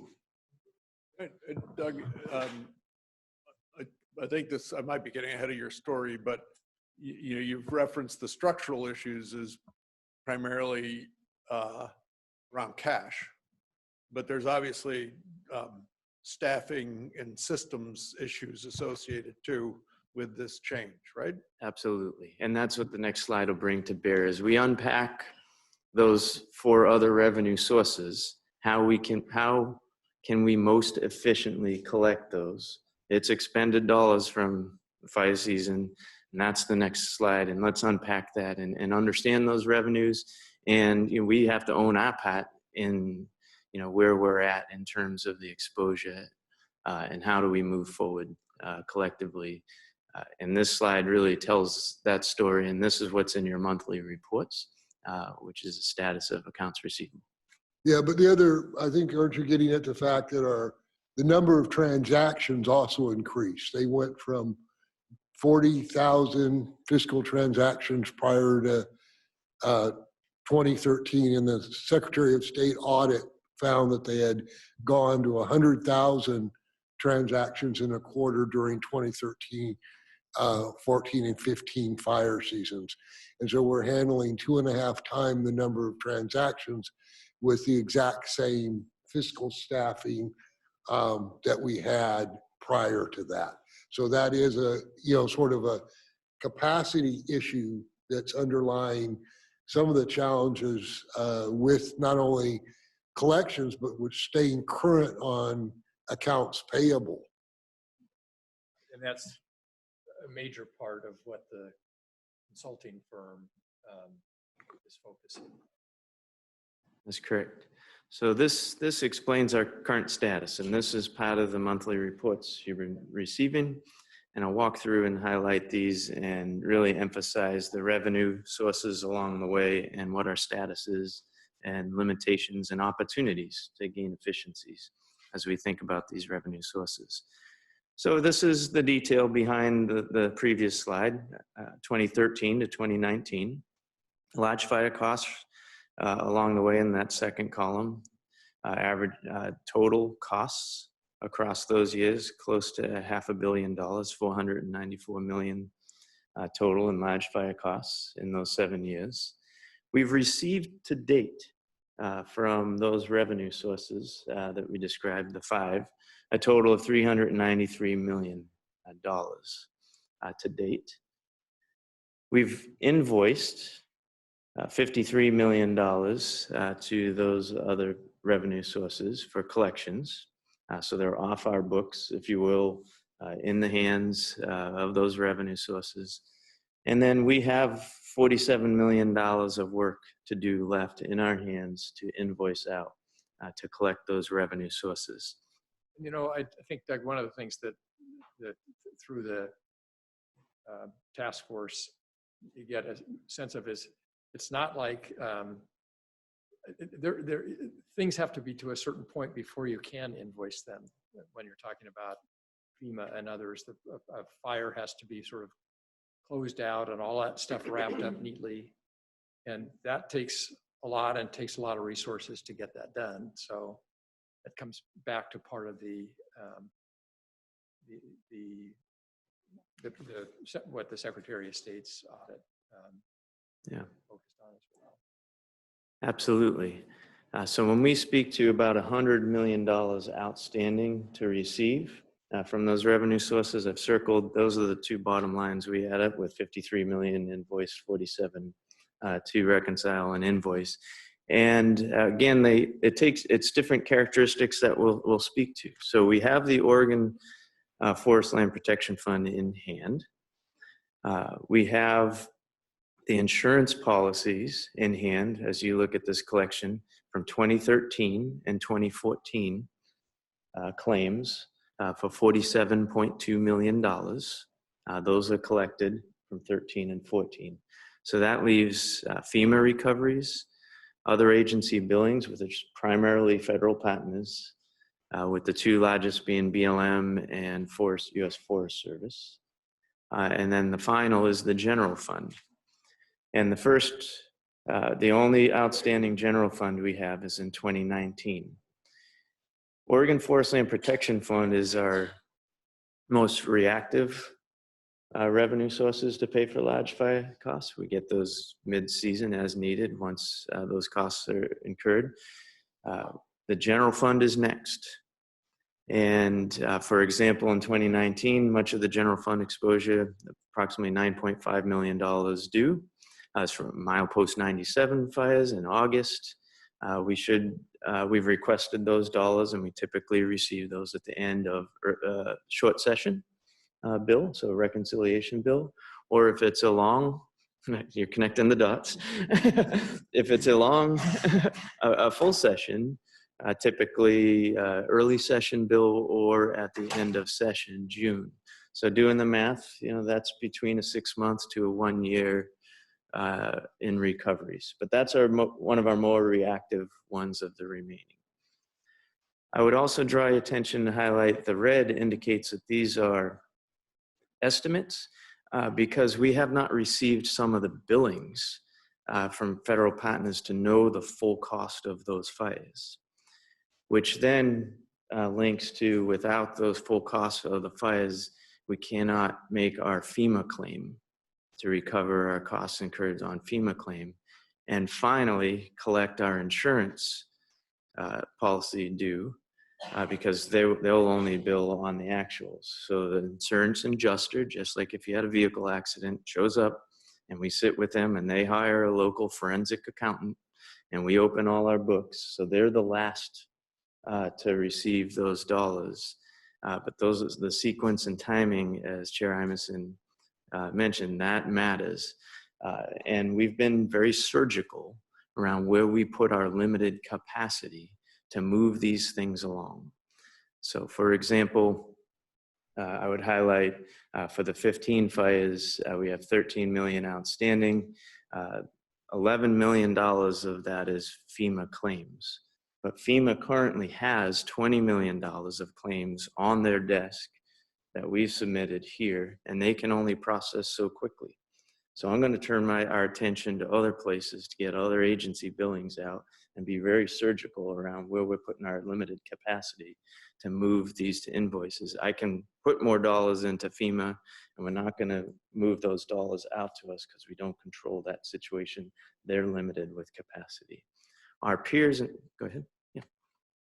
Just a stray thought, and you may not have any idea, but looking at this, if we know that our insurance is the last to pay out, and looking at the length of time it's taking us to get to the last, is the fact that whoever underwrites our insurance policy basically has our money to play with and invest elsewhere for multiple years, impacting the willingness of folks to underwrite our insurance policy? No, Board Member Williams, it's been a good process with the insurance. This is so much more detail I can't get to in the time, but I would highlight both FEMA and the insurance have been working closely with us to make payments on partial payments. So it's the final claim, that last $2 million that we need to claim, we had to close out the books for 13 and 14.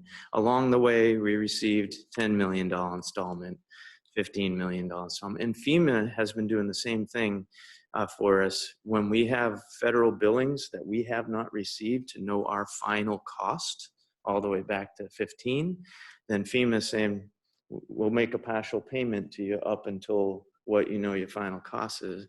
And we've asked for that when surgically that's made sense. In other times it hasn't. For example, in 2018, we had a $15 million for one single claim to FEMA. I could go ask for partial claims on $2 million fires. I'm going to put the $15 million fire in front of them first and spend their time there. Basically, if we get this straightened out, cleaned up, and close out quicker, it's not going to have a detrimental impact on our ability to get an insurance. Absolutely. So I'll draw your attention to how we've shifted in terms of our practices moving forward, recognizing this challenge, i.e. we cannot be back to 2015. Regardless of how surgical I've been highlighting and how detailed we've been efforting, we need to bring these dollars in as soon as possible. The reality, as I look at my peers across the West, it's a 2 to 4 year cycle. Best case scenario, 2 years. And if you take a look at these two scenarios and the processes from 2015 and 2018, I would highlight. In 2015, if you look at our how much we've invoiced or received, we're sitting at about 82% of our exposure that we've received or invoiced. So we've done the work there for 2015. In 2018, we started a different process of billings with close partnerships at Forest Service, BLM, our federal agencies, to commit to meeting in the following spring once payroll audits are done, once a variety of other audits are done, cross-jurisdictional. We meet to settle those costs. And you can see we've collected or invoiced 93% of our outstanding receivables in 2018 with the new system. The fundamental difference between how we're operating now from 2018 forward from what we've done previous years is cross billings. I've mentioned we're waiting for billings, and to be fair, Forest Service, BLM, they're waiting for some billings for us on 15 also. That last $2 million outside of the FEMA claims, we have work to do on our end to do a cost share and close out those fires with our federal partners, and sometimes we have to bill them, sometimes they bill us, and then we go after the FEMA claim. We're committed to do that work the following spring to expedite the time of recovery. So they've been good partners with us. They share the same experience in terms of large fire costs, our federal partners, same staffing, same capacity, different world that we're all collectively living in. And the system beyond ODF has to catch up with the new reality also. So this is one experience in Oregon we've invested in. I wanted to highlight we've made good roads. But once again, we're looking at all these recoveries. I do want 15 off the books. Frankly, even at this point, right, this looks tough in the narrative. I will highlight some of this was conscious decisions to go after more larger recoveries and easier achievable recoveries, in the recent past than closing out what we had in 15. We want these off the books, no doubt. And the final piece I would bring your attention to is the amount invoiced for 13 and 14. Is this a cash gap or not? Because these are sitting out there for quite some time. Those invoices been there for a while. And four of those fires, 4 of the 7 fires are with BIA, Bureau of Indian Affairs, and then the remaining 3 fires that accumulate these costs are with the Forest Service BLM. And we are close with our federal partners, highlighting the list of invoices they have. With the limited work they have, I'm targeting the quickest or the largest recoverables. And so they're prioritizing their limited effort effort towards the receivables that matter the most to us in terms of cash flow. These haven't been it, but I need to get these off the books, and I've asked them effort in that direction.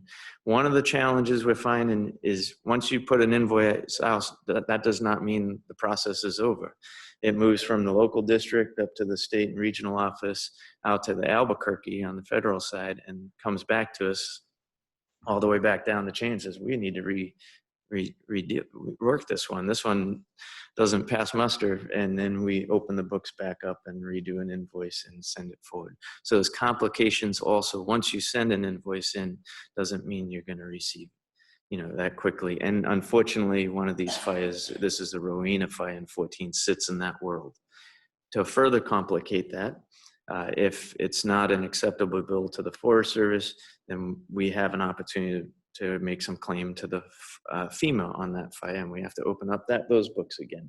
So getting it right on the front end, back to capacity, training, rigor in the system, taking a lot of time, and I want to turn to Bill. Those are the things we need to move towards, to not be in this situation. But I would want to really emphasize to the board and recognize that we don't have all the controls. We have a circle of control in this narrative, and that's how we come to the table, the available dollars with the Oregon Forest Land Protection Fund, and a circle of influence otherwise for the remaining 4 revenue sources: general fund, insurance policy, other agency billings, and FEMA. And we need to posture as best we can moving forward. And I just really want to highlight this work is additional on the staff we have to the folks paying the bills, running the business, keeping the lights on, doing payroll. And then I come and ask them, now we need to process some heavy, large claims with this complexity. And they're working weekends still today. So a shout out to the firefighters is common when the fire bell rings and the smoke and flames in the air. And I want to just emphasize what I have been asking personally of the staff across the state, to the degree of last weekend, a team was put up to close out one of these fires because they had a day job beyond that. And that's where we need to think about modernizing the system because this reality back here is no longer what we need to be building for. How do we sustain financially this effort and not carry this debt, minimize how long we carry the debt, because we don't want to be back to 2015 or 2013 in terms of recoveries in this case. With that, I'll turn it to Bill to talk about the next steps. One other question, and that is across the years of the amount that either has been invoiced or is remaining to be invoiced, but we have not yet been paid, reimbursed, is there a pattern to those that are problematic? And is it a, sort of what are the elements that make it something that's tough to get reimbursed for? So we've looked at what percentage comes back, and MGO is going to help with that. That's one of the things we've asked them, and it's well over 35% come back. So is that on the front end? What's missing on the front end in terms of training, consistency, policies, rigor in the system that we don't have come back? Part of the challenge is reconciliation from years past. You have different people in different seats at this time, retirements, new faces, and the continuity of those close to the fire and then do the billings can be a miss at times. And frankly, this is complex.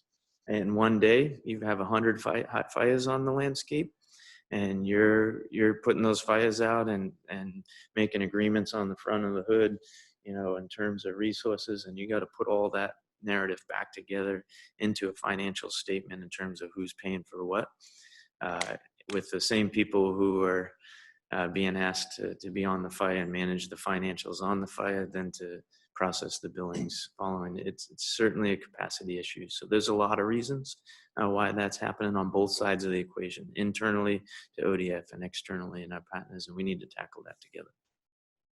And I'll just add that in 2017 and 2018, during the height of fire season, nobody was asking, was I collecting my bills on time? They were asking, was I spending enough money to put the fire out? And then secondly, were I paying the vendors on time? That was a focus. And so, when we're in the midst of fire season, our job's to put that fire out and protect communities. And that's kind of where our focus is. And then we come back after a year like 17 and 18 back to back, and we expect people to start working, 10-hour days to start cleaning up the finances. It's a tough position to put the agency in. No problem on the time, Doug. I think that was a good discussion to have. There's a lot of background in there. A few, salient points is that, like Doug mentioned, we have those peaks. We used to have tools to manage peaks, but really the cumulative effect of this thing is hammering us on cash, capacity, process. All of it's overwhelmed. We can get around doing it occasionally, but back after back after back is just overwhelming all aspects of the system, including the operational sides. And the other one is that AR component Chair Imeson talked about. When we hear the story that we have 50 million to bill, people think just turn on a printer and start cranking out the invoices and putting them in the mail, and it's not that easy. There's a lot of reliance on our partners to get to that point where we can send that invoice out. So a couple of key points as we go through all of this. With that, I'll keep moving forward and get us back on time. So I'll kind of go through these slides really quick. Like I said, you'll hear more about this in the future as we do some deep dives into finance. The first couple of bullet points in the short-term improvements were Doug's to talk about some of those changes he mentioned between how we did business and how we do business now. But I think the most important point is that they are working. They are making a difference. So we did do some staffing process and partnership adjustments, and it's paying off in spades. On the last one, cash flow tracking and projection improvements, we have found through all this work that the agency undoubtedly had gaps in its ability to track cash flow and really get a sense of where it stood, not only at any point in time or most importantly, what was coming in the future. Like I said, we were getting overwhelmed with capacity and we just didn't have the systems to put those pieces together. Part of this work, we have been admin staff focusing on tools and processes to get us through collecting all that disparate data. This agency has a lot of data. We struggle at information, pulling all that together. A lot of it's tied in different disparate systems. So we've been working on pulling all that together and getting it in robust tools. One of those products is a cash flow tool, projection tool that kind of really outlines our current situation as well. More importantly, focuses on our future condition based on various variables that we can factor in, such as the expected fire season or things of that nature. So we've been getting better at doing that work. That's what you'll be seeing in June is we're about operationalizing that tool right now. It's in a place where we were using it to model some things for the legislative session, but by June it's going to be operationalized and you'll be doing some deeper looks at what that is as far as the finances of the agency in that June topic. But as State Forester Doherty mentioned this morning, that tool allowed us to see that we were in a need of immediate assistance to maintain operations this biennium. Hence, we have 2 requests down during the legislative session. One for about $52 million for maintaining core operations and pre-positioning about $20 million for a low fire season. And then the second request is a $92 million request that would allow us to respond to a heavy fire season. The idea, if those were approved, it would put us in a place where we didn't have to rely on our core operational budgets as much as we do now. There's always going to be that need to rely on those, as Doug talked about how the money comes in. There's always going to be a immediate need to rely on the core or the agency's core operational reserves, but it would lessen the need for that. So we're looking forward to how that all plays out. But with the the short and midterm improvements, we're looking at our current financial system. But we mentioned the structural problem. That's what we're really wanting to address. So we're not in this situation as we move forward. And that's where the governor has put together the Forestry Financial Oversight Team. This consists of governor's office staff, CFO, agency staff, as well as 2 Board of Forestry members, as we mentioned earlier, and the chair of the Wildfire Council, Mr. Donegan. So that's the team, and they've really been focused on the immediate financial system and preparing for the 2020 fire season, as well as discussing what an ultimately a long-term solution might look like. One of the bigger efforts under that umbrella has been working with an outside consultant, Macias, Ginny, and O'Connell, MGO. I'm sure heard them referred over and over again. But for the last 2 months, they have been on site working with administrative staff. And while their work is being kind of progressively elaborated, they came in thinking one thing and then quickly saw that it was something else, primarily around what Chair Imeson discussed.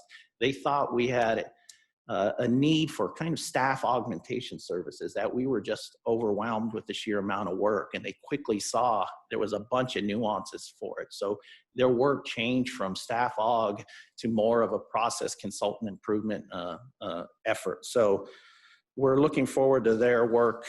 I'll highlight real quick, won't go deep into it because you'll be hearing from them in the next maybe April or June board meeting. I actually want to bring them in here to present to the board so you can ask questions of them directly, but we'll go a little deep dive on, or a shallow dive on their project plan and time frame. So they have been here for the last couple of months doing a lot of initial assessments. Well, now they're into assessments as a whole, and since February and through June, they're really always reassessing the situation. They've kind of outlined that the assessments never stop because they always learn something new with the organization. Like I said, we have a lot of data out there and they're pulling all that together and making a lot of assumptions. They have identified some areas for improvement. Initially, they've been to every district. They've spent a lot of time with headquarters staff. They've talked to a lot of our stakeholders at the legislative and DAS staffing offices. So they got a good insight of what the organization's current status is. And it didn't take them long to kind of focus in some areas that they said undoubtedly would need some improvement through the organization. One's oversight and accountability. They noted our historical reporting structure might not be serving us well. We have our agencies, has a lot of history behind it. There's a lot of statutes that are very aged. The way we approach fire, the operationally of fire, all of that fits in, it works for Oregon. They're looking at some of the organizational structures and whether that fits well for us as it is today. On budgeting, they noticed some challenges we have with our legislative biennial budget and the annual fiscal operating budgets. There's a little mismatch there in our ability to accurately forecast cash flows across all our revenue channels, not just large fire, but business in general. Resources and training, no doubt they identified a lack of sufficient capacity in many areas, as well as maybe training, both initial and ongoing, might not be up to snuff. They noted a lot of issues with standardization across the agency. We got 12 districts and headquarters with quite a few programs, issues with standardization through all that. And a big driver of that is the information technology. We suffer inconsistencies and inefficiencies with lots of disparate data systems, and they've identified that as a key driver of some of our problems. In procurement, they noted that we haven't fully implemented the Oregon Buys procurement system. We use it as a purchasing system right now. It's actually a statewide effort, so we're kind of under the timeline of the statewide initiative for procurement. So that one's kind of laying within that overall effort. So like I said, when they first started, they were looking at just helping us with the work.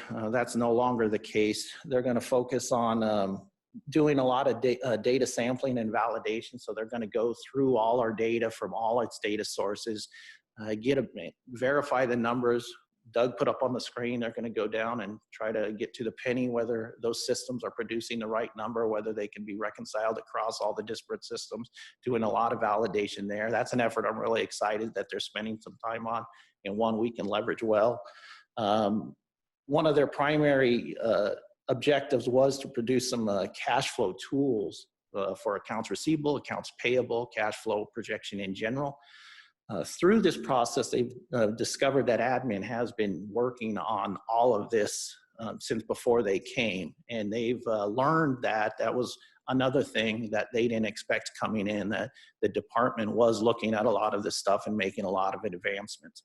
And so they'll be working with admin staff to learn more about those systems and leverage them as they work on producing their cash flow tools. So we'll be leveraging what's currently in there as well as the approach that they take. So with that, I know we're on time or out of time, so we'll just say that we're continuing to work with the oversight team. and MGO. Staff's excited about having MGO here, fully engaged.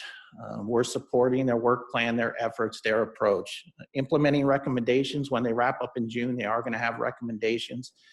State Forester and the executive team fully committed to work implementing those recommendations and moving forward with what they see as a better way to do business here in the Department of Forestry. And like I said, they are going to be here. We're currently scheduling so they can be here in person. And many of the recommendations can likely be implemented internally, but some of them surely are going to have legislative asks for budget, capacity, things of that nature. So you'll be seeing that through our policy option package and budget development process. With that, I can take any questions or get you on to your next topic. A couple of comments. One is, as you said, that people think maybe we can just turn on the printer and send out the invoices and get this taken care of. And since this has been out in the media and the situation and the department has been criticized in that way, I think it's been, what I have learned so far around this is that yes, we were behind. Yes, we didn't get ahead of this, and but the fact is, we also it doesn't really make a apples and apples comparison to a private business. And what we need to do is to have our accounts receivable at least at the level where it's comparable to other states, which we are not at. And our goal really should be to be better than any of those. But it's hard for the public to recognize that still has this huge receivables issue that will always be trailing out, 4 years. And I think I just want to be on the record that we have that, and that what that means is, of course, we have to have a structural fix, and the legislature's help to have this because of the new reality on fire seasons. And I think that all needs to be just simply acknowledged, and I wanted to do that. I think the other point I would make, which won't feel as supportive, and I don't want to be dumping on people working 10 hours a day, but if we talk about how out there in logging and with all the mechanization, relatively few people get a whole lot of work done out in the woods these days, and in many other industries. And we also, in the world of accounting, the tools and the changes over the last few decades, especially the last 10 years, have been incredible. And I would suspect most CFOs out there would say, yeah, you should be able to handle 2.5 times as many invoices and transactions as you did 10 years ago with the same amount of staff. And that doesn't sound very supportive, but I think this goes to what you're both saying, the need for process improvements. There's every reason to think that we can do a lot without just piling people on. And I think we need to pile people on where we need to pile people on, but the process improvements. Well, and I'd just maybe add a little bit to that. I think that, you hear that, we were in crisis over this issue, and a crisis is a terrible thing to waste. And I think that the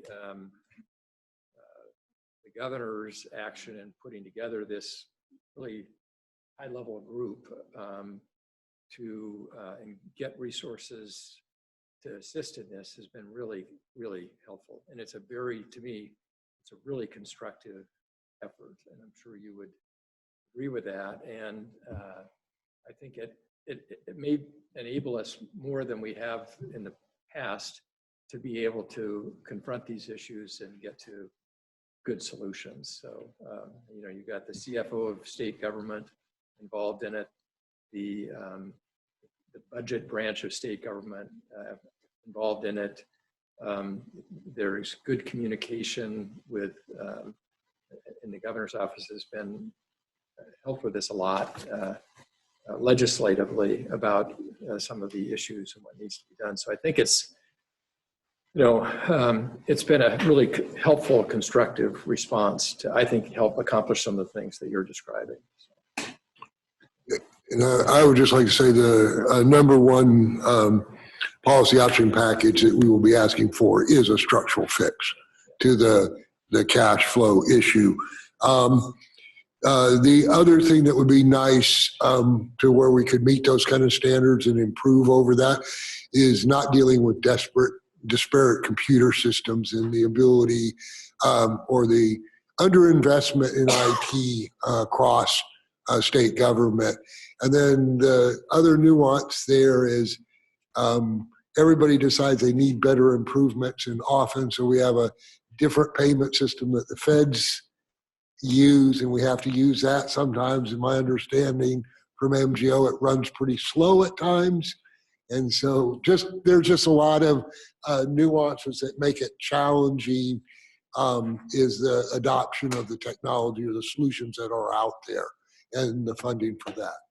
I just recall back my summary of the legislative session so far. You didn't hear of any allocations towards fiscal accounting or support for IT systems around fiscal. So I obviously have not done a good job of convincing the legislature of the need for fiscal capacity. So, well, thank you. Yeah. If I could say one thing, Chairman Imeson, Board Member Kelly, to your point, you're dead on. Doug and I have had many conversations, staff versus systems. In the last 6 months, Forestry has brought online more systems, more process than it has in the last 6 years. But with that comes a lot of, that's a big change for an organization. But if you look at, we're catching up 10 years of lack of updating.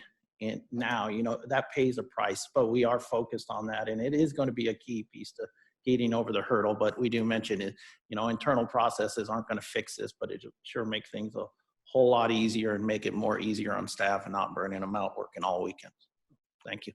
I do have one last thing. We have a lot of new visitors in probably for the Board of Forestry meeting, which is our fire finance team has come here to listen to this conversation, which kind of shows their dedication and commitment to the organization. And I just want to thank them for what they do every day. So it's really appreciated. Thank you.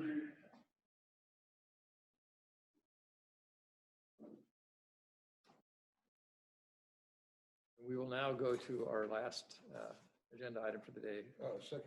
Second from last. Yes, the last. Yes, second is the follow-up to the meeting. Yeah. And this is our agenda. So nobody there at the table. But I will start it off. So I thought I'd start it off with why are we doing this? And it's really from the action plan that you asked me to develop to promote effective and respectful board governance. And so board governance requires actual work and commitment among the board to do that work. So this is one of the first steps for working on our governance. I think it will also provide concise orientation material for new board members. If we can get some stuff decided on and in short form to really orient new board members. And I think in some cases, depending on what we're working on, it will provide greater clarity to board members and department staff about expectations, which are important. So in the staff report, I had the list that were identified during my individual board meetings about potential governance topics. And as a follow-up to the interviews and action plans, I asked all the board members, and there wasn't a clear consensus on what governance topic to tackle first. And so I went to the governor's membership handbook for boards and commissions, and it makes recommendations and a set of expectations. And I kind of highlighted that in the attachment. It recommends that boards do have a set of written bylaws and that it should include expectations of members. You know, so, and then talking, one of the other things, in talking to people that work on governance, they say that behavior and expectations are fundamental to effective and respectful governance. So that's item, was item 3 on the staff report, the bulleted ones. It was the 3rd topic. And so in order to facilitate the discussion, I went through the handbook and compiled, you know, the expectation the governor states throughout that handbook. I forget how many pages it is, 17, 18 pages, and condensed down what I thought, and then Hillary reviewed it for me and caught a couple others. But I compiled down into a set of expectations that come from the governor. And then there were some that came up in our conversations. And so there are 4 that came up in conversation with board members. So I've compiled those together. And so that's what's in the attachment. That's the first part of the attachment. And the other part is that we do have one set of administrative rules around you know, our hearings, and when we have civil penalty cases and all that, and another set which is on about board governance, and that's item division 10 in 526 in the Oregon Administrative Rules. We need to clean those up anyway because statutes have changed and Administrative Procedure Act has changed. So I wanted to add that in here. There's an opportunity to talk about, do we want to weigh in on those as we change them? And it'd probably be just the board governance ones. So kind of the objectives today is either the board adopts a set of, you know, or either the board adopts a set of expectations for including into the bylaws, or at least set next steps for adopting a set of expectations. And then whether the second objective is the board would agree to put in writing key policy procedures used for board processes, you know, ones that aren't covered by statutes that we can, you know, put in writing and be documented somewhat. And one of them that I would think would be good would be, you know, we just completed our process for developing 2-year agendas and work plans. And for the new board members, this is the first time they've done it. But I don't know if that was ever given to board members on orientation. So, and if it was, it got lost in, you know, the hundreds of pages. So having that in a concise place might be a good example. And you would know, oh yeah, here's where how we've adopted a procedure to set agendas. And again, that way we could look at that on an annual basis, depending on where we put these policies, and update it to make it, you know, more adaptable as we go on.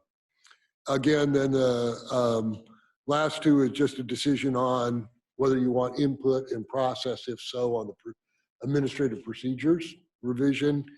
And then finally, to close out, which topic do we want to cover next? So questions at this point? Well, and it seems like at a minimum, the board ought to be meeting these expectations that the governor's office has laid out in the board handbook. And whether we do that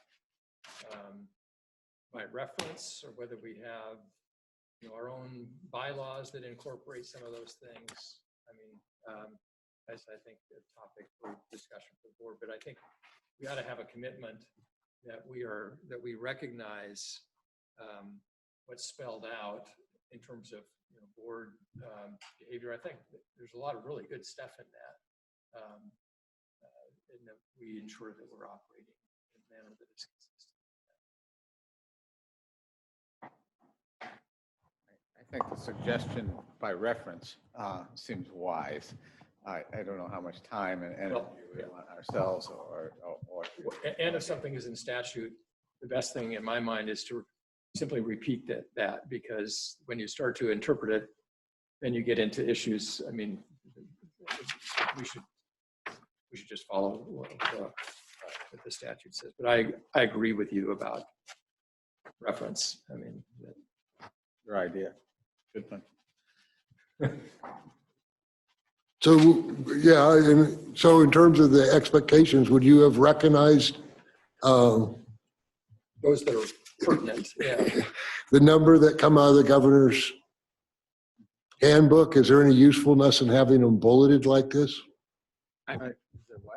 Is there any usefulness having them pulled into sort of a one-pager? I mean, I think so. For especially onboarding new board members, what is it? How are we going to do business? How are we going to? In fact, when I came on as a board, I was kind of expecting that, and I didn't really receive that. How do you operate as a board? I mean, it's a lens that you look through when you sit on a board, which is a little different lens. I mean, we're part of a team, right? I mean, this is a team that we're sitting at, and we make decisions as a team, and we may not all agree. In fact, we probably won't, and that's okay. We bring different points of view and different biases and different histories to our decisions and stuff, and that's all part of being on a board. I think one of the things that I like looking at these bullets. I like thinking about this. I relate a lot of this is my board work on a school board where we onboard school board members. Because a lot of times you bring on school board members who've never really sat on a board. They've really never been a part of something. So that's very important. But one of the bullets say, you're going to listen to all viewpoints and work as a cohesive group to create a forum of developing good policies and procedures and finding fair solutions to problems. And I think that's great. I think one of the things I don't really see here is, and one of the things that I think about as serving on a board is that I may not agree with the decision ultimately, but once the decision is made, I need to support it. I'm a member of the team, and I think that's an important lens I think to look through. But for myself personally, I mean, we're going to make decisions that I may not agree to. In fact, this happened this year, right? I mean, but once that decision's made, I think you have to support that decision to move forward, because that keeps the body moving forward. I mean, that keeps our board making progress and not rehashing things or not, pulling things back up. So that's the only thing I don't really see here. Is that, I guess. I just add that. Two quick things. First of all, I agree with you that something like this would have been helpful for a new board member, especially somebody who hasn't served on a board before. Because what I received when I was on the board of trustees for OSU was something like this, and everybody had it. Everybody kind of knew the rules of the road. So I agree with that. The other is the issue of supporting a decision once the decision is made. I would amend that slightly and say that we accept the decision that's been made and we move forward. I still may not support it, but it is what it is, and on we go. Yeah, I think it's the intent of that, right? I mean, support. I mean, it's really the intent. I agree. I mean, you may never agree with it, but you have to understand that effectively the team made that decision, and so anyway, that's. As we were talking about orientation, I think it might be good as one of the things that would be given to do new board members is something that's kind of calendar based. And this is what the board does every meeting. This is what the board does every quarter. This is, we have the Forest Trust Lands presentation every meeting. We, all the way.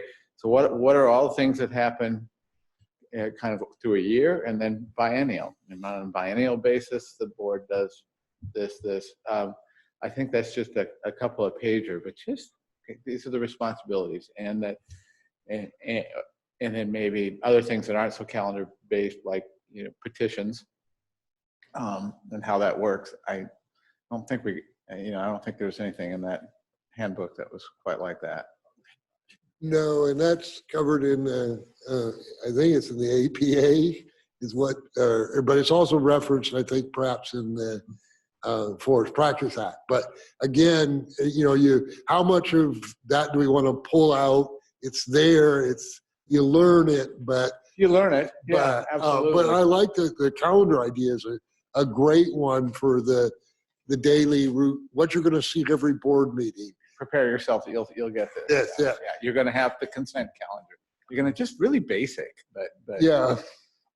And what that is. And I think that there is a document out there for your process for strategic planning and work plan development, which we just completed, that runs really from the active part is from September through today when you made the decision, which will set your work for the next 2 years within interim places to come in. And one of the things you've talked about as a board is having greater frequency of checking on that.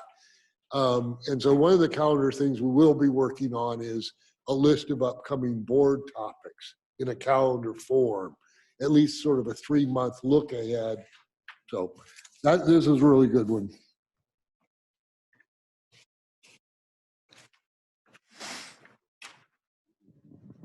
And Peter, I'd like to sort of chime in with Joe's. I think the one pager on the member expectations is really useful. It may all be in the governor's membership handbook. Yeah. But I have to tell you, until you told me when you said you'd drawn this from the governor's membership handbook, I didn't know that handbook existed. Well, and that's a challenge with orientation.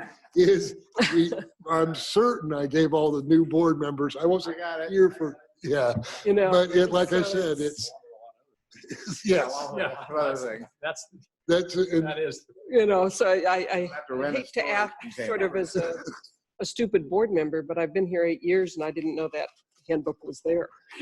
And again, I think that's one of the goals. I think that I think, Jim, you said you didn't want to create a lot of unnecessary policy, and I think that's important too. So I think that'll be something, and I don't think it has to be a lot. Yeah, Brenda? Just to clarify, what I think I'm hearing and what I was referring to is accepting the set of bullets that are from the governor's membership handbook, and we yet still have to discuss the expectations that came from discussions with board members. That would be, thanks. That's on my list for the next. Is that clear? Okay. Yeah, for the next steps, and if that's where you think you're ready. Yeah, sure. Great. Go ahead. Did you have something on the next one? I just wanted to make sure I knew what we were talking about when we said accept the recommendations. We're accepting the recommendations up to the item in italics saying this set of expectations are from the discussion.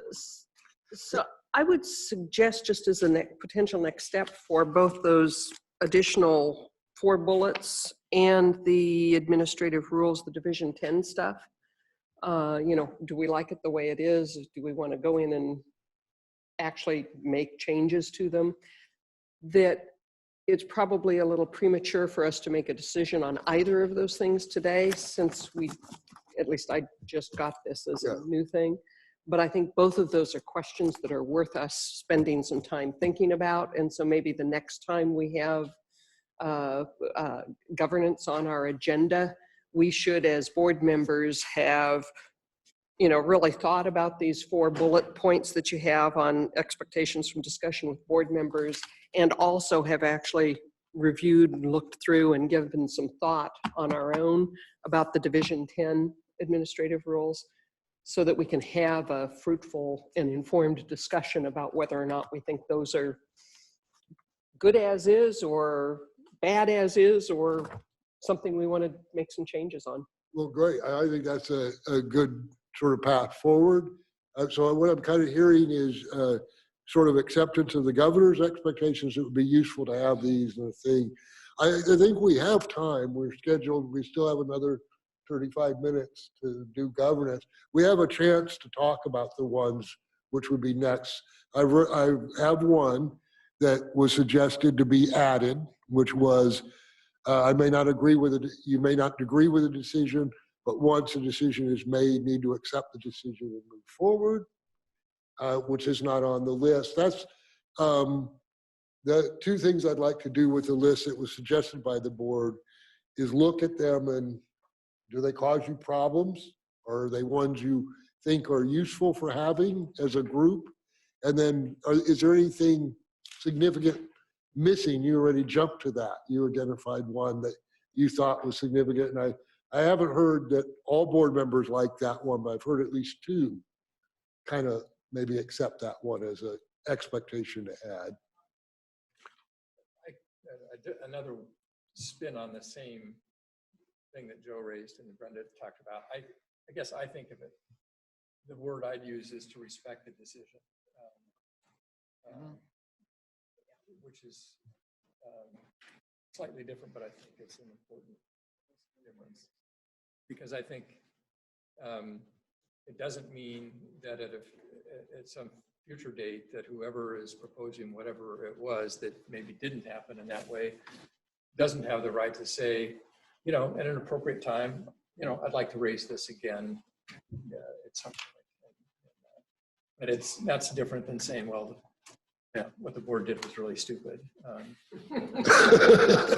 I would agree with that. Great, and just so maybe thinking about the process for the second ones, right now let's gather feedback, and then I'll take the feedback and recompile that. If you want me to, I'll recompile that list of board additions.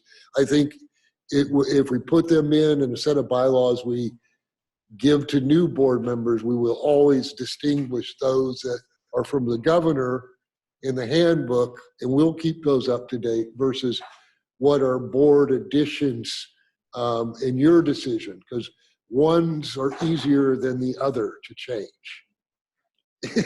Peter, a question on that is the ones from the governor's handbook, is that the complete list, or did you pick the ones you thought were most relevant?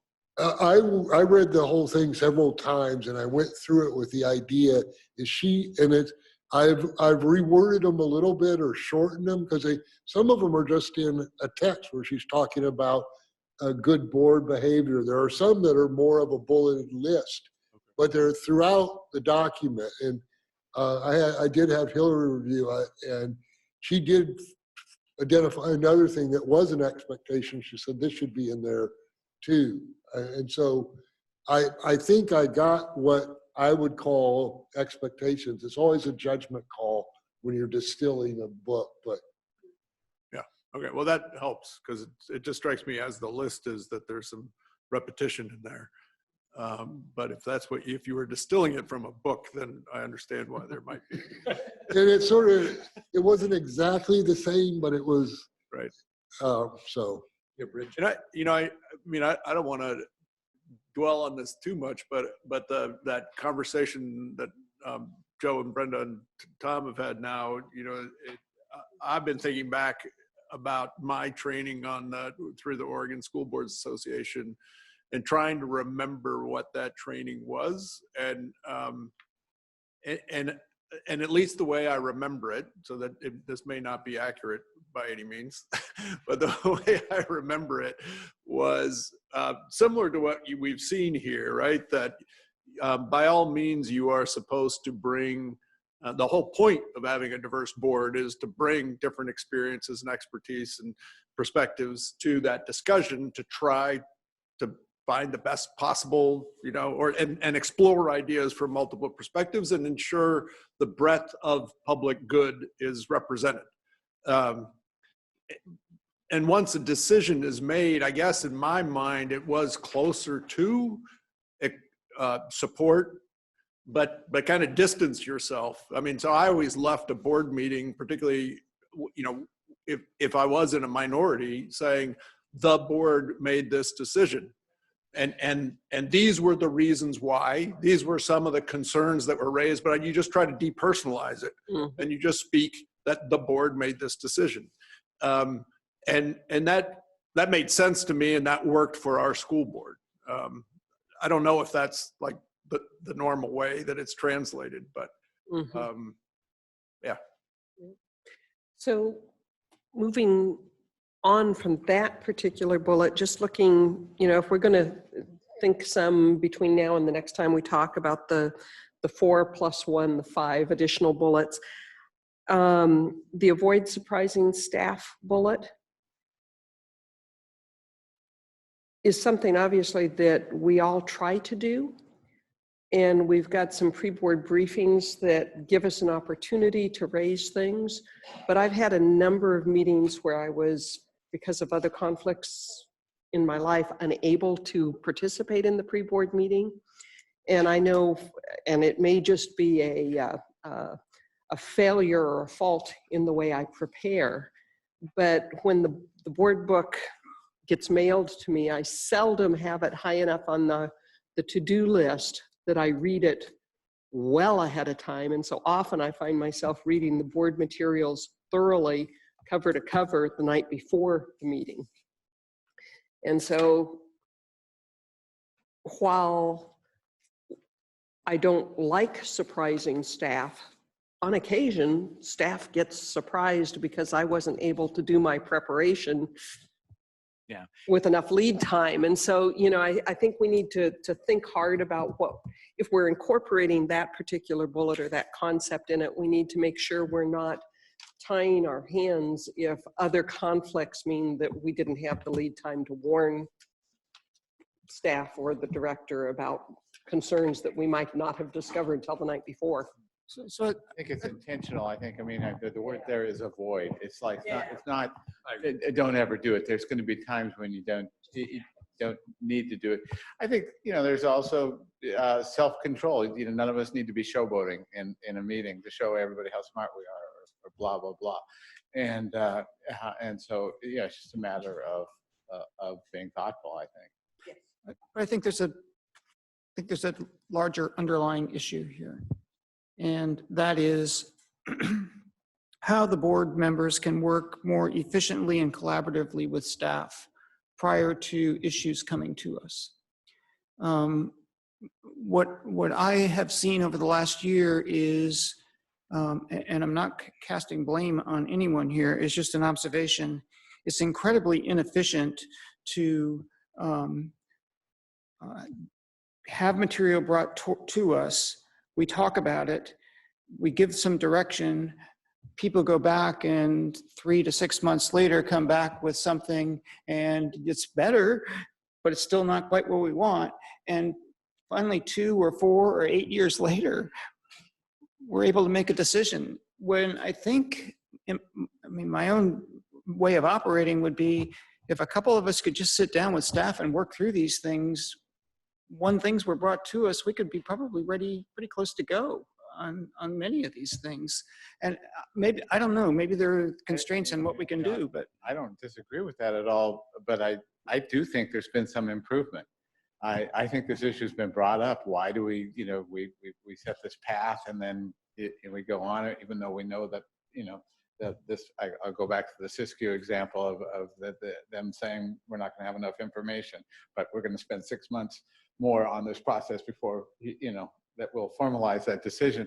And staff heard us and acted on that and checked back in. And also, I think there has been some improvement on that. And I'm pleased with things that I've brought up. The example of the last pre-board, I had complained, why not just have staff ask at the beginning, has everybody on the pre-board call had a chance to read all the materials? You and I were on a meeting or on a call and we both said yes. And we just, you know, cut about 45 minutes to an hour out of that meeting. So I feel like we're. I'm in violent agreement with you, Jim. I agree with everything you said. I just think, if we're going to spend some time thinking about how, you know, we govern ourselves or how we behave, I think we need to take a deeper dive into how we function as a board, working with the staff in the department, just to be more effective and particularly more efficient in making decisions. Yeah, but that's just my. Yeah, I mean, what you're hitting on is just communication, and I was the one that brought up this avoid surprises, and Cindy, it isn't. I'm not. I agree. Sometimes you can't, right? I mean, but it is really the intention is. I understand is I'm trying not to surprise anybody when I come and sit at the table. That's going to be a rare event or a rare occurrence. Yeah. So it's about communication. It is. And I want to recognize, I saw Liz sitting over there. I want to recognize that having some of us come to some of the discussions about the HCPs and the state forest management plan, I think that helped tremendously. The other thing that helped me a lot was getting out in the field with you and Brian and Mike that day. Those sorts of things can go a long ways toward making us kind of understand where everybody's coming from and making decisions much more quickly. I think that's a good idea, and we have subcommittee processes, which were, I think Tom intended those as a way to be more efficient.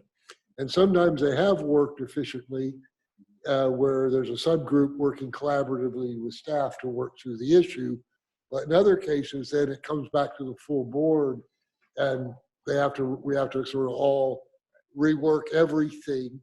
But I think that's something that I've made a note to really, how the board functions, how the board works. What I said was how board members work more collaboratively with staff. And that's a process that, and it's sort of you said we need to spend some more time on how we're going to function and get our work done. And I think that's something we need to, I think, have a further topic on. So that's a different one. I think, to me, some of that question that Brenda raised, and I appreciate the importance of it, goes back to getting clarity on the direction that we're giving, right? That we're not vague in the original direction, because I think that's started the problem. But I appreciate, Peter, you referencing the subcommittee process, because I'm also, the general point, which is like 1, 2, 3, 4, 5, 6 bullet points down on the long page, that the authority to act is granted to the board as a whole, not to individual members. It like ties to, if we're going to work collaboratively, it needs to be a structure and a process, right? That's tied back to the group as a whole. Well, yes. Well, I don't think anybody is suggesting otherwise. We also have to be mindful of public meetings requirements and not be making decisions in a way that's inappropriate. I would have a comment on that, because I think that was one of the caveats very early on in education. Be very careful about that public meetings law. And I think, but then meeting with you, Peter, you were just saying, why don't you just call me once in a while? I mean, going back to this communication issue, and I found that I was being too hesitant to call Peter or Liz or whatever. I mean, the public meeting law does not stop us from doing that kind of thing. And I think what it does stop is an ad hoc group of 3 people meeting with staff and then saying, well, we'll do this. Now, it's fine to have that meeting, and it's fine to suggest things. It's not fine to make a decision. But I think that's the key point. Yeah. I mean, if 3 out of the 7 of us meet with staff and discuss an issue and come to some agreement that this might be a good way to present it to the board, then it's probably going to have a higher chance of being successful than if nobody met with the staff and they bring something to the front of the board. Yeah, and I'll just be honest, we've seen that work and we've seen that fail miserably in the past, not with this board. But I do think I do think what Neil said, I think some of the problems that we can have with staff is when it's a really difficult issue and there actually really isn't anything resembling agreement on the part of the board, there is a tendency to say in a fairly vague way, well, go spring some magic something on this and come back to us. And I think that's what can be frustrating staff, because they really haven't been given much direction. And one thing we should do about that is to say, is to actually ask, do you understand what we want? And let people say, no, we don't really know what you're talking about. We don't understand what you want. And kind of getting ourselves clearer about what the request is, which is not always an easy thing to do, because there isn't fundamental agreement about it, but we should be able to decide what we want to be brought back as a result of that. And maybe it's a couple different things. But I mean, I know we've gotten into this situation over various times over at least the years that I've been here, where, and you know, sometimes you get a little worn out, and it is kind of, yeah, bring something back that we'll all like, and we don't know what that is, you know. So the one other thing that is, you know, is the role of the chair of the board. We're not speaking to that, you know, beyond running the meeting. Are there any other expectations about the roles, responsibilities of the board, or how other board members bring issues? Right now, it's all bringing them to you. And what is the role of the board chair? And so what we do have, I think, is the board, under the provisions of 526.009 sub 1, chairperson has the following powers and duties. The duties of a presiding office is prescribed by the Roberts Rules of Order. The duty to appoint standing and ad hoc committees pursuant to another law, cooperation with the state forest, the duty to determine where board meetings are held. And Tom does all those things. I don't know what what all the duties of a presiding office, I just running the meeting. When they say powers, it really eludes me. I think I will make a note of that, but. But I'm just, you know, like, you know, to the degree that there are concerns about our governance, our operations, to what degree are issues. Is it our expectation that any of us are communicating with the board chair, right? As a matter of course, about concerns about how we are functioning or about how you are performing? Well, so I assume maybe you all know that if you tell me something, I usually tell Tom, and if you tell Tom something that's it's relevant, I'm the board secretary.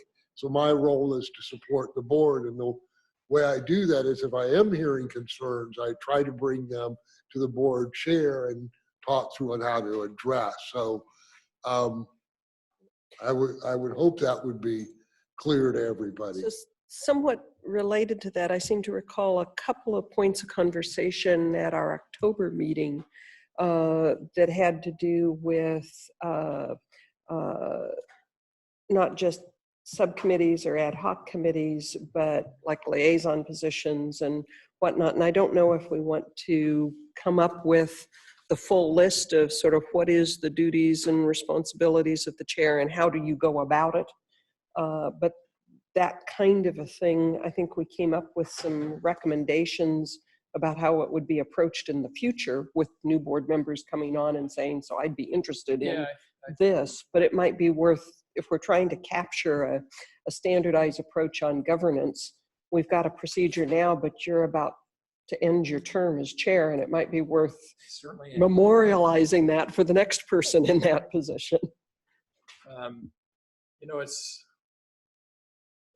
think some about this because in Oregon State, our system of boards and commissions, there are some boards and commissions where the governor appoints the chair, and there are some boards and commissions where the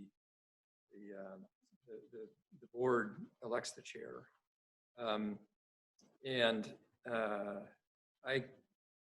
I kind of go back and forth between what I think is a better way to do it.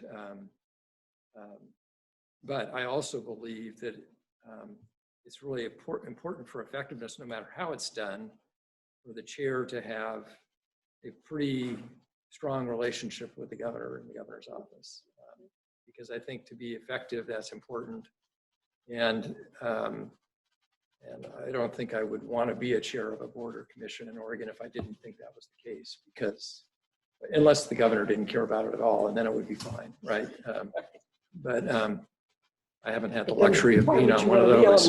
Well, I mean, there are some important things done that way, but where, you know, you more or less have the responsibility. But I mean, I think this is not a bad thing to think about. I think, for example, it would be a good idea when somebody's coming on the board to say, and we have these liaison positions, and if you have an interest in one, let me know. Now, I still think it's what the chair has to be thinking about as a multiple, what's going to be the right fit and how does that work within the board. But I think getting people to express their interest is a good idea. So I'm not sure what other things might be like that, but and those interests can change over time as well, obviously. So, and that's clearly a responsibility of the chair that's not enumerated in the administrative rule that you just read. Well, I haven't gone back and looked at Robert's rules to know what it may be listed in there. It's not in Robert's rules. Oh, okay. So that's all about parliamentary procedure. All right. So, and some of them, it will vary. Oh, sorry. Some of them, one of them's in statute. So the OWEB thing is in statute. The legislature has assigned that role. The DEQ is a board created liaison. The audit committee is an external organization that says if you have an internal auditor, it needs to have a board member. So it would probably be good to have, and I just wrote down that a procedure for assigning liaisons in other positions. Because we have one, but we haven't documented as like another governance process to sort of work out. Yes. So this is just a suggestion, not something that think everybody's going to agree with. But Liz, can I put you on the spot for just a second? It'll surprise you. So if you had a question regarding the revised forest management plan, and you wanted to go get some input from one of the board members, how would you decide who to go to?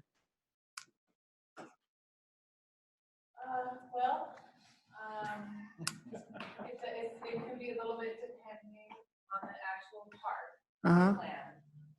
But the main approach I'm trying to take is the main ground.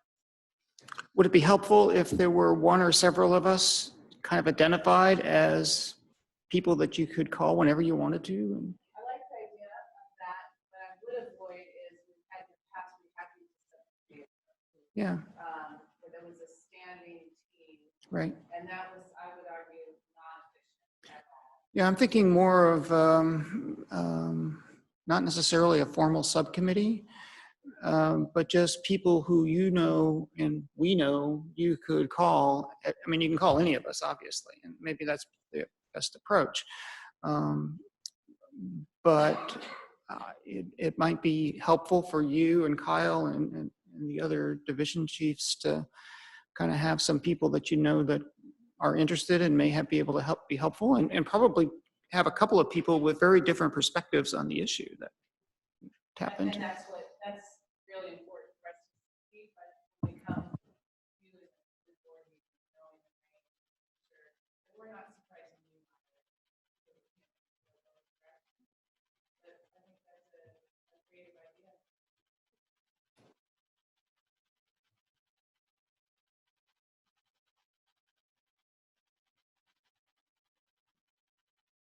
All right. Can I bring us back to task, kind of where we're at? We've talked about avoid surprises. We had another suggestion for agreeing with the decision or respecting a decision. There are 3 other bullets. Any feelings on those?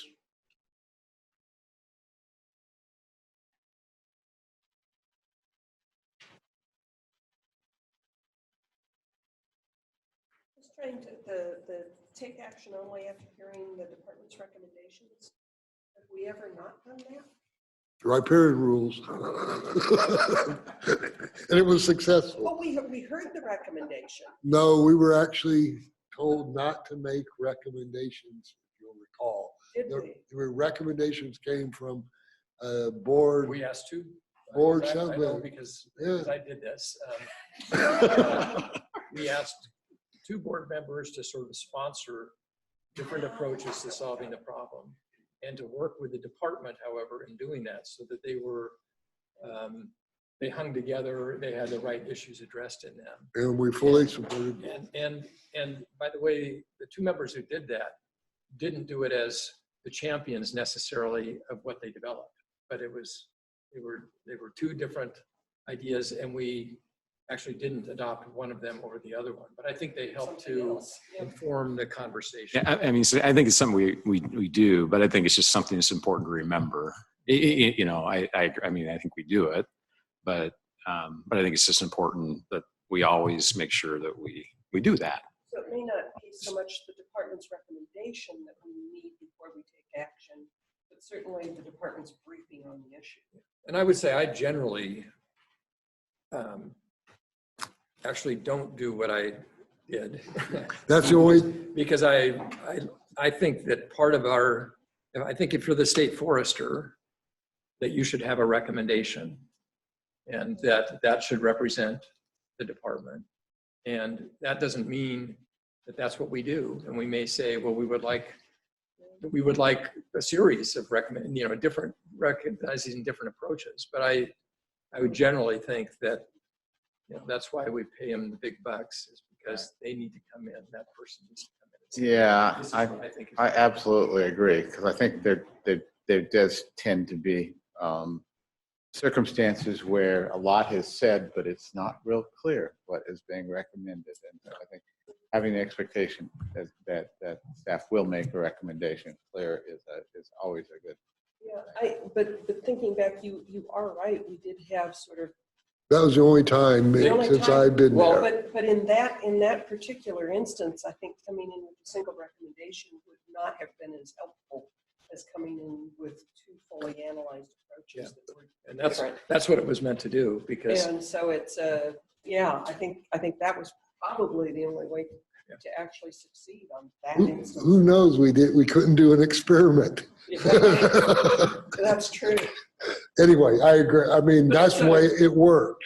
It did work, and so I maybe broaden the language. Sometimes, most of the times, I think we do hear a recommendation, but in that instance, we heard a lot of very good information from the department, but we heard choices. We clearly articulated choices. Well, I think we did say, make a recommendation, make a decision. Yeah.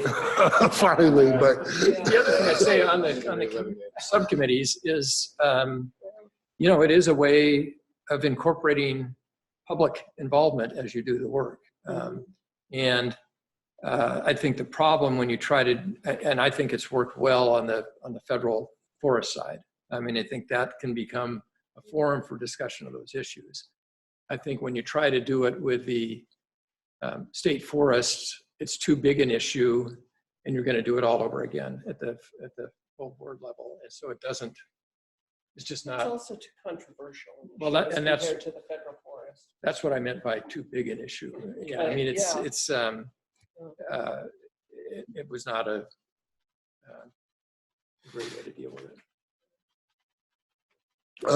Okay, great. I was new. I'm kind of hearing, I'm not asking for a decision at this point. Right. We have 5 minutes, but I didn't hear, you maybe want to do some nuance to that one. What about respect the right of board members to have differing opinions and ideas in developing policies and finding solutions to problems? Is respect the right word? We should have. Okay. I mean, that's why we're a board. I guess the only comment I have on that is that trying to get at something different than what we've already got up in the bullets from the governor's handbook. I didn't see something, well, maybe it's the same as listen to all viewpoints. Yeah, that was kind of my. So is it redundant then? Great. Yeah. All right. One less to maintain over time. Understand that the board sets standards for the department through board policy.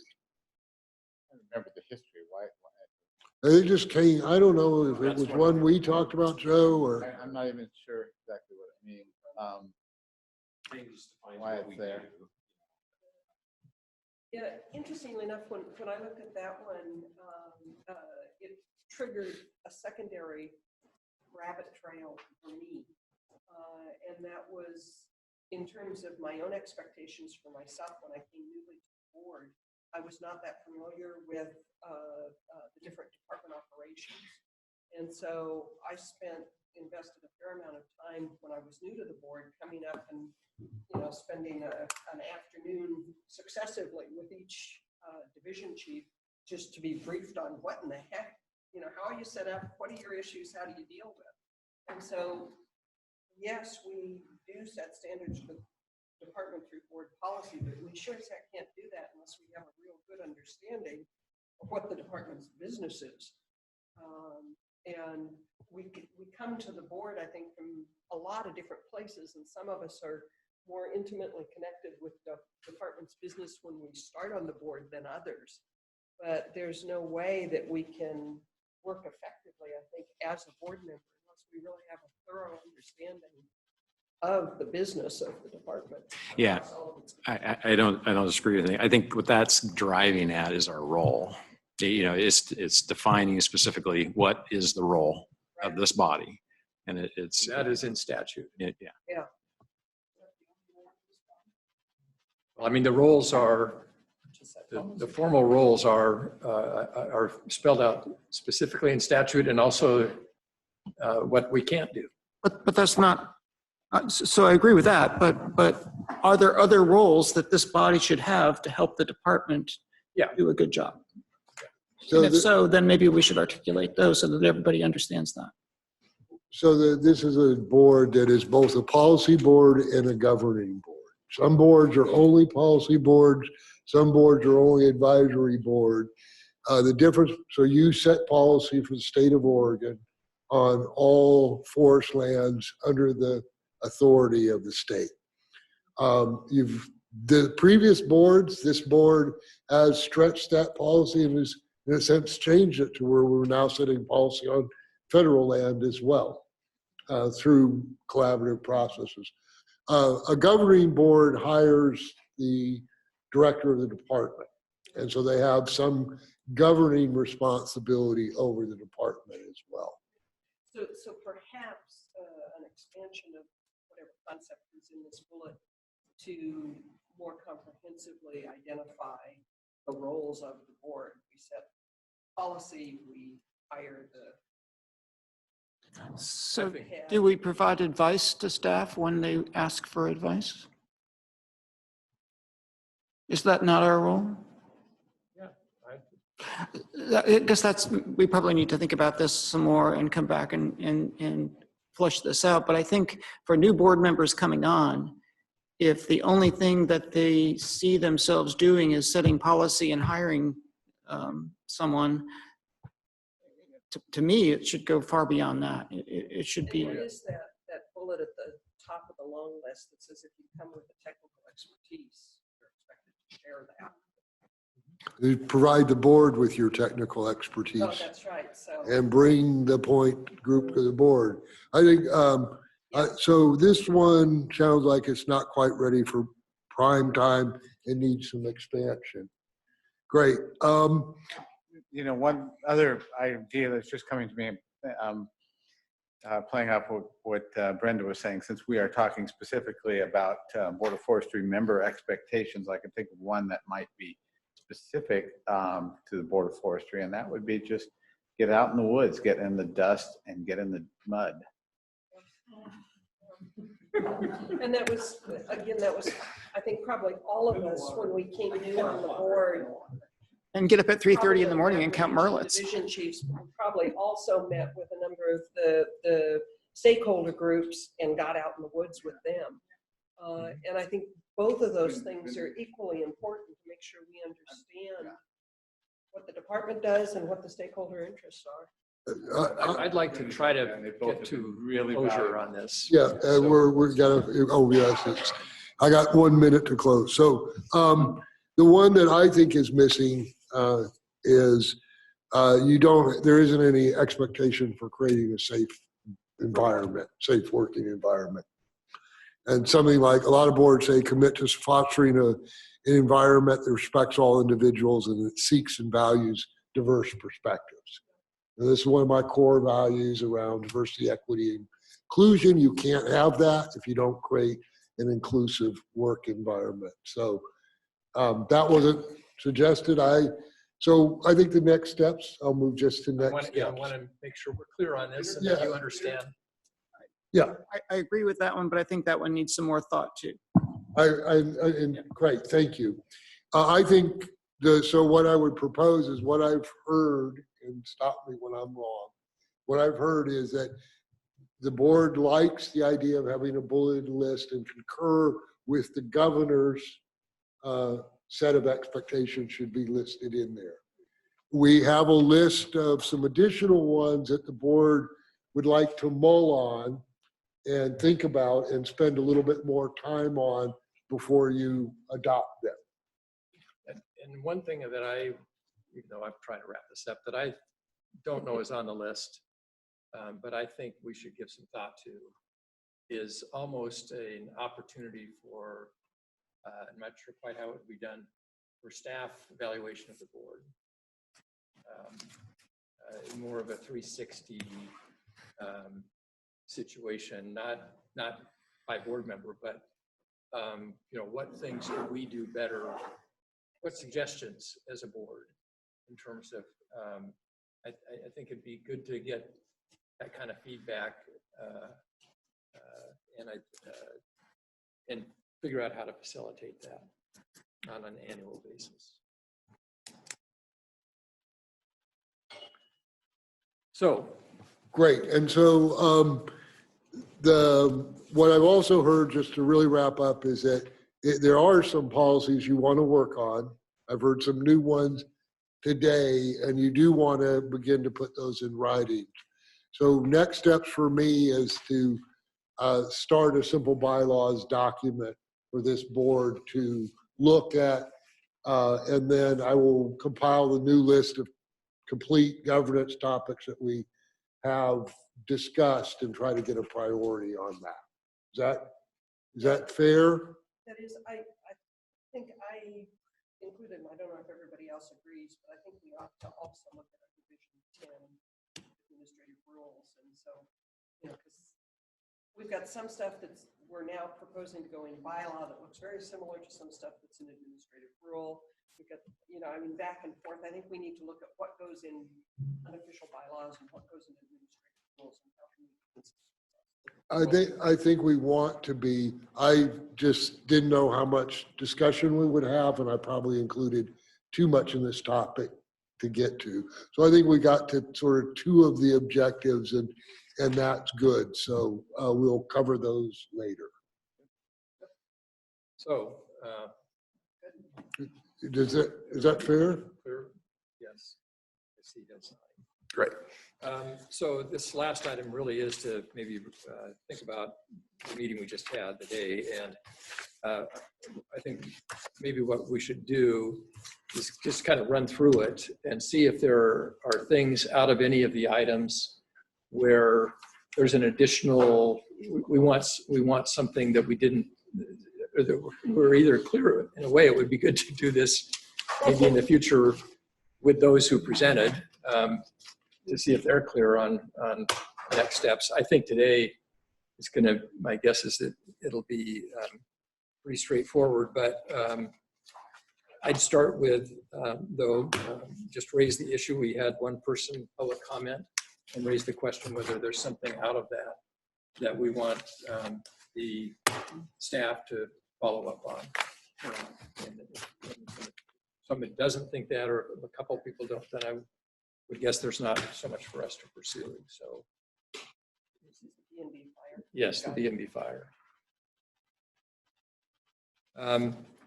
Okay, we had a board works plan discussion, which we approved, and we're going to get more on that. I mean, we already set up a follow-up mechanism as we did that. So, yeah, the only thing I have to add on that is obviously as soon as the legislative session ends, we will know whether or not anybody shows back and does any business. And I assume that they're unlikely to come back and do any business. And as a result, there may be some adjustments to the work plan that we want to get on right away rather than down the road a little bit. So I don't know. It just kind of depends. So we would want probably at least in state foresters' comments Yeah. At the next meeting, because that will be post-legislative session. Yeah, because there's a lot of potential decisions that could be made if they were there doing business. If they're not there doing business, it's kind of a so now what? Yeah, and I think that I will be contacting you probably before that with some sort of email around that, because there will be critical potential financial consequences, and I'll be probably focused on that pretty heavily, given that the general fund is running out.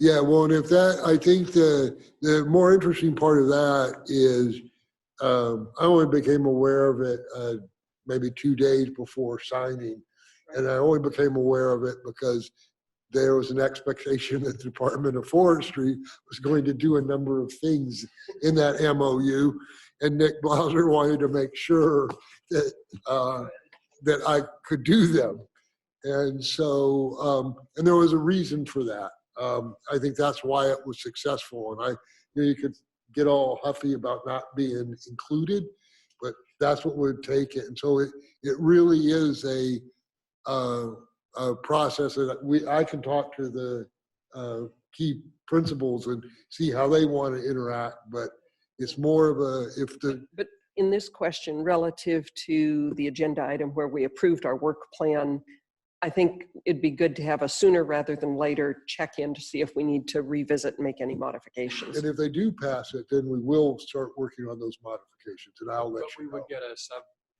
post-legislative report. Yeah, and it would touch on that. Another item, we approved the legislative concepts to be submitted. And the next step is,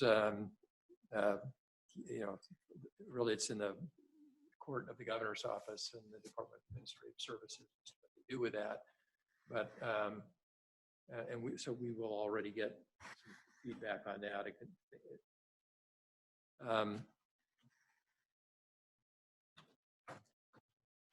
We don't need follow-up, I don't believe, on the Forest Practices Operator of the Year awards. Well, I think it was a nice event. It's a good thing to do. FTLAC,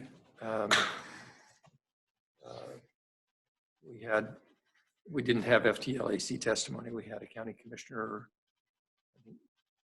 clarify his perspective on some of the issues that we're dealing with. I don't know if I don't see but if somebody has an idea about that. I think the smoke management presentation was really good work, and we will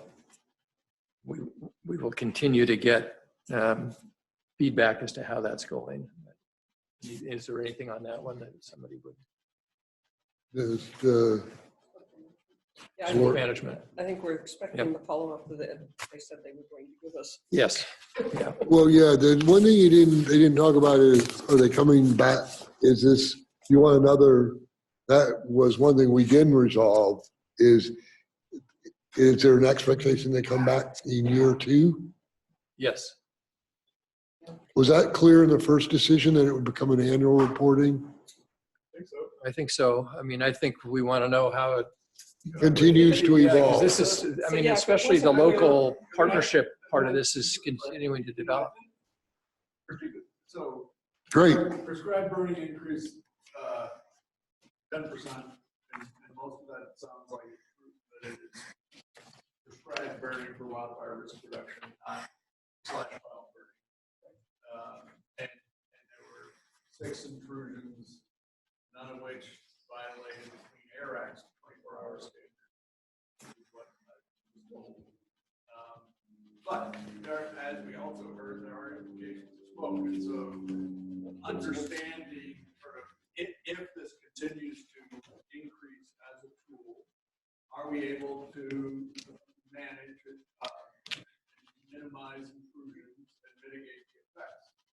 I think that's what we asked when the rules were passed, that we were going to continue to monitor that.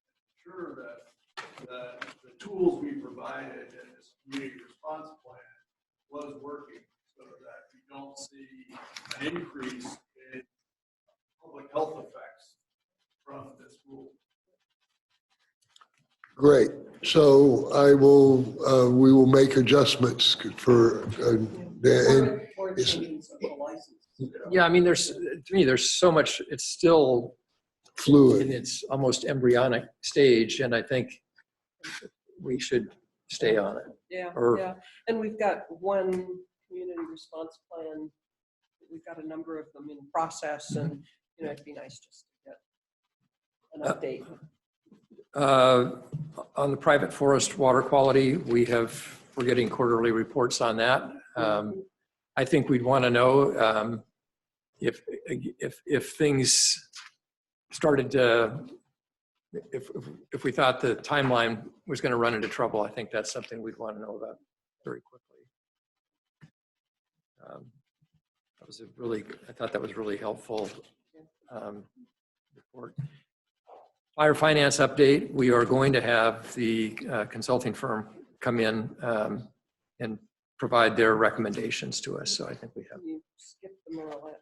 Oh, yeah. But yeah, we already are going to have them come back, yeah. there was a request Did a in good the job. public testimony. Yes, there was from. Or to have Fran, have a session on the protocol. Is there a follow-up on that? Yeah, I think it is a good idea. I think it's a good idea too. I think the Pacific Seabird Group, some representative of that should come in, but I think it would be helpful to have that group testify at the same time that either Matt or Jim or one of the other team members does, because their data are suggesting that maybe the techniques that have been used in the past might not be as good as they could be. Yeah. So I think having both perspectives there at the same time. Nick's a member of the Pacific Seabird Group. There's the Pacific Seabird Group, and then there's a subcommittee that's looking at the stats for using those data. And so I agree, it'd be great to have that subcommittee here as well.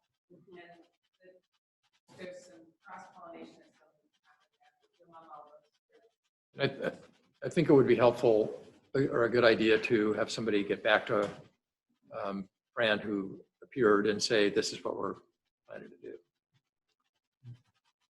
Oh, do you know Fran? I imagine there's a to-do that'll show up. I will make a note. So Marble Murelet, so you just adopt your work plans and you're changing them already. Way to go. No, that's good. It's actually, that may be with private force.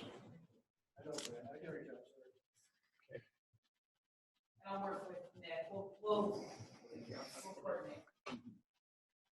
And Brandon, just to follow up there, you're thinking how them kind of all happen around the same time. I think if you get the different perspectives at the same time, then there might be a conversation among them that would help clarify. Yeah, I agree. I think that's good.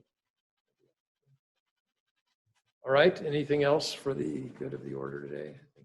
No, the only thing, I appreciate that you did the fire finance update. I think it was a very good presentation. I think it was important. And I look forward to hearing more about how we're catching up and then fixing systems and being ready for large fire seasons. Wanted Yep, thanks. to go back Thanks. to the MOU. Peter, I heard you at one point say that if it did get through the legislature, that you would want to do some sort of ceremony or something to honor and bring in here as many of the principals as we could. And so I would just say myself, if and I hope it happens. And if it does happen, I would love to see something like that happen in our next meeting, or when appropriate, and maybe you guys could prepare a proclamation or something that would be, and we could adopt that at that time. I'm assuming everybody would be on board with that idea in that case. So just to be clear, if it does go through, the MOU commits them to coming to the board to tell you some things.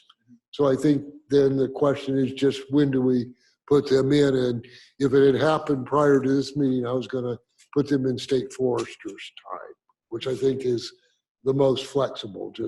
I think it's important enough to where we would invite them up. And so I will add the proclamation bit. And I guess if it doesn't go through, it was such a monumental step that was taken. I'd like to hear sort of what Plan B is, so that we can take advantage of the agreements that have been reached. And is there anything that the board can or should do to help facilitate that agreement going forward to produce something? That momentum not being lost. I don't know how to answer that question. Well, I think it's a governor's office. Yeah. I think there's a plan. Yeah.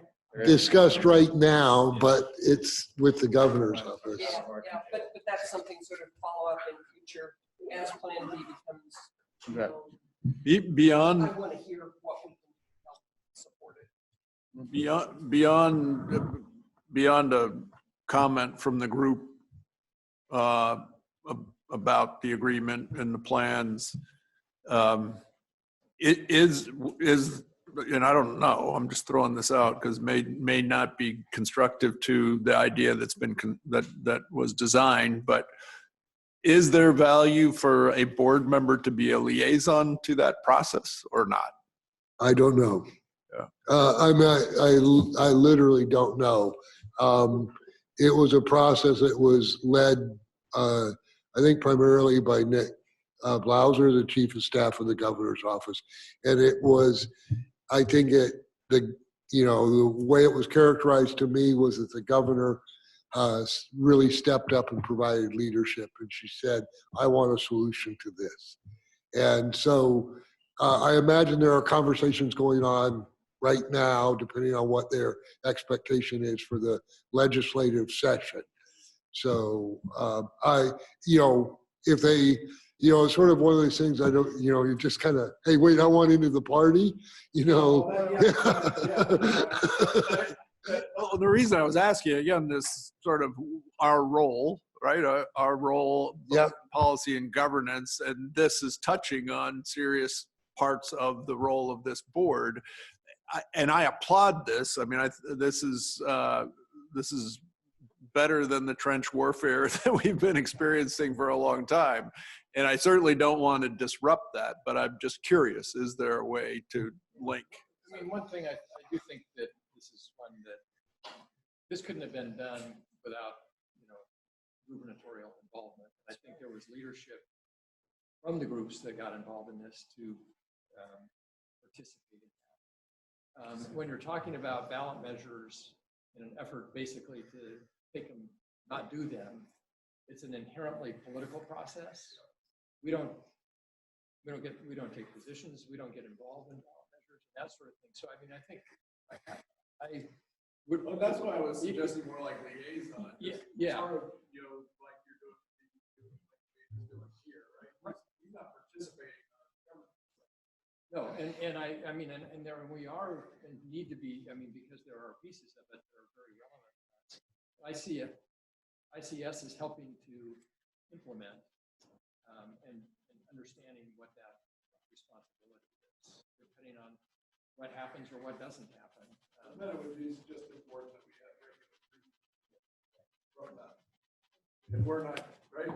Yeah, and I just really don't know the answer, but I will, the next opportunity talking to the governor's office, I will put that out. I think I hear what you're saying, and what I'm really, is there a way the board can support this process is what I'm hearing. I think that's sort of back to your invite to the party analogy. I don't necessarily want to be invited to the party, but if there's some snacks I could bring to keep the party going, I'd be happy to. Yeah, I like Mill's suggestion, and I would encourage you to have the governor, Nick or someone, ask the principals in this group how the board can help support them and whether a liaison might be helpful. okay. Now are we I think we are. Thanks. So was this 15 minutes, last 15 minutes useful? I think it's Very. Yeah, great, thanks. And I really liked the way we did it going through the agenda. I thought that caught a couple of things we might not otherwise remember.